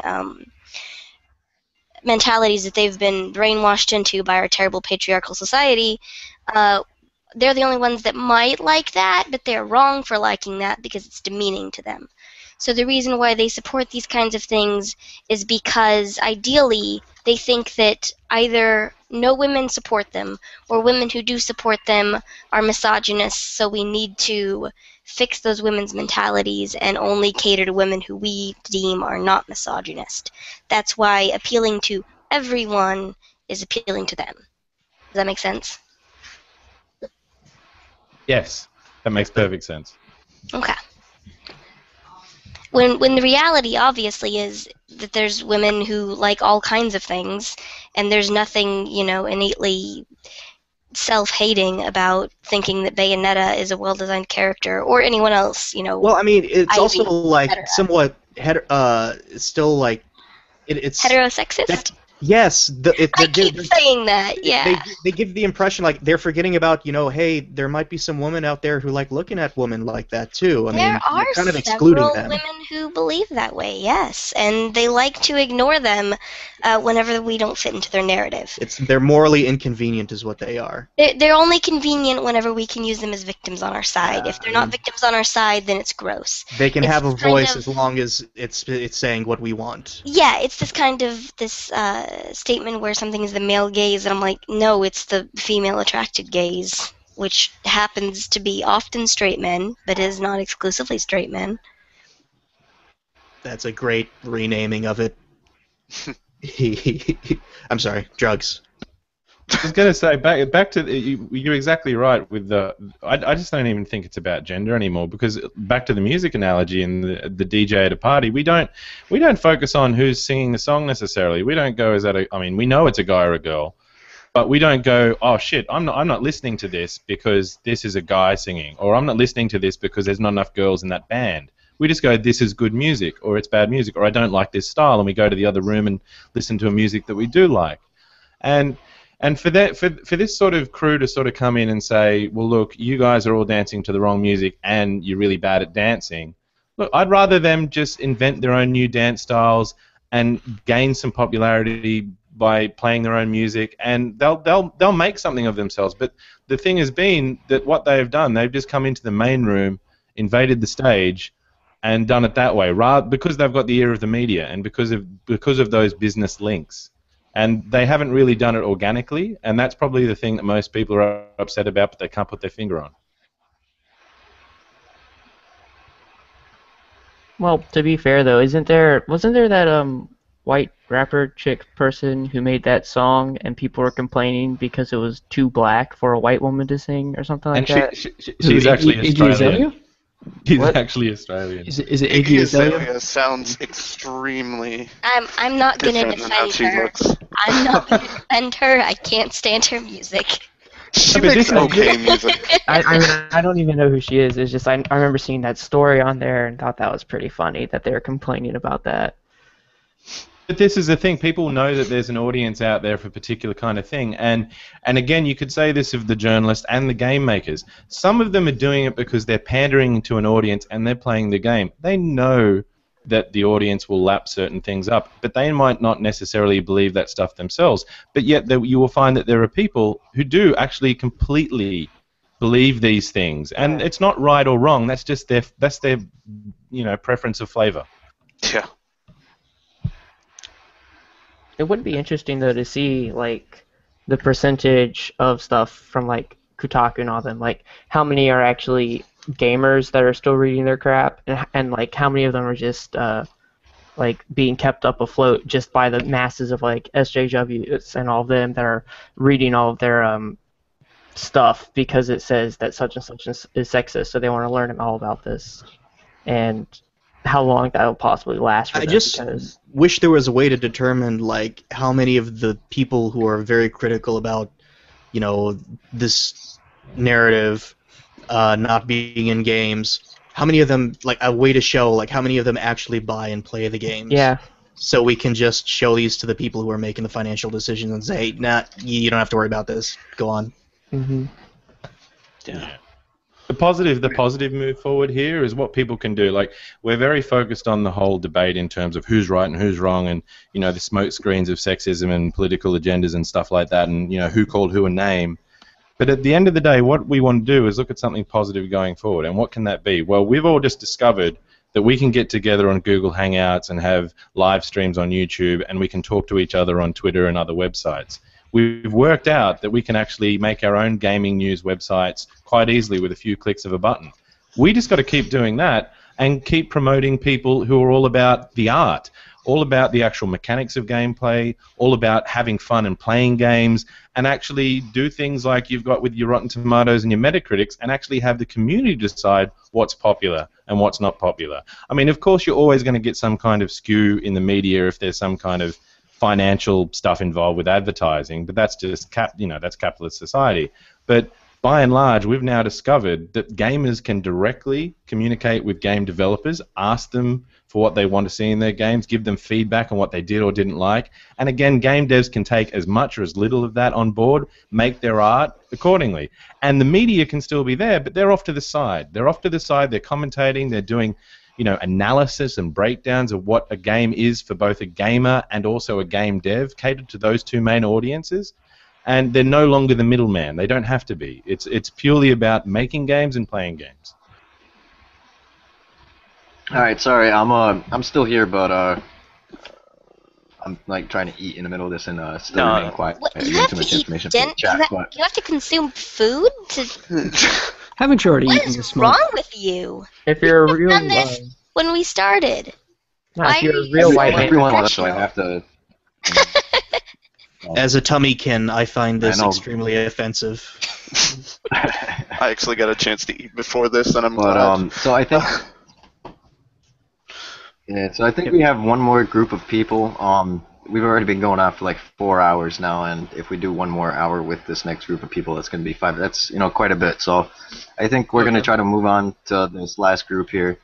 But thank you. I personally, I would love to have Stu on again tomorrow, just because he's been getting a lot of stuff in the chat. Everybody's applauding him and stuff. And granted, we don't want to make this too circle jerky, but I think he brings up very valid points that I think would be interesting to have the developers and industry people that we have on tomorrow. Hopefully, we can get more.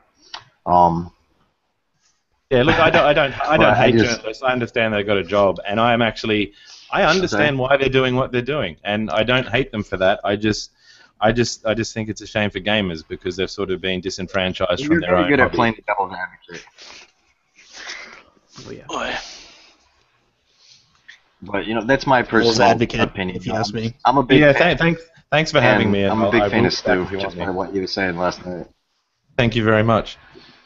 But All right, we'll go ahead and rotate out this group. Final comments from you guys. Base Panda, Admiral Green. Okay, I'll go first. Then I'll just get out of here. So it was neat talking to you guys.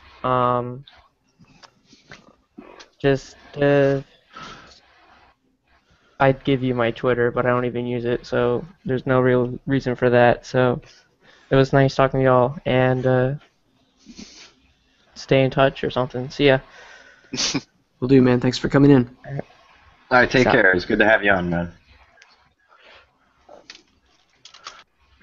All right, parting words. Cool. Yeah, thanks for having me, guys. I know I raved on a fair bit, but you know it's been well received as far as I can tell from the chat and under the YouTube video. So that's really, I mean, for me that's really nice because it makes me think I'm less crazy when I have certain opinions. And yeah, I can rave on for a bit, but thank you very much for the opportunity. It's been really cool. All right, it's good to have you on, and I'll just say, like, on top of that, you know, the reason I think it's alright for you to rant every once in a while is you're very good at playing the devil's advocate and still looking intrinsically at, you know, the opposite side and why they're doing what they're doing, and I think that's a valuable asset to have when you're trying to have a discussion like this. So, no worries. Thank you very much. all right, take care. I guess who else? Sign off. I'll go next. It was really nice of you guys to have me on here, and I'm glad that you guys are giving like lesser people a voice, so we don't hear from just the Total Biscuits, the Internet Aristocrats, the higher up people. And I just wanted to make one more little note: if you see anybody infighting, like on Twitter, whatever social media that you're on, calm them down, because everyone's working towards the same thing. We don't need any kind of infighting. Just remind them that we're all diverse and we all have different opinions, and we need to accept that and move forward. You can follow me at Loblek on Twitter, and I don't know why I don't really make anything, but thanks for having me on. Y'all have a good night. All right, take care. It's good to have you. So I guess thanks for having me on again. This is always a good thing, fun thing to go ahead and hear out there for the people, I suppose. There's it's always, I mean, he's already gone, but it's always nice to hear things from a developer perspective. So I'm going to be tuning in tomorrow and listening in to your little developer chat, and it's just a refreshing thing to be able to see somebody who's able to not only espouse their own points of view, but able to bounce it off the opposite side. So good call with that Stu guy. That's fantastic. But anyway, oh, I'm sorry. I was just gonna say he showed up in we were having a chat last night in a closed Skype call, and I was like, holy shit, this guy's really smart. We need to get him on the show. I was like fucking looked out there. Oh, excuse my language, but yeah, as just seeing it, like I'm only able ever to see it from a consumer and populist perspective, so it's really refreshing, that kind of viewpoint. But yeah, again, thanks for having me, and I'm who am I? At Gaming and Panda. There you go. So yeah, I guess I'll head out now and lie down or something. I do my best work lying down. Okay, good luck with your back and everything. That sucks. My father goes through a lot of back pain, so I kind of understand what you're going through. So. Yeah, it's pretty rad. I mean, not rad, but you know what I mean. All right, thank you. Bye. See you, dude. All right, take care. So I guess Becca or Hat, if you guys want to, you know, take control for a couple minutes while Hat works on getting the rest of the people in here. You know, I've already went ahead and sent out all the invites. Okay. So. Oh, so we're just waiting. Lovely. I'll try to scarf down my food and be more prepared for this. You know, gotta be a human. You know, God forbid. Yeah, I was just making fun of you. Don't worry about it, dude. Yeah, I had a quick bite earlier, so I'm alright. I'm just looking through the chat right now. Some people are talking about JonTron. I saw Total Biscuit mention earlier that JonTron is basically not discussing stuff because he got a whole hell of a lot of backlash just for other stupid shit that he said before all this had started. He called some guy retarded or something, or he said like the PS4 was retarded, and then he called another guy retarded. And then no, he didn't call him retarded exactly, but it was not the I think the tweet was, "Oh, I forgot you were retarded." Yeah, which I'm not gonna. I don't have a problem with that word, so I can't speak to that. I don't really have a problem with it either, but I think like at that point that was the screw up. But at the same time, I don't think he should have been dogpiled the way. Oh God, no! People went freaking crazy, and I can't believe that not that long afterward we're having people, most of the same people, claim that Gamergate people, at-replying people is equivalent to horrible harassment. And I'm like, you guys hijacked hashtag just to berate JonTron with absolutely horrible things. Get over yourself. Yeah. So I don't blame him at all for stepping out on this one. Yeah. And it's not like he's changed his opinion or, like, you know, given any false apologies. He's just like, I'm not really, you know, equipped to talk about this. I think Total Biscuit said that he's not, like, a really good debater, and that's there's nothing wrong with not being a good debater. So if you don't feel comfortable doing it, then don't talk about it. Yeah, I think he would get a lot of stuff, like, just... It's unfortunate when you're so prominent within the community, or, you know, with anything, really. It's not even just video games, but it's like you can't really say anything because you know that there's going to be people who are your peers who have just as much, if not more, power. I don't like to use that term because it sounds very nefarious. But I guess you could say influence in how people perceive you. So it's just like, you know, I don't fault them, but it's unfortunate that they have to take that stance because their opinions are valuable and a lot of people would be willing to listen to their opinions rather than a bunch of nobodies like we have. You know, we're still significant people in, you know, different regards, but nowhere near as, you know, well known or popular as these other voices. And they should have a chance to, they should not have to, you know, keep their mouths shut just because perceived backlash from their peers, and that's, you know, it's bullshit, and people should be able to talk, you know, regardless of which side you're on. People should be able to talk. Yeah, you gotta listen and believe. It sounds like a Disney song for some reason. I made Like- a really bad MS Paint chart because somebody asked me about that yesterday, and it was like, listen and believe. What's the gender of the person? Male? No. Female? Yes. Wait, do they agree with me? No. Then don't. That's pretty much how it goes. It's really kind of sad. It's just a terrible idea. It's that song from Tangled, Mother Knows Best. I can't believe that you like link it. Or I can't help but link it to that for some reason. Has anybody done, like, I know that people were trying to do another V the musical. Has anyone done that one? I feel like they did, but I don't remember. Oh man. No, I They saw should. that. I saw a thread about that on V where they asked a bunch of people. It's I don't know if they're going to continue. Oh, hi, by the way. Hi. I'd love to get involved with that, because that just sounds awesome. I love, like, Cisfire. That one's my favorite. I like the one where they did the Hunchback of the Notre Dame, mainly because I'm a big fan of I don't know if I've Gregorian seen that. chanting. And it opened with Anita Beata, and it's just, Oh yeah. Oh, That was yeah, it. That Cisfire. was That's the one I'm Cisfire. talking about. oh, that's the one. Oh, okay. That was Yeah. great. Oh, God, that one's great. I like the games journalism one, the Mulan, Yeah. I'll Make a Man Out of You. That one's really good, too. Yeah. That one's so relevant, and that was, like, last year or something. It's been relevant for decades, to be honest. Oh, yeah. Like, this has been going on in AAA and industries for a very, very long time. Because I remember reading, there was this Dutch traditional magazine called Power Unlimited, who did a lot of games coverage back in the early 2000s, 2006, 2005. They were really active back then. Surprisingly, they managed to hold on to a long reader base for a very long time. However, they also did coverage on a massive amount of publisher parties that they went to every E3, and they also did a bunch of discussions. One on their own website, actually, and one where they asked people to write in about the issue regarding to how that influenced their reviewer scores. And they actually had like personal columns that would depict like certain reviewers' specific taste, and to go in, all right, this guy really likes these types of games. This guy is very into fighting games, and it would be a full disclosure kind of deal. But it was a really big eye-opener for me, and I think a lot of other gamers, about how publishers exert pressure on media and how they have been doing that for a very long time. Oh, I see. Based Panda is back.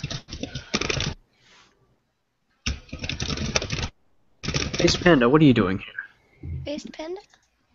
Based Panda's back. Oh, hey. Oh, he just came to shill. Okay, that's Oh. Well, Ace Panda, what's wrong with you? then.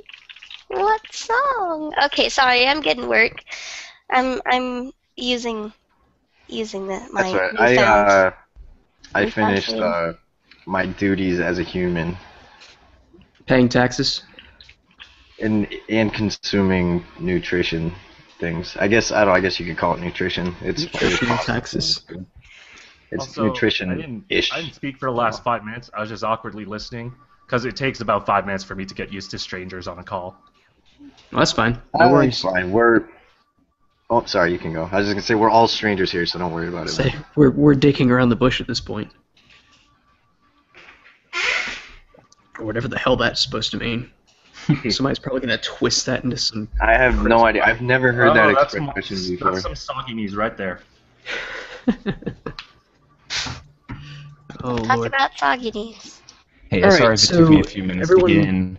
I had to install Chrome just for this. It kind of drove me insane. I've never used Google Hangouts before. I tried to do it on Firefox, would not let me. Install the plugin and everything. Man. Oh yeah, I have to open it separately in Chrome. That's the Yo, can worst. anybody hear me? And you also got me at the worst time because I need to take a piss. Yeah. Yeah, we can hear everybody. I'm getting snippets from pretty much everybody that's involved here. How many more people are you supposed to be bringing in for this hat? I believe 2 more. All right. But Fit everyone I in haven't- at last. I haven't heard anything from anyone yet. I just checked their Twitters. They don't see I don't see any activity from them, so they might not come on. But who knows? Oh well, we got people here, so. So I guess then we'll start with introductions. I guess any relevance or interest in the gaming community, if you're developer or anything like that, and then just a little bit about yourself. And I guess we'll start with Alex, since you're on the left on my screen. I think he just got back from. Oh, all right. We'll go back to him then. Then we'll go to Solomon. Sorry, was someone talking to me? Oh, Alex, Alex can go first. What? No, wait. Listen, I had to go to the bathroom. Sorry. I'm Alex. I'm really just a guy on Twitter. I don't really do anything else. That's about it. I mean, I'm camouflage on Twitter. I don't really do much besides talk a lot, and I've been really interested in the stream for a while. Tried to get on you guys' first time, but didn't make it, which makes sense. But other than that, not much else. You guys can go next. All right, cool. All right, so Solomon, tell us a little bit about yourself. So I go by Salmon Rider.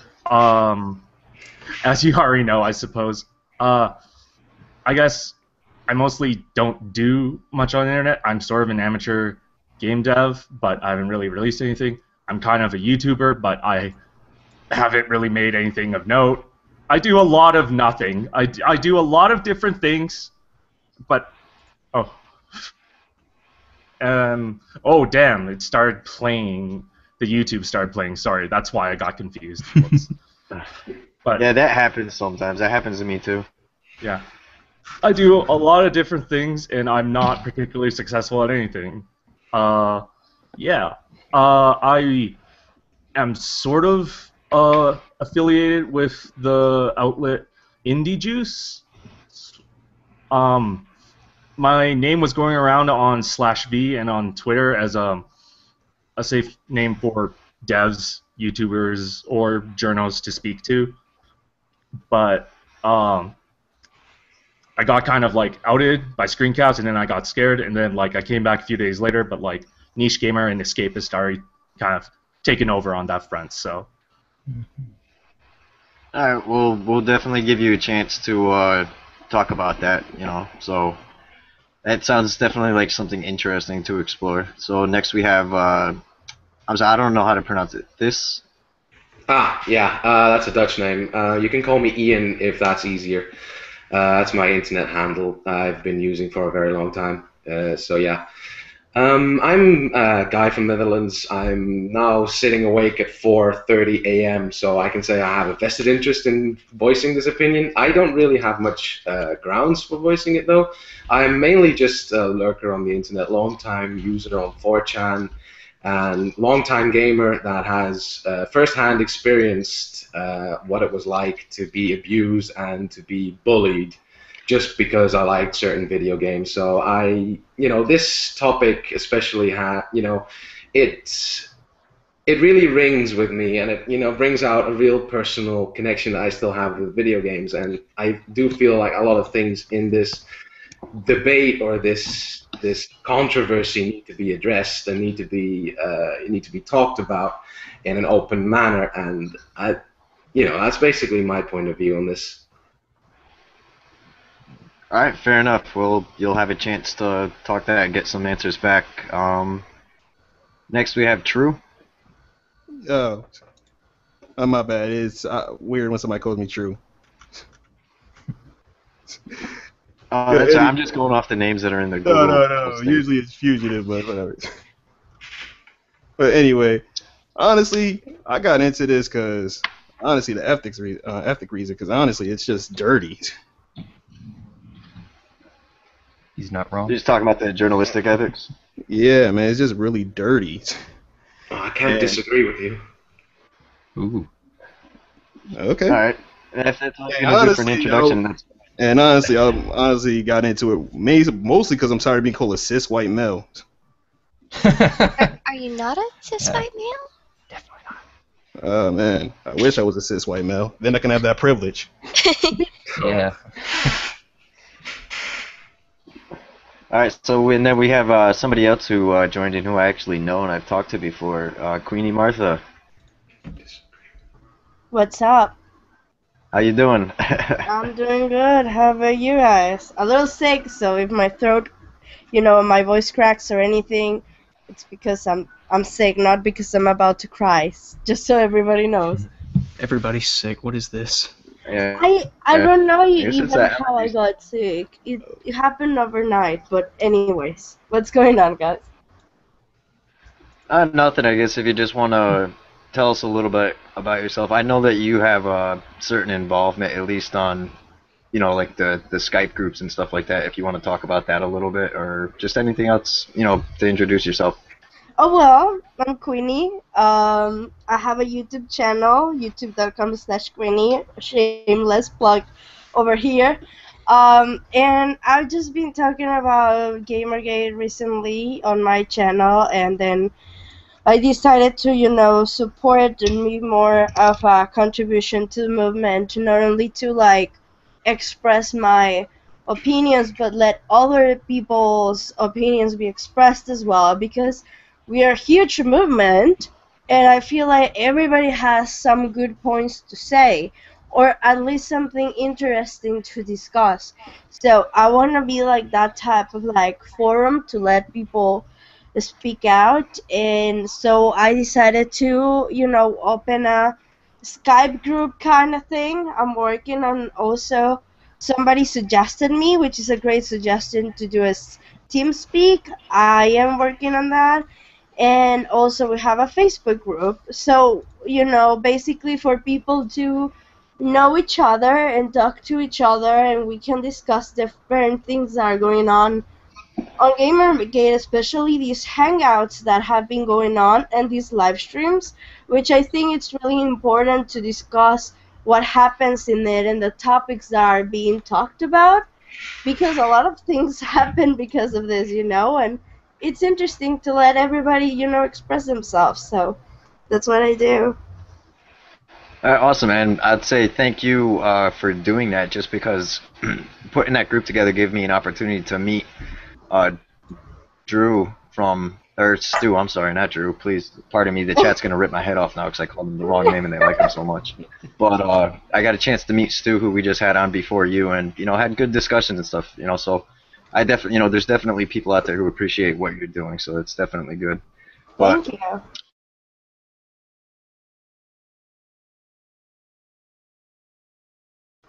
Soman, I'm sorry, and I guess my question to you, or to give you something to go off of, is, have you had, you brought up how you would be a safe name for these developers or other people involved that want to say something but they're afraid to, and that you were given as a name that they could reach out to. Have you actually had any of that, and what have been, your experiences regarding that? We've had a few. Obviously, there are a couple I can't name. There've been at least one who we completed the interview with, but have backed out afterwards due to job pressure. I have an interview up with Pixel Metal on SoundCloud. Would you want me to grab the link and? Yeah, toss it in the Google Plus chat, and at the end of this, everything is going to go into the video description. Yeah, so. Okay, so. Yeah, Pixel Metal.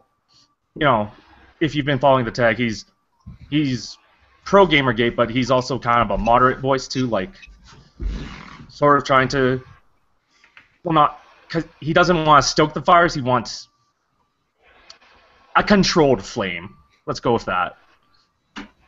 Right. That's a lot of the stuff that I think we were talking about with previous groups, where you see so many inflammatory remarks and that the place kind of, I guess, lose direction, or it comes down to, baiting and people falling into the bait and, just being reactionary and not in an intelligent manner. So it gives both sides, ammunition, if you want to call it that or something like that. But I have been following Pixel Metal, and he's sort of, I agree with what you're saying, where it's like, there's a goal to be accomplished here, but in a more controlled manner. I have testimony I can.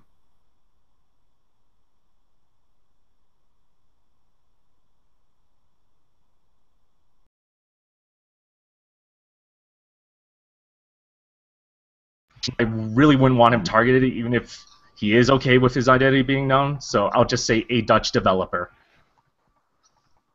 So this Dutch developer had an altercation with Rami Ismail from Vlambeer, who I'm sure we're all familiar with at this point. So, yeah, as the dev says, the people from the games industry in the Netherlands are a pretty close group. So usually if you have 4 random people from the industry on Facebook, you'll potentially get 90% of the industry involved. A developer posted a picture from a feminist holding up a sign saying, "I was eye-raped 10 times today," and he thought it was bullshit and abuse of the term rape. This started a large discussion from a lot of members from the Dutch games industry, including Rami.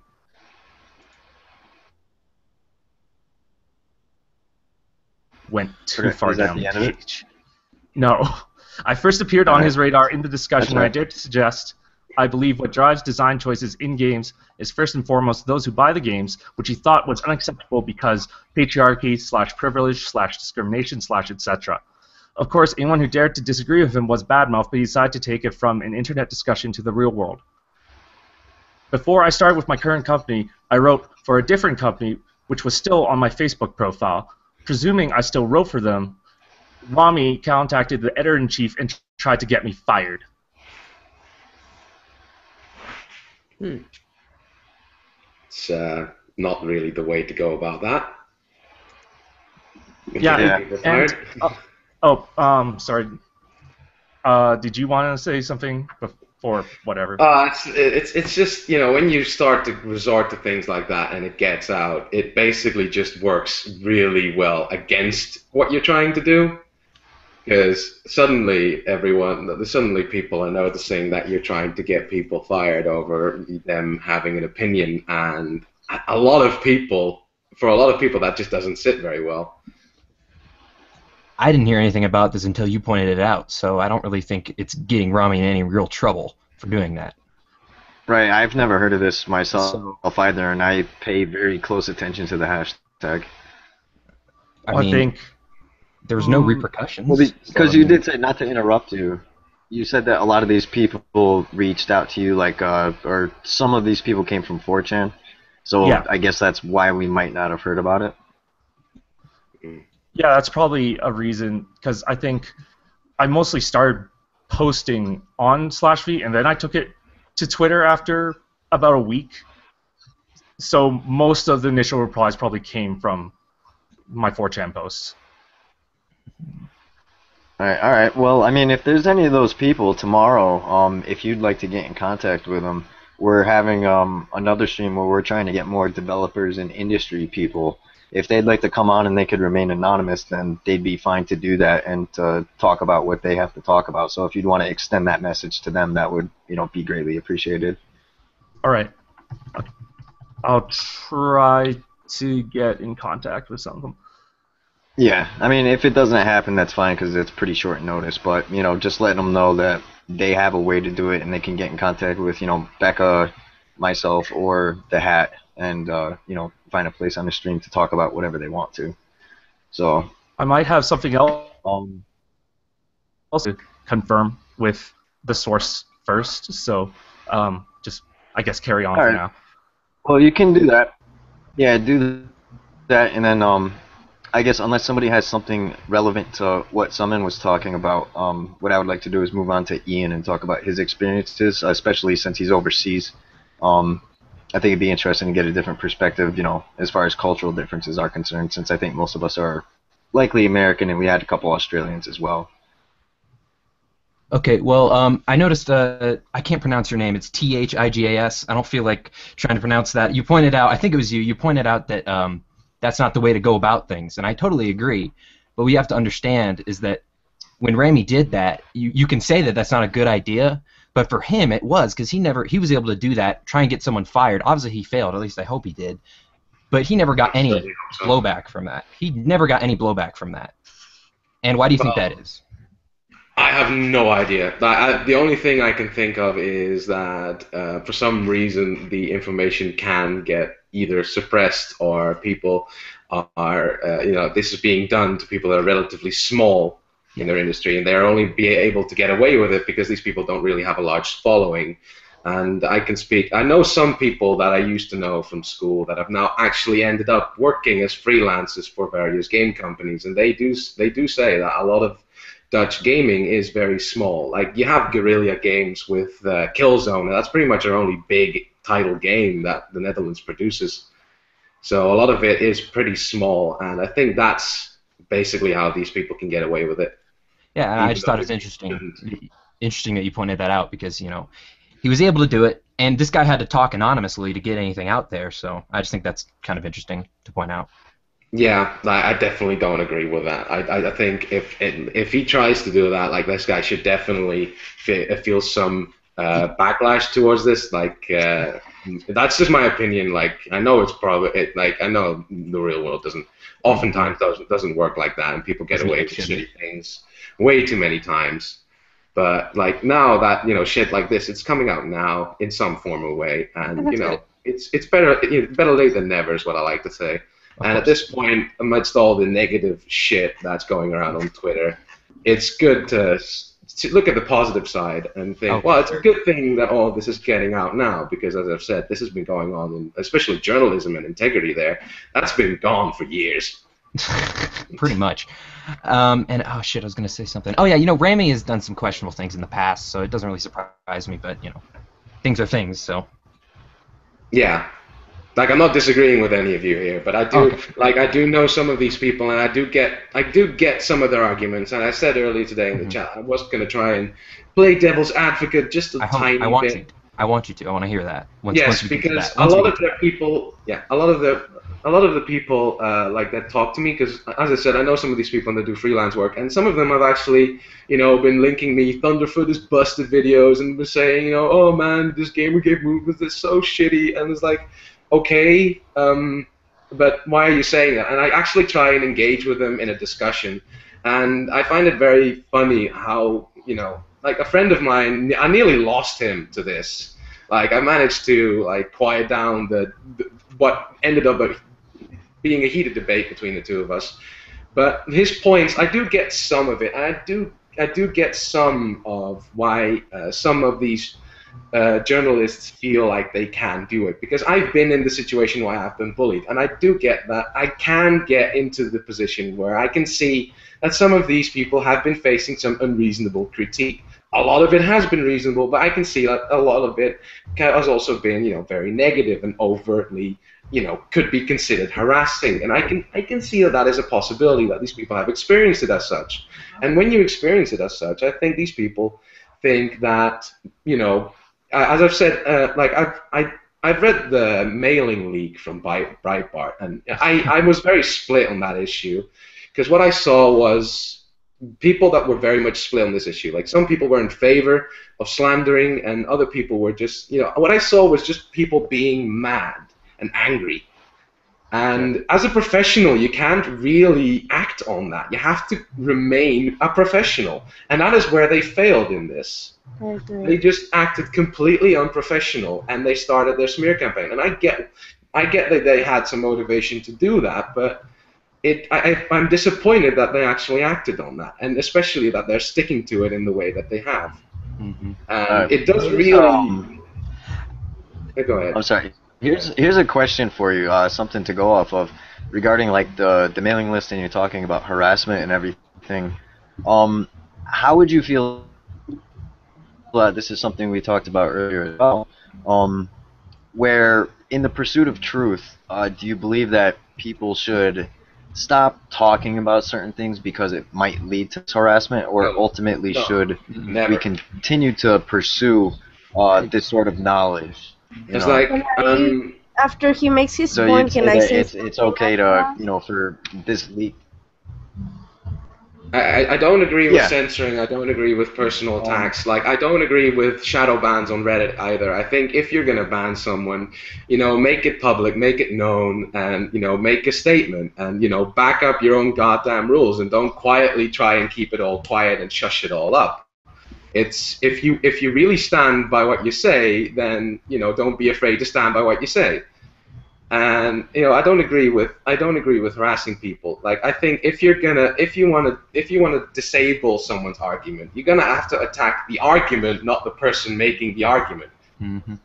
And that is what I'm seeing a lot. And I think a lot of sides are seeing the worst of both sides primarily. And I think that mainly feeds a confirmation bias on both sides to convince themselves that, yeah, the people that we're attacking are like the worst of the worst, and this is completely justified.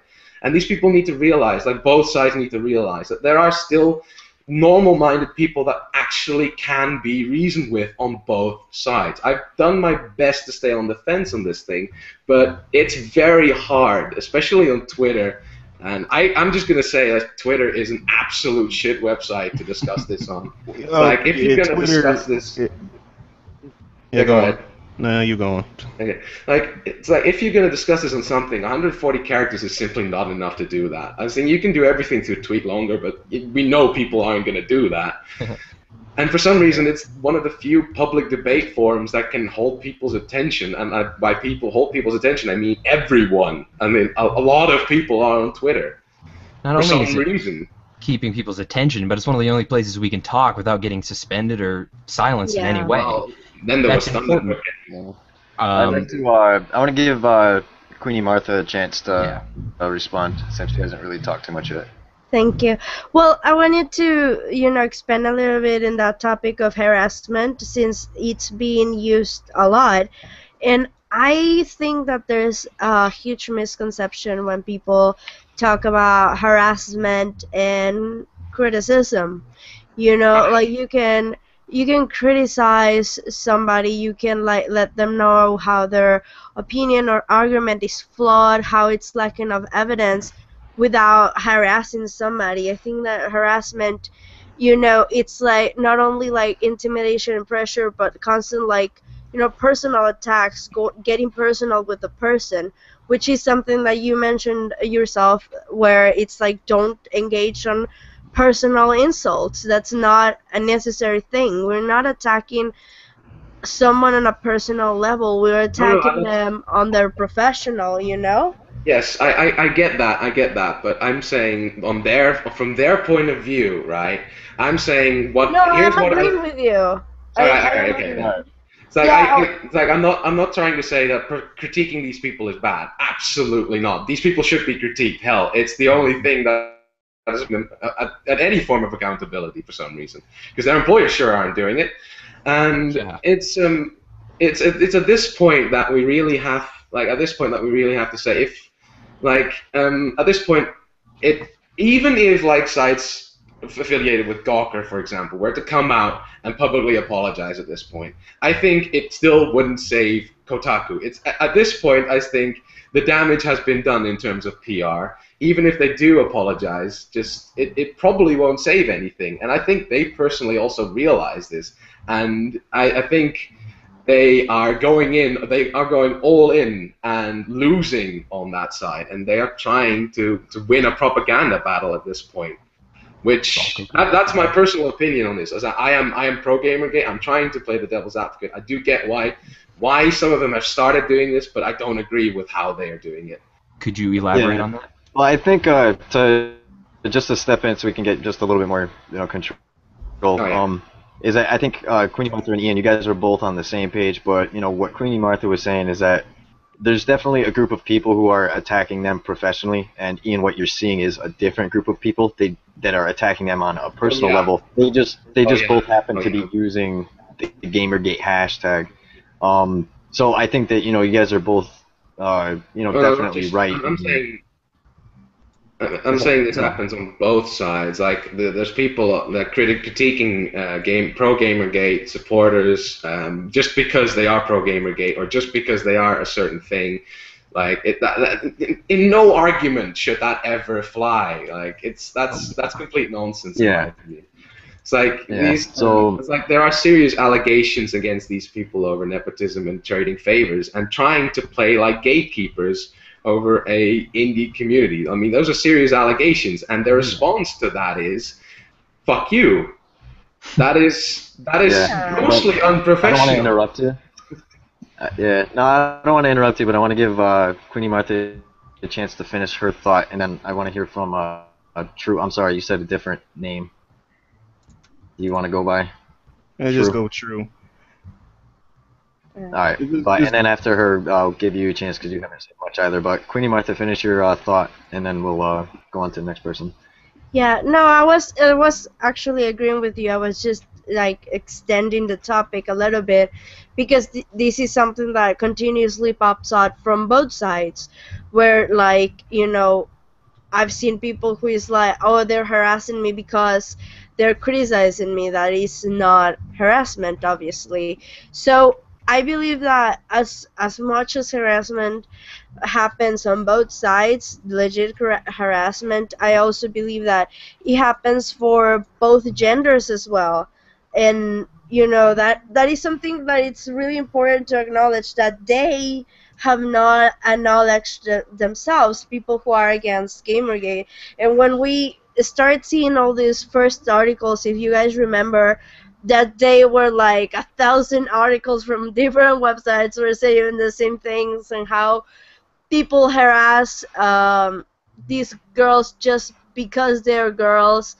I mean, they completely ignore the fact, and they call harassment on that, and they completely ignore all the legit criticism that's been going on.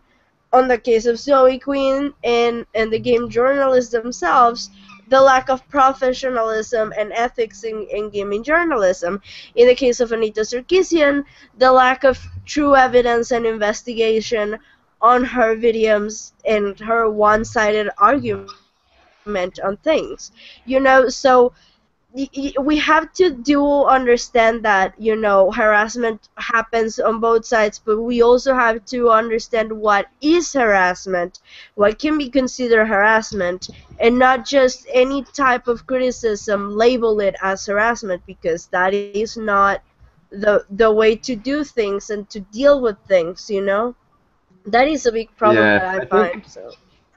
I think unfortunately that we're never going to be able to rectify that perception. I think it's just always something that's going to be used as a tool by those who disagree with Gamergate, because it's very convenient. And in the context of this discussion, I have my own opinions, but I'm trying to be as neutral as possible. But in this instance, I will come out and say it's kind of a cheap tactic from my perspective, that it's all too convenient for any time that you bring up any disagreement, or if you criticize a point that they make, you're automatically construed that you're hating them because of their gender or because of their belief system or something, when that's not necessarily the case. Totally, and I think that's not the case in most instances. So it devalues what harassment really is, I think, and that's not fair at all to people who are actually harassed. Yeah. When for example, when Anita got death threats, that's horrible. Nobody should ever be getting death threats ever. But the thing is, you're on the internet, you're going to get death threats, etc., etc. But at the same time, I don't know if you guys remember this. Do you remember that SJW list of bad journalists that 4chan came out with a while back? And it had Jim Sterling, it had Adam Sessler, it had a bunch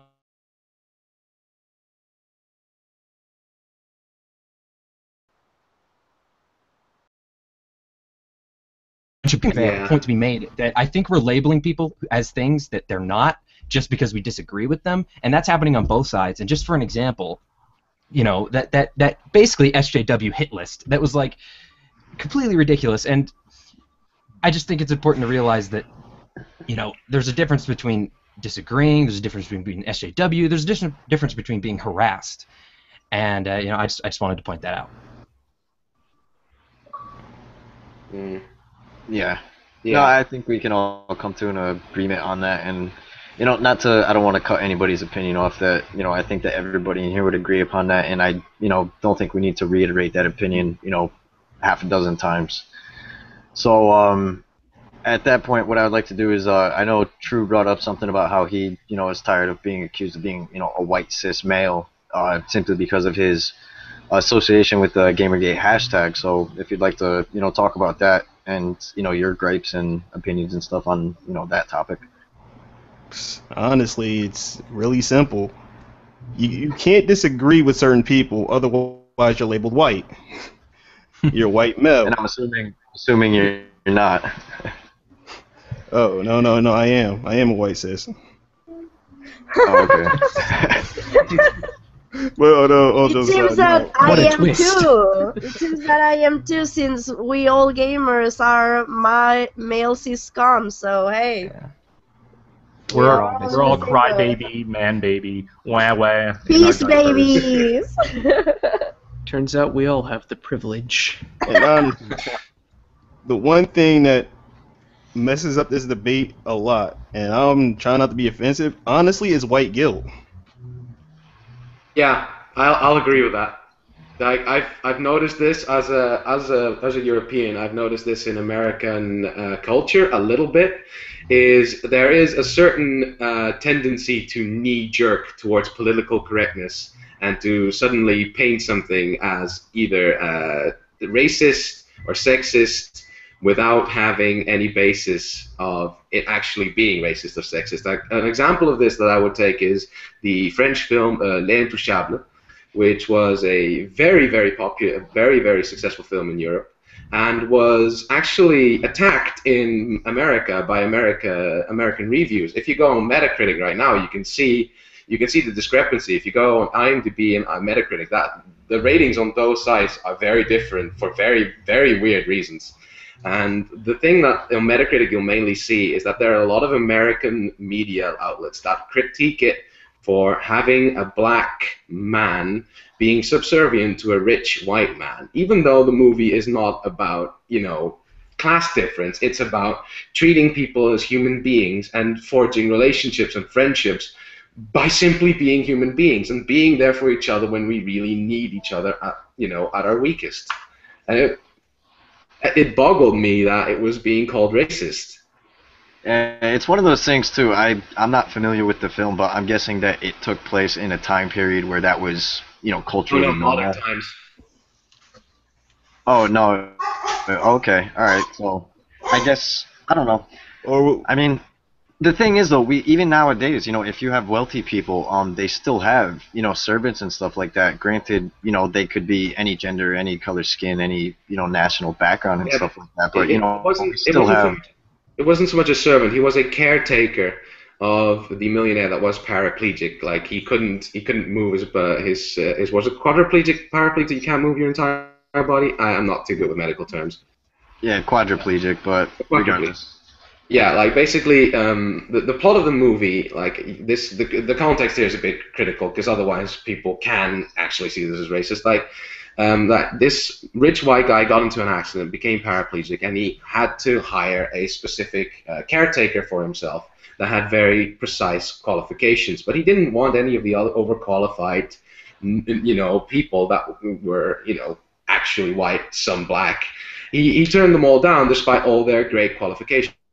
What he wanted was he wanted someone that was down to earth, that has lived on this planet and had known what it was like to suffer. And he wanted to be treated as a human being. He didn't want to be treated with the pity that normal caretakers would treat him with. So he picked that black guy from the ghetto, from the French ghetto, and they became friends. That is the entire plot of the movie. Right. No, I definitely understand and agree. You know, there is a lot of white guilt that's predominant in our media, and I think that's where, to bring this back around to Gamergate, where you'll see a lot of, I don't want to use the term sympathizers, but, white males who are, they will accuse their peers of being racist or sexist simply because, that, they feel that, guilt that you're talking about. I'm trying to think where else to go with this in regards to keeping it on topic. Not that that was definitely a good point to bring up because it's definitely relevant, but I just want to try to keep it more about Gamergate. I can chime in now. I have permission from my Okay. source too. Okay, so this woman works at a game company. I won't name which, but her project manager, she had been, I guess, debating with him over Facebook comments, social justice issues. And then one day, he suggested she be fired from his project because she is rude and insensitive and cis-sexist. And basically, she's hanging on by a thread now. And apparently, in a lot of small companies, there's no such thing as HR. The boss's boss does not care what you do as long as it's not public. Just get the job done. Right. And I believe, let me skip down, there is a story of, I'm not sure if it's this specific company or a different one, but there were mandatory donations to Anita Sarkeesian's Kickstarter required or you would be fired. What the fuck? That's disgusting. Oh my And God. right now, Wow. for Mighty Number 9, the great community manager, Dina, if you agree with Gamergate, if you support Gamergate, you're banned, I believe, and you will not get your refund or any rewards. Well, Wow. I think it's because it's too late in the project zone for you to actually call for a refund. That's some serious allegations. I'm pretty sure you're talking more about the blocking from Twitter, right? From the Mighty Number 9 Twitter account, or are you saying that a supporting Gamergate means you are not getting your rewards? Because I've heard rumors about that, but I don't think that's entirely. I heard they were banned. It is true. You will be blocked from the Twitter, and you will be removed, I guess. I don't know how Kickstarter works, but you will not be able to access that Kickstarter, That's and you will fucking not disgusting. get anything you pledged for. Honestly, on them. I already got my Mighty Gunvolt code. Guys, try to not talk over each other. Yeah.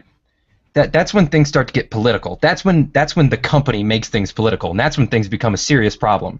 When you're legitimately forcing your customers out of something they paid for because of what they believe, that's when you turn things into a political problem. And that's when things, I don't know if it's probably legal because they're doing it, but that's not okay. That's really bad. No, that's not legal.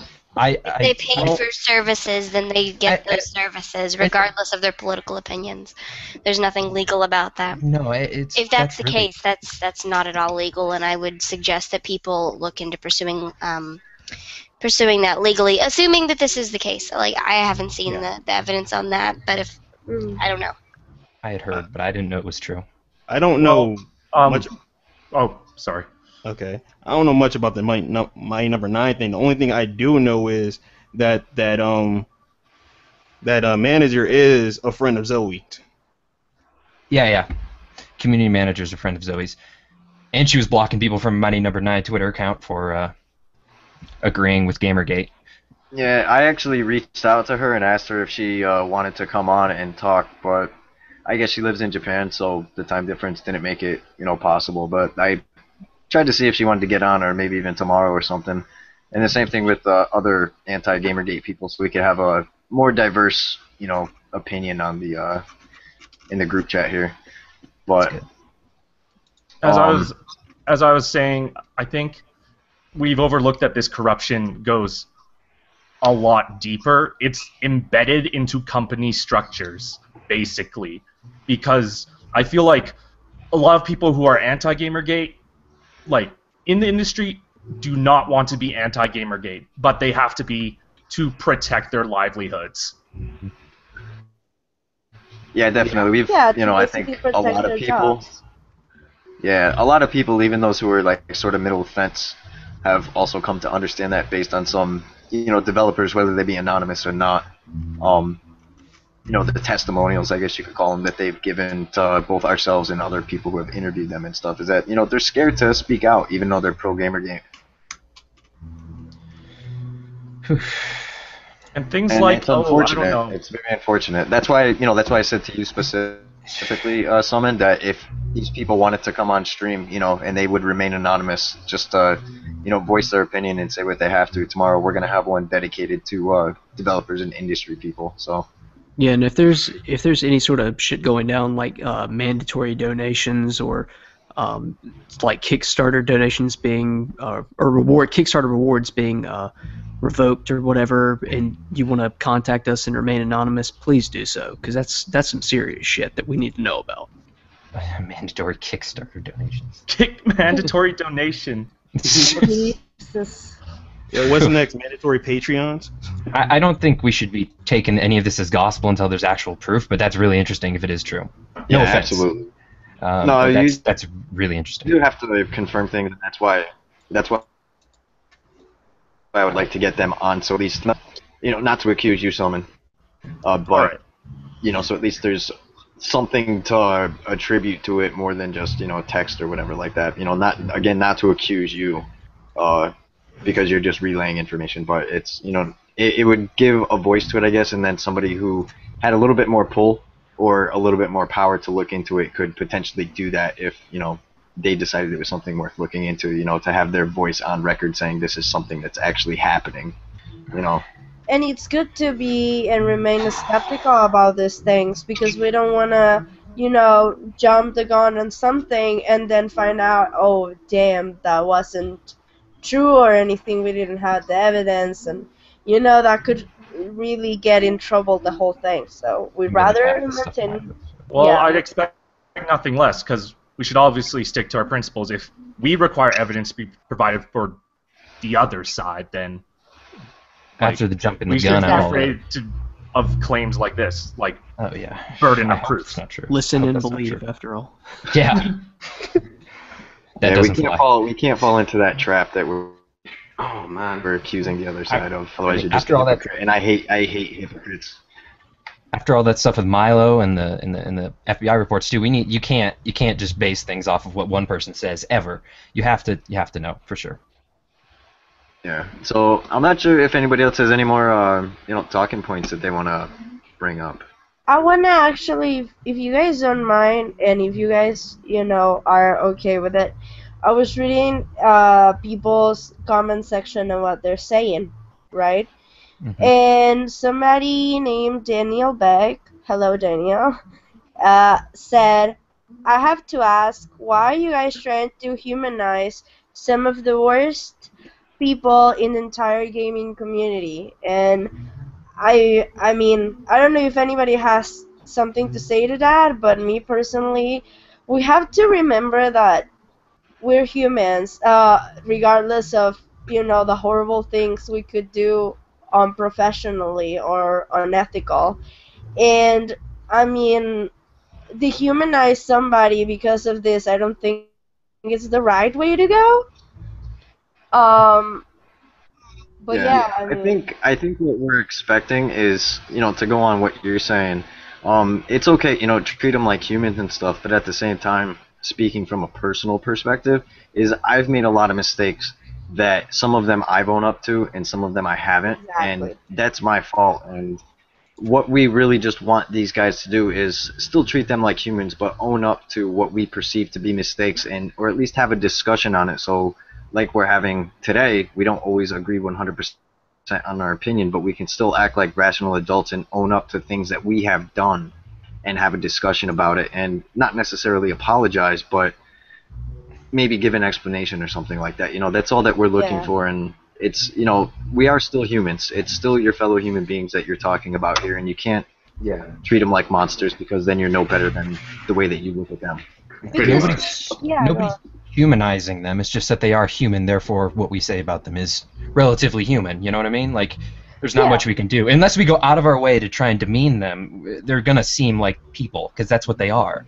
Most of the time, at least. But yeah, they're pretty much people, so that's really the gist of that. Truth of the matter is that humans are flawed and we always make mistakes. I don't remember who said this or whether I read it, but I think it's very true.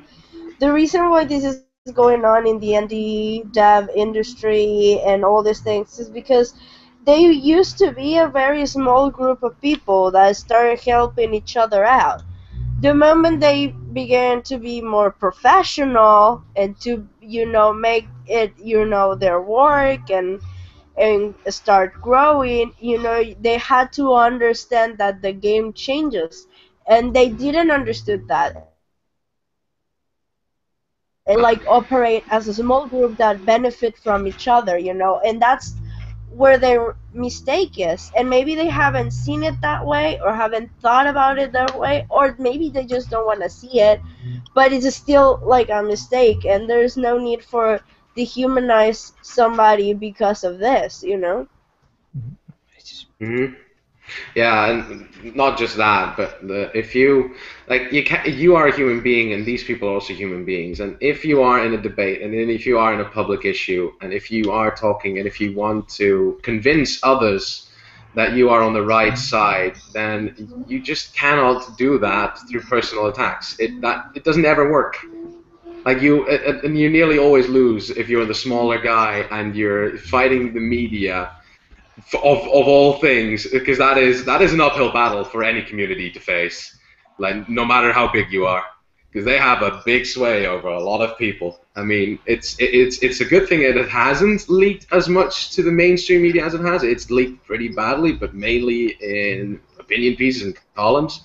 But you cannot just attack these people because of their views. You have to either, argue against their views, or otherwise they're just going to use you attacking them as more fuel to say, "Hey, look, we're right." Because there's a case of this in the Netherlands, which is very, very prevalent to this day. There's a politician. I'm sure some of you actually know of this guy. He's called Geert Wilders, and he was the guy that actually went to New York City to go to Ground Zero to say that mosques shouldn't be built and stuff like that. He's been notoriously anti-Islamic, and his strategies have been time and time again is to poke the bear, wait for a response, and then claim, "Oh, look, the response, there you go, see, I'm right, these people are inhuman beasts, we should all be removing them from our country." And that is, if you react to that, you fall into their trap.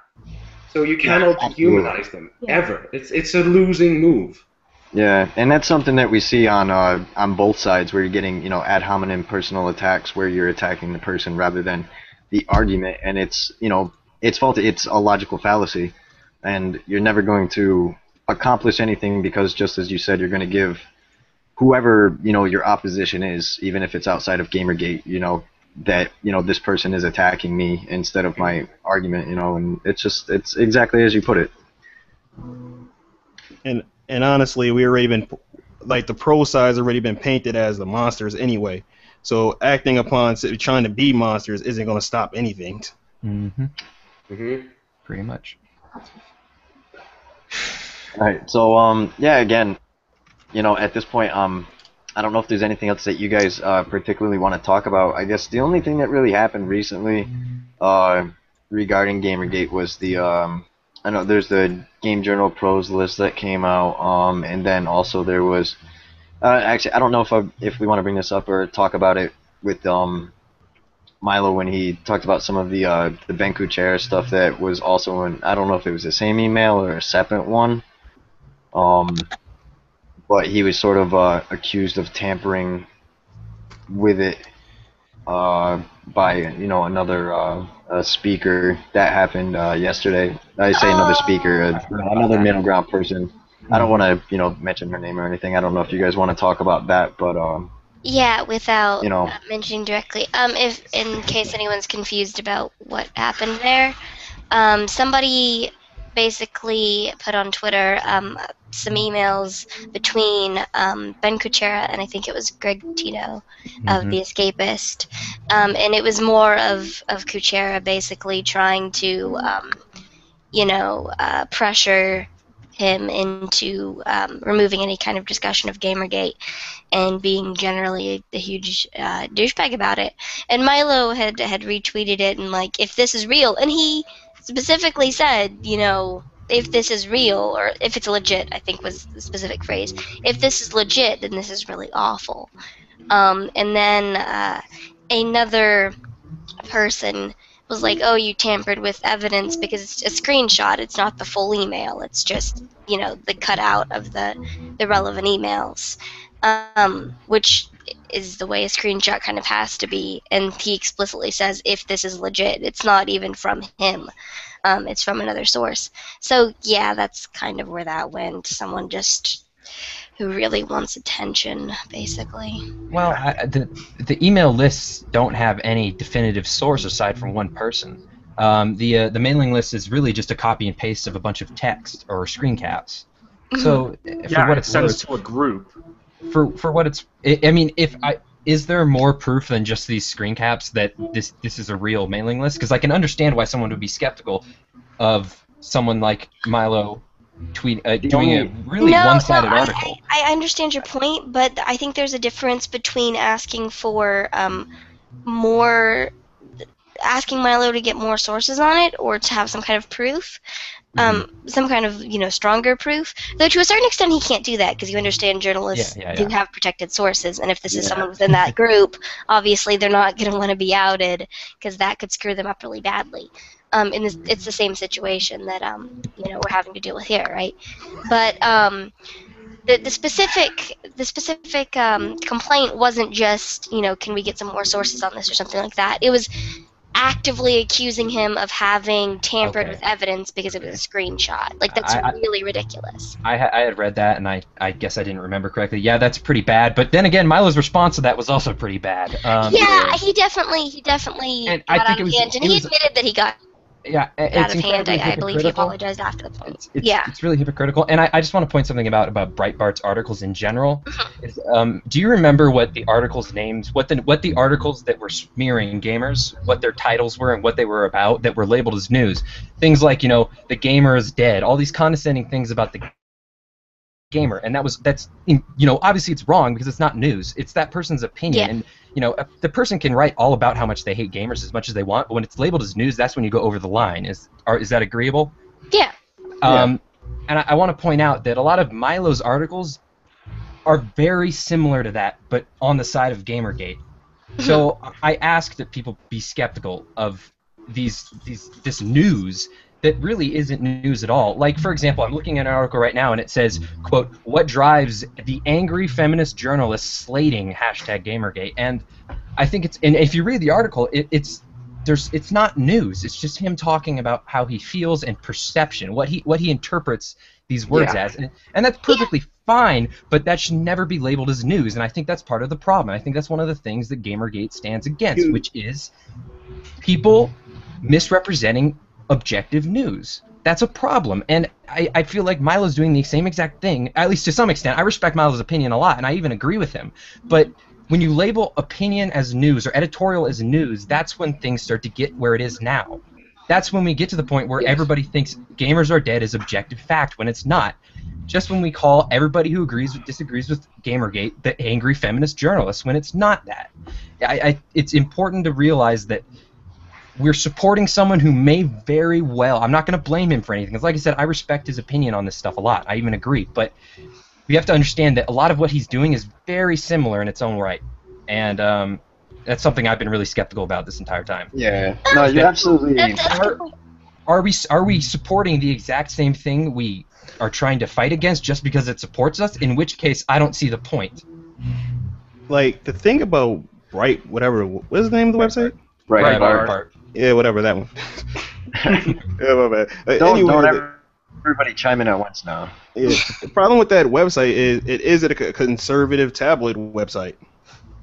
Yeah. So you're going to get those titles. You're going to get the type of like writing you're going to get because it's a tabloid. But here's the thing: couldn't you say that about Kotaku? And that's what we're fighting to change. We should be asking. Right, but I think most people would acknowledge that. I mean, I don't know about, obviously conservatives are more likely to like it, but I think most people who don't strictly agree with it are totally willing to accept that Breitbart is tabloid and not something that you should necessarily take with a grain of salt. And if Kotaku and so on want to tackle serious issues, they shouldn't be saying, well, Breitbart does it, so... Yeah, actually, somebody in chat, just to speak here for a second, brings up a very, solid point. This thing just friggin' scrolled off on me, and I'm trying to find it again. Someone actually His pointed name, out in the chat that Brad Benedetti. He just says, I think most of us understand Milo is a muckraker, but he's the only guy working with us in the mainstream media. And there's been a couple more articles that have come out that have been a little bit more neutral, especially there was that viral thing. I can't remember the name of the website that came out today or yesterday. That was a very objective look at the entire thing, and it looked at both sides pretty fairly, I think. I just can't remember the name of the website, but was it Vox? I can't remember. That might be. But like like he said, and like what you guys are saying, it's. I guess he gets. I don't want to say he gets put up on a pedestal, but people kind of look at him as sort of a guiding light because he's one of the few voices that have come out. And granted, his motives might be something different because of the nature of the journalism or the opinion pieces that he writes and which Breitbart writes and their political standing and their own ideological perspective on things, however you want to put it. That influences their stuff a little bit too, but at the same time, he's one of the few people who've come out, and I think that's why people have such a few or that's why he has such a following, and that's why people go around saying "based Milo," because it's like, oh, thank friggin' God, it's about time that somebody is speaking up, regardless of their opinion, even though that does taint it a little bit. I completely understand that, and I'm not saying that the man's not allowed to have his opinions, but I'm trying to articulate what entirely, because my issue with Gamergate from the beginning was always that we look at Polygon and we look at Kotaku and we see these articles that are injecting subjective ideology into objective news and turning it into something that should be an opinion and trying to make it objective fact, and that's not fair to anybody except for the people who agree with it, right? Yeah, exactly. And as much as I agree with Milo, like I said, I agree with Milo. I think he is correct. I just don't think that what he's writing should be news, because it is not. Now, the mailing list is news because he didn't inject his opinion into that, and I respect that. And I remember I tweeted at him asking him, I said, hey, man, I really like the article, but you shouldn't label it as news. And he said himself, it's not really under his control. I think it's the higher-ups. I don't think there really is an opinion section on Breitbart. So in his defense, he didn't really have a choice, but it's still something to consider. Yeah. On top of that, just to toss another thing on there that I personally came out and said something to him and that I found a little contradictory was when that thing with the needle came out that he reportedly received in the mail or whatever like that. I just look at it and say, isn't it a little hypocritical to say when you're telling specifically Anita and Zoe when they get these threats or whatever, and they say they go to the FBI or they call the police and things of that nature, and you criticize them for going public with it rather than turning it over to the authorities directly, and then you go, and granted that might not be his specific opinion, but he is sort of aligning himself with the pro-Gamergate side. I'm not sure that's the exact same situation, though. I mean, I'm not entirely sure, but with the situation with Anita, when you get death threats that people think are credible, right? Which is someone coming to you and saying, I'm going to kill you and your family or rape you or whatever, right? That you think are credible. You go to the FBI and they tell you not to talk about it. Or the police and they tell you not to talk about it. In the case of Milo, I don't think he sees that as a credible death threat. Mm-hmm. It's the same thing that, like, we ask for proof of harassment from Anita and Zoe. And I think if it's not a credible death threat, it's totally reasonable for them to provide that proof. And I think he's doing a similar thing.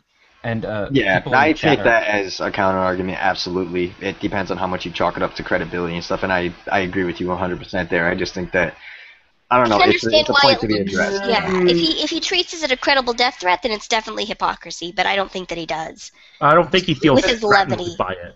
Yeah. At this point, he seems more amused/tired because what have they done so far? They've sent him a syringe and 90 rolls of toilet paper. They've called him an asswipe and a prick through the most passive-aggressive ways. That's all they've done. So I don't know. Like, I can see how someone might feel threatened that there's a bunch of random strangers know where they live, but he personally doesn't because it hasn't escalated to a level where he has to be concerned yet. And it's also at what level does it become a death threat? Like, who is that to decide? I personally think that should be left over to the police rather than personal opinion, because it's like, well, a lot of things on the internet are just, a lot of it is just more bark than bite. I mean, just go on 4chan. I mean, if I go on there right now, even despite Mood's whole weird ass behavior, I can bet your ass that I can find 5 threads shit talking each other for no reason other than I think the game you like is bad. And as people in the chat are pointing out to me, they're asking me why I'm calling it news. If you look at Milo's profile, it's specifically labeled under latest news. His pieces are. That's just what I'm saying. Is it is labeled under news on the Breitbart website. So just to clarify, a bunch of people were asking about that, or a couple people. Yeah, I did see some. I did see him mention something in something like he was thanking his higher ups for placing one of his articles on the front page. I'm not sure if that was that his opinion piece, or was that I something believe else? that was the one about the emails. So I think that was the actual news one. I'm not entirely sure, but I am fairly sure that it was. It was the emails that was like the biggest thing on the front page. Yeah. All right. Yeah. Okay. And another thing I want to point out is there's a lot of people talking to me saying, well, Breitbart has never been labeled as an objective news source, right? It's always been labeled as a pretty subjective ideological area, and I understand that. But couldn't you say the same about Kotaku and Polygon then? These things that we're trying to change, why can't they continue to be subjective news sources if we're going to say that something like Breitbart is allowed to be ideologically driven? If these websites, by the way, I'm not saying they should. I'm saying it all should be objective. I don't agree with subjective news at all. I'm just saying, why can we say, Polygon and Kotaku, you have to change, but Breitbart, you're fine.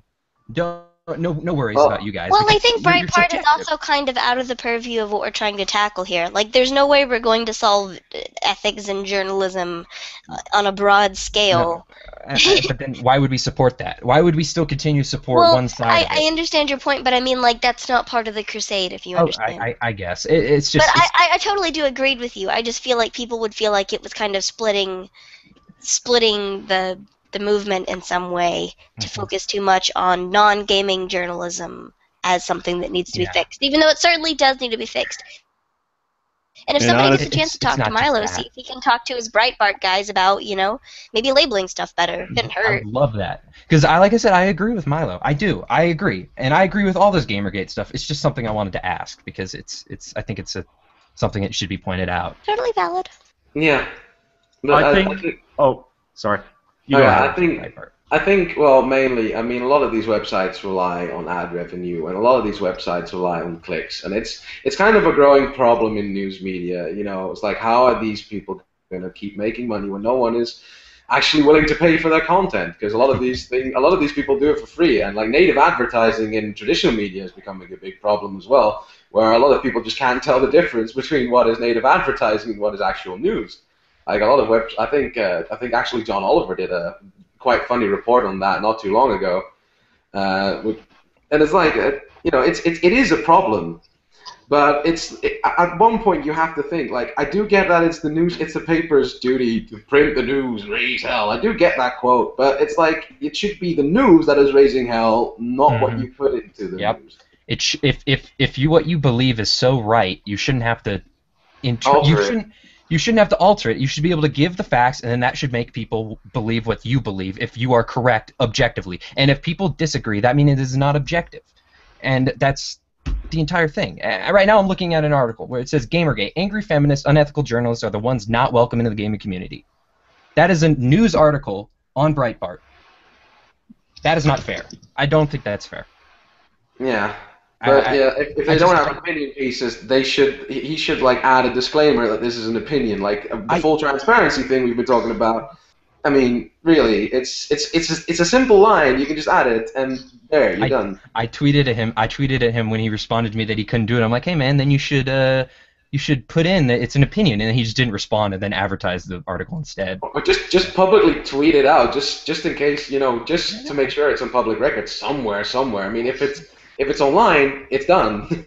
I'm sorry. I think part of the reason for all this is just kind of inherent in the way that online media has develop because, as you said, like ads don't really make that much money, and people can just not. Yeah. You can just block the ads, but so how do you make sure you get money? How do you make sure you still get the clicks? You have a following. You are a personality who has a following. And that's why there's this breakdown between news and editorials, because people push their personality. They're a charged personality that has a lot of, like Jim Sterling. They have a lot of interesting things to say. They get a lot of fans, and fans will keep coming back. They may not like the site. They may not like the ads, but they'll keep coming back because this is someone who entertains us. And as the news becomes secondary to their enjoyment of the person who is reporting the so-called news. Pretty much. I mean, I don't like The Escapist, but I'll still visit for Yahtzee. Yeah, totally. All right, so with that out of the way, then I guess I think are we ready to start wrapping this up then? Yeah, I guess so. We've gone on for what, like almost 4.5 hours now. Something like that. 5.5. Oh God, I never asked for this. Just like last time, man. Yeah, we have to. I think keep down in order to give everybody a chance to speak. Like we tried to do tonight, we have to limit the number of people that we have on a little bit more. Well, just gotta give them a it's platform. definitely good to have everybody talking. So I'm complaining about it. Yeah. I'm complaining. You ruined my whole afternoon. One more thing. Someone in the chat actually pointed out something really interesting that I can actually get behind. He said that there's a difference between Breitbart and Kotaku. Breitbart is open about its bias, while Kotaku is not. That's true. Kotaku is not completely open about whether or not it's right or left wing, and that's a good point, and I can get behind that to some extent. Hey, Kotaku is like basically TMZ. Okay, I'm gonna get angry at chat. Is everyone okay if I get a little angry at chat? Yeah, go for it. Let him have it. Okay, this stream is for discussing the continued events of Gamergate. So when continued events means that some people are uncomfortable with stuff, you have to address that or no one listens to you.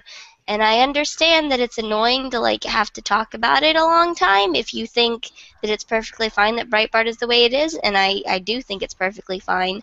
But people aren't shilling just because they want to question whether the journalistic ethics are good on our side. So calm down, you big dumb babies. Yeah, and I just want to say on top of this that from where I'm standing and the accusations that the chat is making at us right now, me trying to moderate this and keep it reasonable and approach things from all sides, I am one of the motherfuckers that dug through like 500 different fucking LinkedIn profiles and went as deep as fucking possible to put together that first paste bin shit that was the info dump on all these people involved with Silverstring and Digra. So do not fucking accuse me of being a shill because I put the fucking work in. You son of a bitch. You can shut up about it. Oh, man. I have a question about that. What does DARPA have to do with it? DARPA just funds Chat's happy that I yelled at them. This is confusing me, man. Well, DARPA funds Digra. They give money to them. The thing is, just to comment on that real quick, just to put it out there, because I have looked into this also.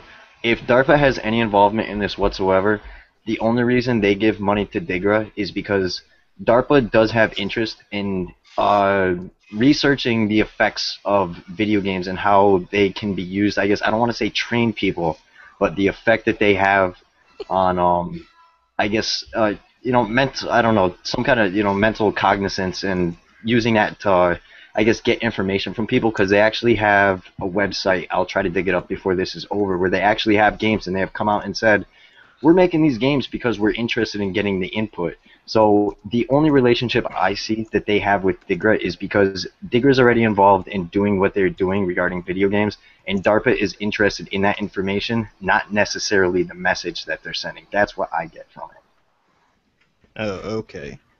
Well, I think you need to be very careful when you start involving big government offices into a political debate, because that's when conspiracy theorists start breeding. Like, that's when you start hearing about, oh yeah, this and that government agency has been planning this and that, and it's like, let's calm down. Let's look at the facts first, guys. Well, no, I mean the only thing is like they have come out and admitted that they have made video games. They're for free. They're on a public website, and you go to the about page and it says this was put together by DARPA because we're interested in this information. They're already doing it. They've already done it. They are interested in this. They just want to know what the Digger people find out because it could help them in what they're trying to do. They're not necessarily interested in the message. That's Metal all I'm saying. Gear. That's what DARPA's involvement in all this is. They're not trying to push something from the government. They're just curious to know what Digger finds out. They're trying to build a Metal Gear. You're making the plot of Metal Gear Solid 2 seem good. Did you just say nerds? Nodes, Raiden. I need scissors 69. We managed to avoid drowning. One of my professors, I was talking to him about Gamergate. He was like, "Oh, it's really interesting because, well, you know, it wasn't really a news story, but now, like, there's all this censorship and doxing." And I said, "Yeah, you know, from both sides." It's like, and it's just terrible how they've, you know, dragged out every detail of this poor woman's life. And I was like, "Oh," and he was like, "But, you know, I just see the Gamergaters as like 9/11 conspiracy theorists, you know, or Holocaust deniers. They're like, you know, they have a narrative that goes against the mainstream." I'm like, "Oh, and I'm started to just smile and nod. And then he was like, "I have a colleague who's part of DIGRA. I should get her into class one day to talk to you guys." I'm like, "Well, have a nice day. Bye." Honestly, it was said in like the last stream. This is like Gamergate is basically a wrestling, like an episode of Raw. Yeah, no, it is. It's like a soap opera drama. Honestly, only thing For you need. real. Only thing you need is to have somebody on the pro gamer side, anti-Gamergate side, to make a heel face turn, and you're good. Man, I'm telling you, if this was like a pay-per-view, it would be like everybody would be paying for this shit because it gets so intense and so dramatic, and everybody is all over the place on this thing. So it's crazy, man. Didn't we already have our heel face turn? It's Miss Angerist, isn't it? I think so. I don't know. I don't follow her, so Yeah, I haven't she's- heard much from she's her. pretty I think against Xavier is Gamergate. another one who started anti-Gamergate, but I'm not entirely sure. Yeah, she's a bit of a controversial one there. Hey, all we need is Phil Fish to do it. Oh, please, I'd rather not. Has he come back at all? Like, was the last? Nobody has known about him in the longest time. He's so like gone forever. FBI Anyway, probably let's, got him. I think if you guys want to keep BSing afterwards, I know Queenie Martha was talking about doing something, and I think there's actually like a Skype call going on right now that I'm sure you guys could get in on. But I think like on an official note, we should try to wrap this up so that we can go off to what we have to. Anybody got any final thoughts, final comments? Plug some Twitters or whatnot? I'd like to plug something. Go right ahead. All right. I'd like to plug the Gather Your Party website. It does a bunch of game reviews. Like I'm personally gotten involved in the Gentlemen's Lunchtime Association, which have a link with the Gather Your Party site. We basically just stream a bunch, and it's basically good fun. And a lot of the people that play games later on review those games. So they make comments, and it's a good place to get some debate going about video games as well. I wholeheartedly recommend it. If you want, you can go to my Twitter, which is camouflage with an R, camouflage. There you'll find out that I am not a shill. Maybe you could read a few of my tweets and wonder if maybe I'm a shill or not. Judge for yourself. A good shill doesn't let people know it's shilling. Otherwise, I just wanted to point that out. You guys can follow me on Twitter. I'm also. No, that's about it. You can follow me on Twitter. That's pretty much all I do.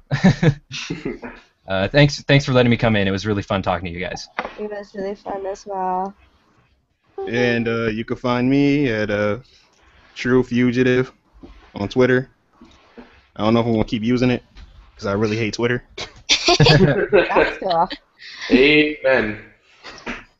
You can find me on Twitter at Summon Rider. I also make really, really bad Let's Play sometimes on www.switchonplease.com. Yeah.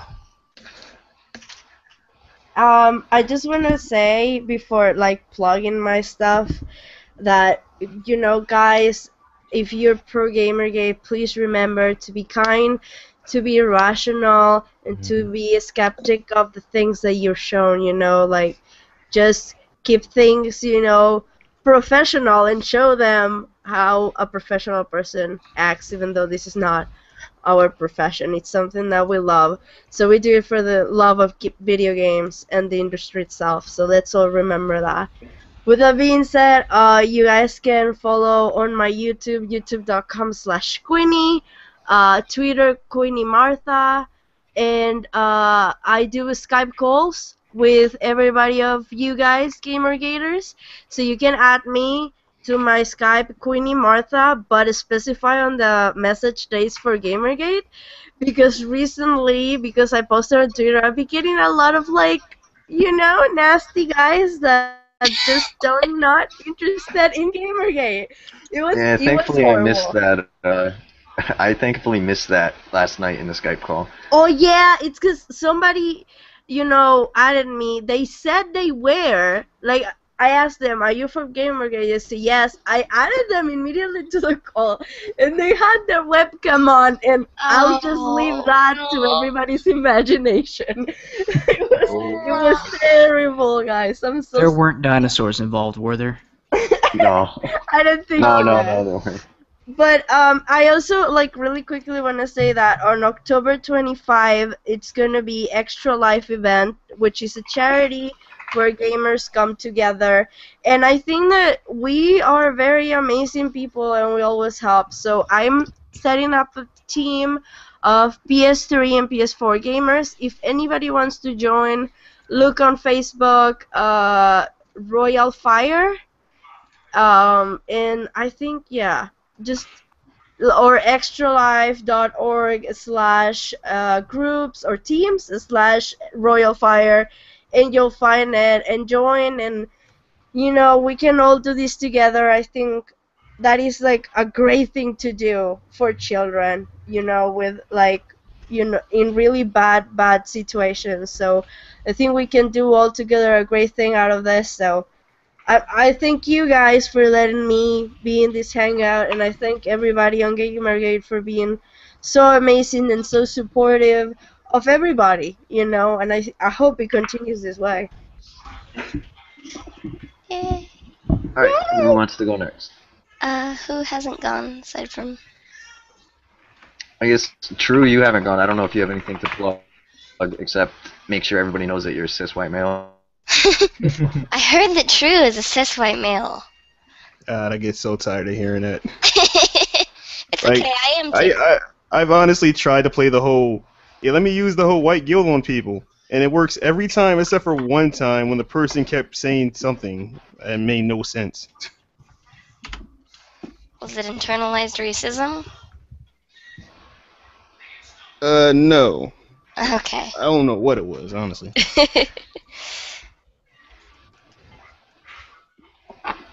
Well, alright, Becca, I guess if you want to go. Oh, okay, sure. You can find me on Twitter, Tumblr, Reddit as Irabrisa. That's IRIBRISE. There's no L's in it. People keep putting L's in it. There's no L's in it. It's okay, everybody does it for some reason. I made a subreddit for Gamergate-friendly gamer news. Please submit stuff to it, because I'm too lazy to do that, and I'm not a good mod. So if you'd like to help, please send me messages on Reddit. I'll link the subreddit in the chat, like right now, and I'll do it again in a minute. So yeah, that's me. Base gamer news. Game news. Base game news. You don't even know your own subreddit. What are you doing? News. Somebody else named it, to be honest. I need to go back and look at who made the name, because I stole it from the KotakuInAction IRC. So yeah. Game news. Yeah. Base game news. It's for game news from only based sources. Go have fun with that. Alright. So I Thank you, guess I'll guys. go so Hat can close it out here. I'm Ryan, also known as Synthivine. To spell that out, it's SYNTHOVINE. You can follow me at Synthivine on Twitter. And also what I'm doing is I'm working on a website of my own regarding, it's basically a gaming blog, but I'm interested more in the analytical discussion of them in terms of mechanics, gameplay, and also story. But weighing things properly and looking at it really from a gamer's perspective and what I think is beneficial to gamers. I'm still looking for more writers. If you're interested, you can find it on the About page. And I actually did get in touch with a web developer today who's willing to work with me. I understand that the website's very ugly, but I'm limited in what I can do, so please bear with me. There's no content up, and after I get out of here, I actually have to go back and work on some articles I've been working on. So, Are you talking about your new website? Yeah. I went on it earlier and I noticed like all the article descriptions were like Latin and I was like, what the hell is going on in your, they're all your lorem. website? I was like, what is he? Is he It's all lorem ipsum, just placeholders, just so I can do what it would. I was wondering. What the heck? But okay. we got a bunch of writers, and I'm going to be working on that as time goes on. But if you're interested, or if you know anybody who might be interested, then have them give me a shout. You don't need any experience or anything. Just people with good opinions and things to back them up. All right, cool. Nice. And I am the Hat 2. I know it shows up on YouTube as Hat Dew, but yeah, I'm actually the Hat 2. So you can follow me on Twitter or on Tumblr, or check out the stupid shit that I post on Reddit. I help run KotakuInAction on Reddit. I also run Tumblr on Reddit. If games aren't really your thing and you just sort of hate the social justice nuttiness, that's the place for you. I do a podcast for there also. We're on iTunes, Tumblr in Action podcast, and I wear hats. Yeah. Hats Oh, that's why you're named Hat. Okay. Apparently you also lose them in the ocean. Wow. Yes, actually the story of my name comes from the hat that I lost in the ocean. That was the second of my. I called it the Hat 2 because the first hat that I had I just called the Hat because I was a dumb child, and it got stolen from me. And so the second one I just called the Hat 2, and it blew out of my hands off of a cliff in Hawaii into the ocean. True story. I have pictures to prove it. Who is Doug? Nice. Who is Doug? Because this Daniel Beck guy, he's I don't know what you're talking about, Jerry. Jerry's actually, he's in the chat right now. Sorry to interrupt you, but I don't know what what you're plugging, but do whatever the hell you want. It's not my place to speak for you, so do whatever you want, man. But I'm curious, what is Daniel Beck saying? I mean, I understand what he's saying, but who the fuck is Doug? I have no idea. Maybe someone in the chat? Yeah, someone in the chat. Oh, okay. Yeah. Anyway, I'm done. I won't interrupt your beautiful story about the ocean in your hat. Well, that's about it. It ends tragically. Ooh, I want to hear it though.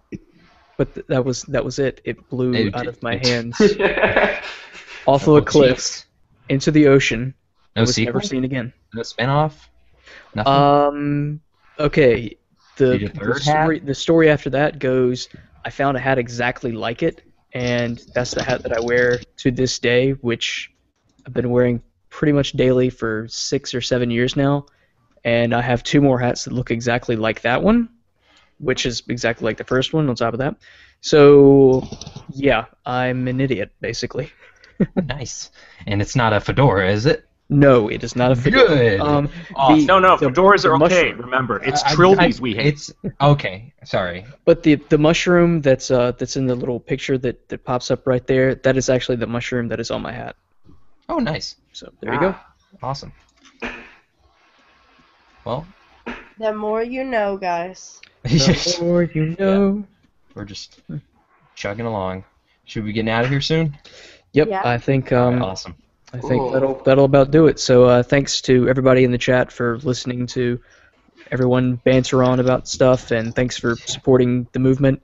Thanks for coming out. Thanks for being cool, and don't explode as always. It was good talking. We'll to see you guys. next time. Good talking. Alright, take care, everybody. Goodbye. Goodbye. See ya.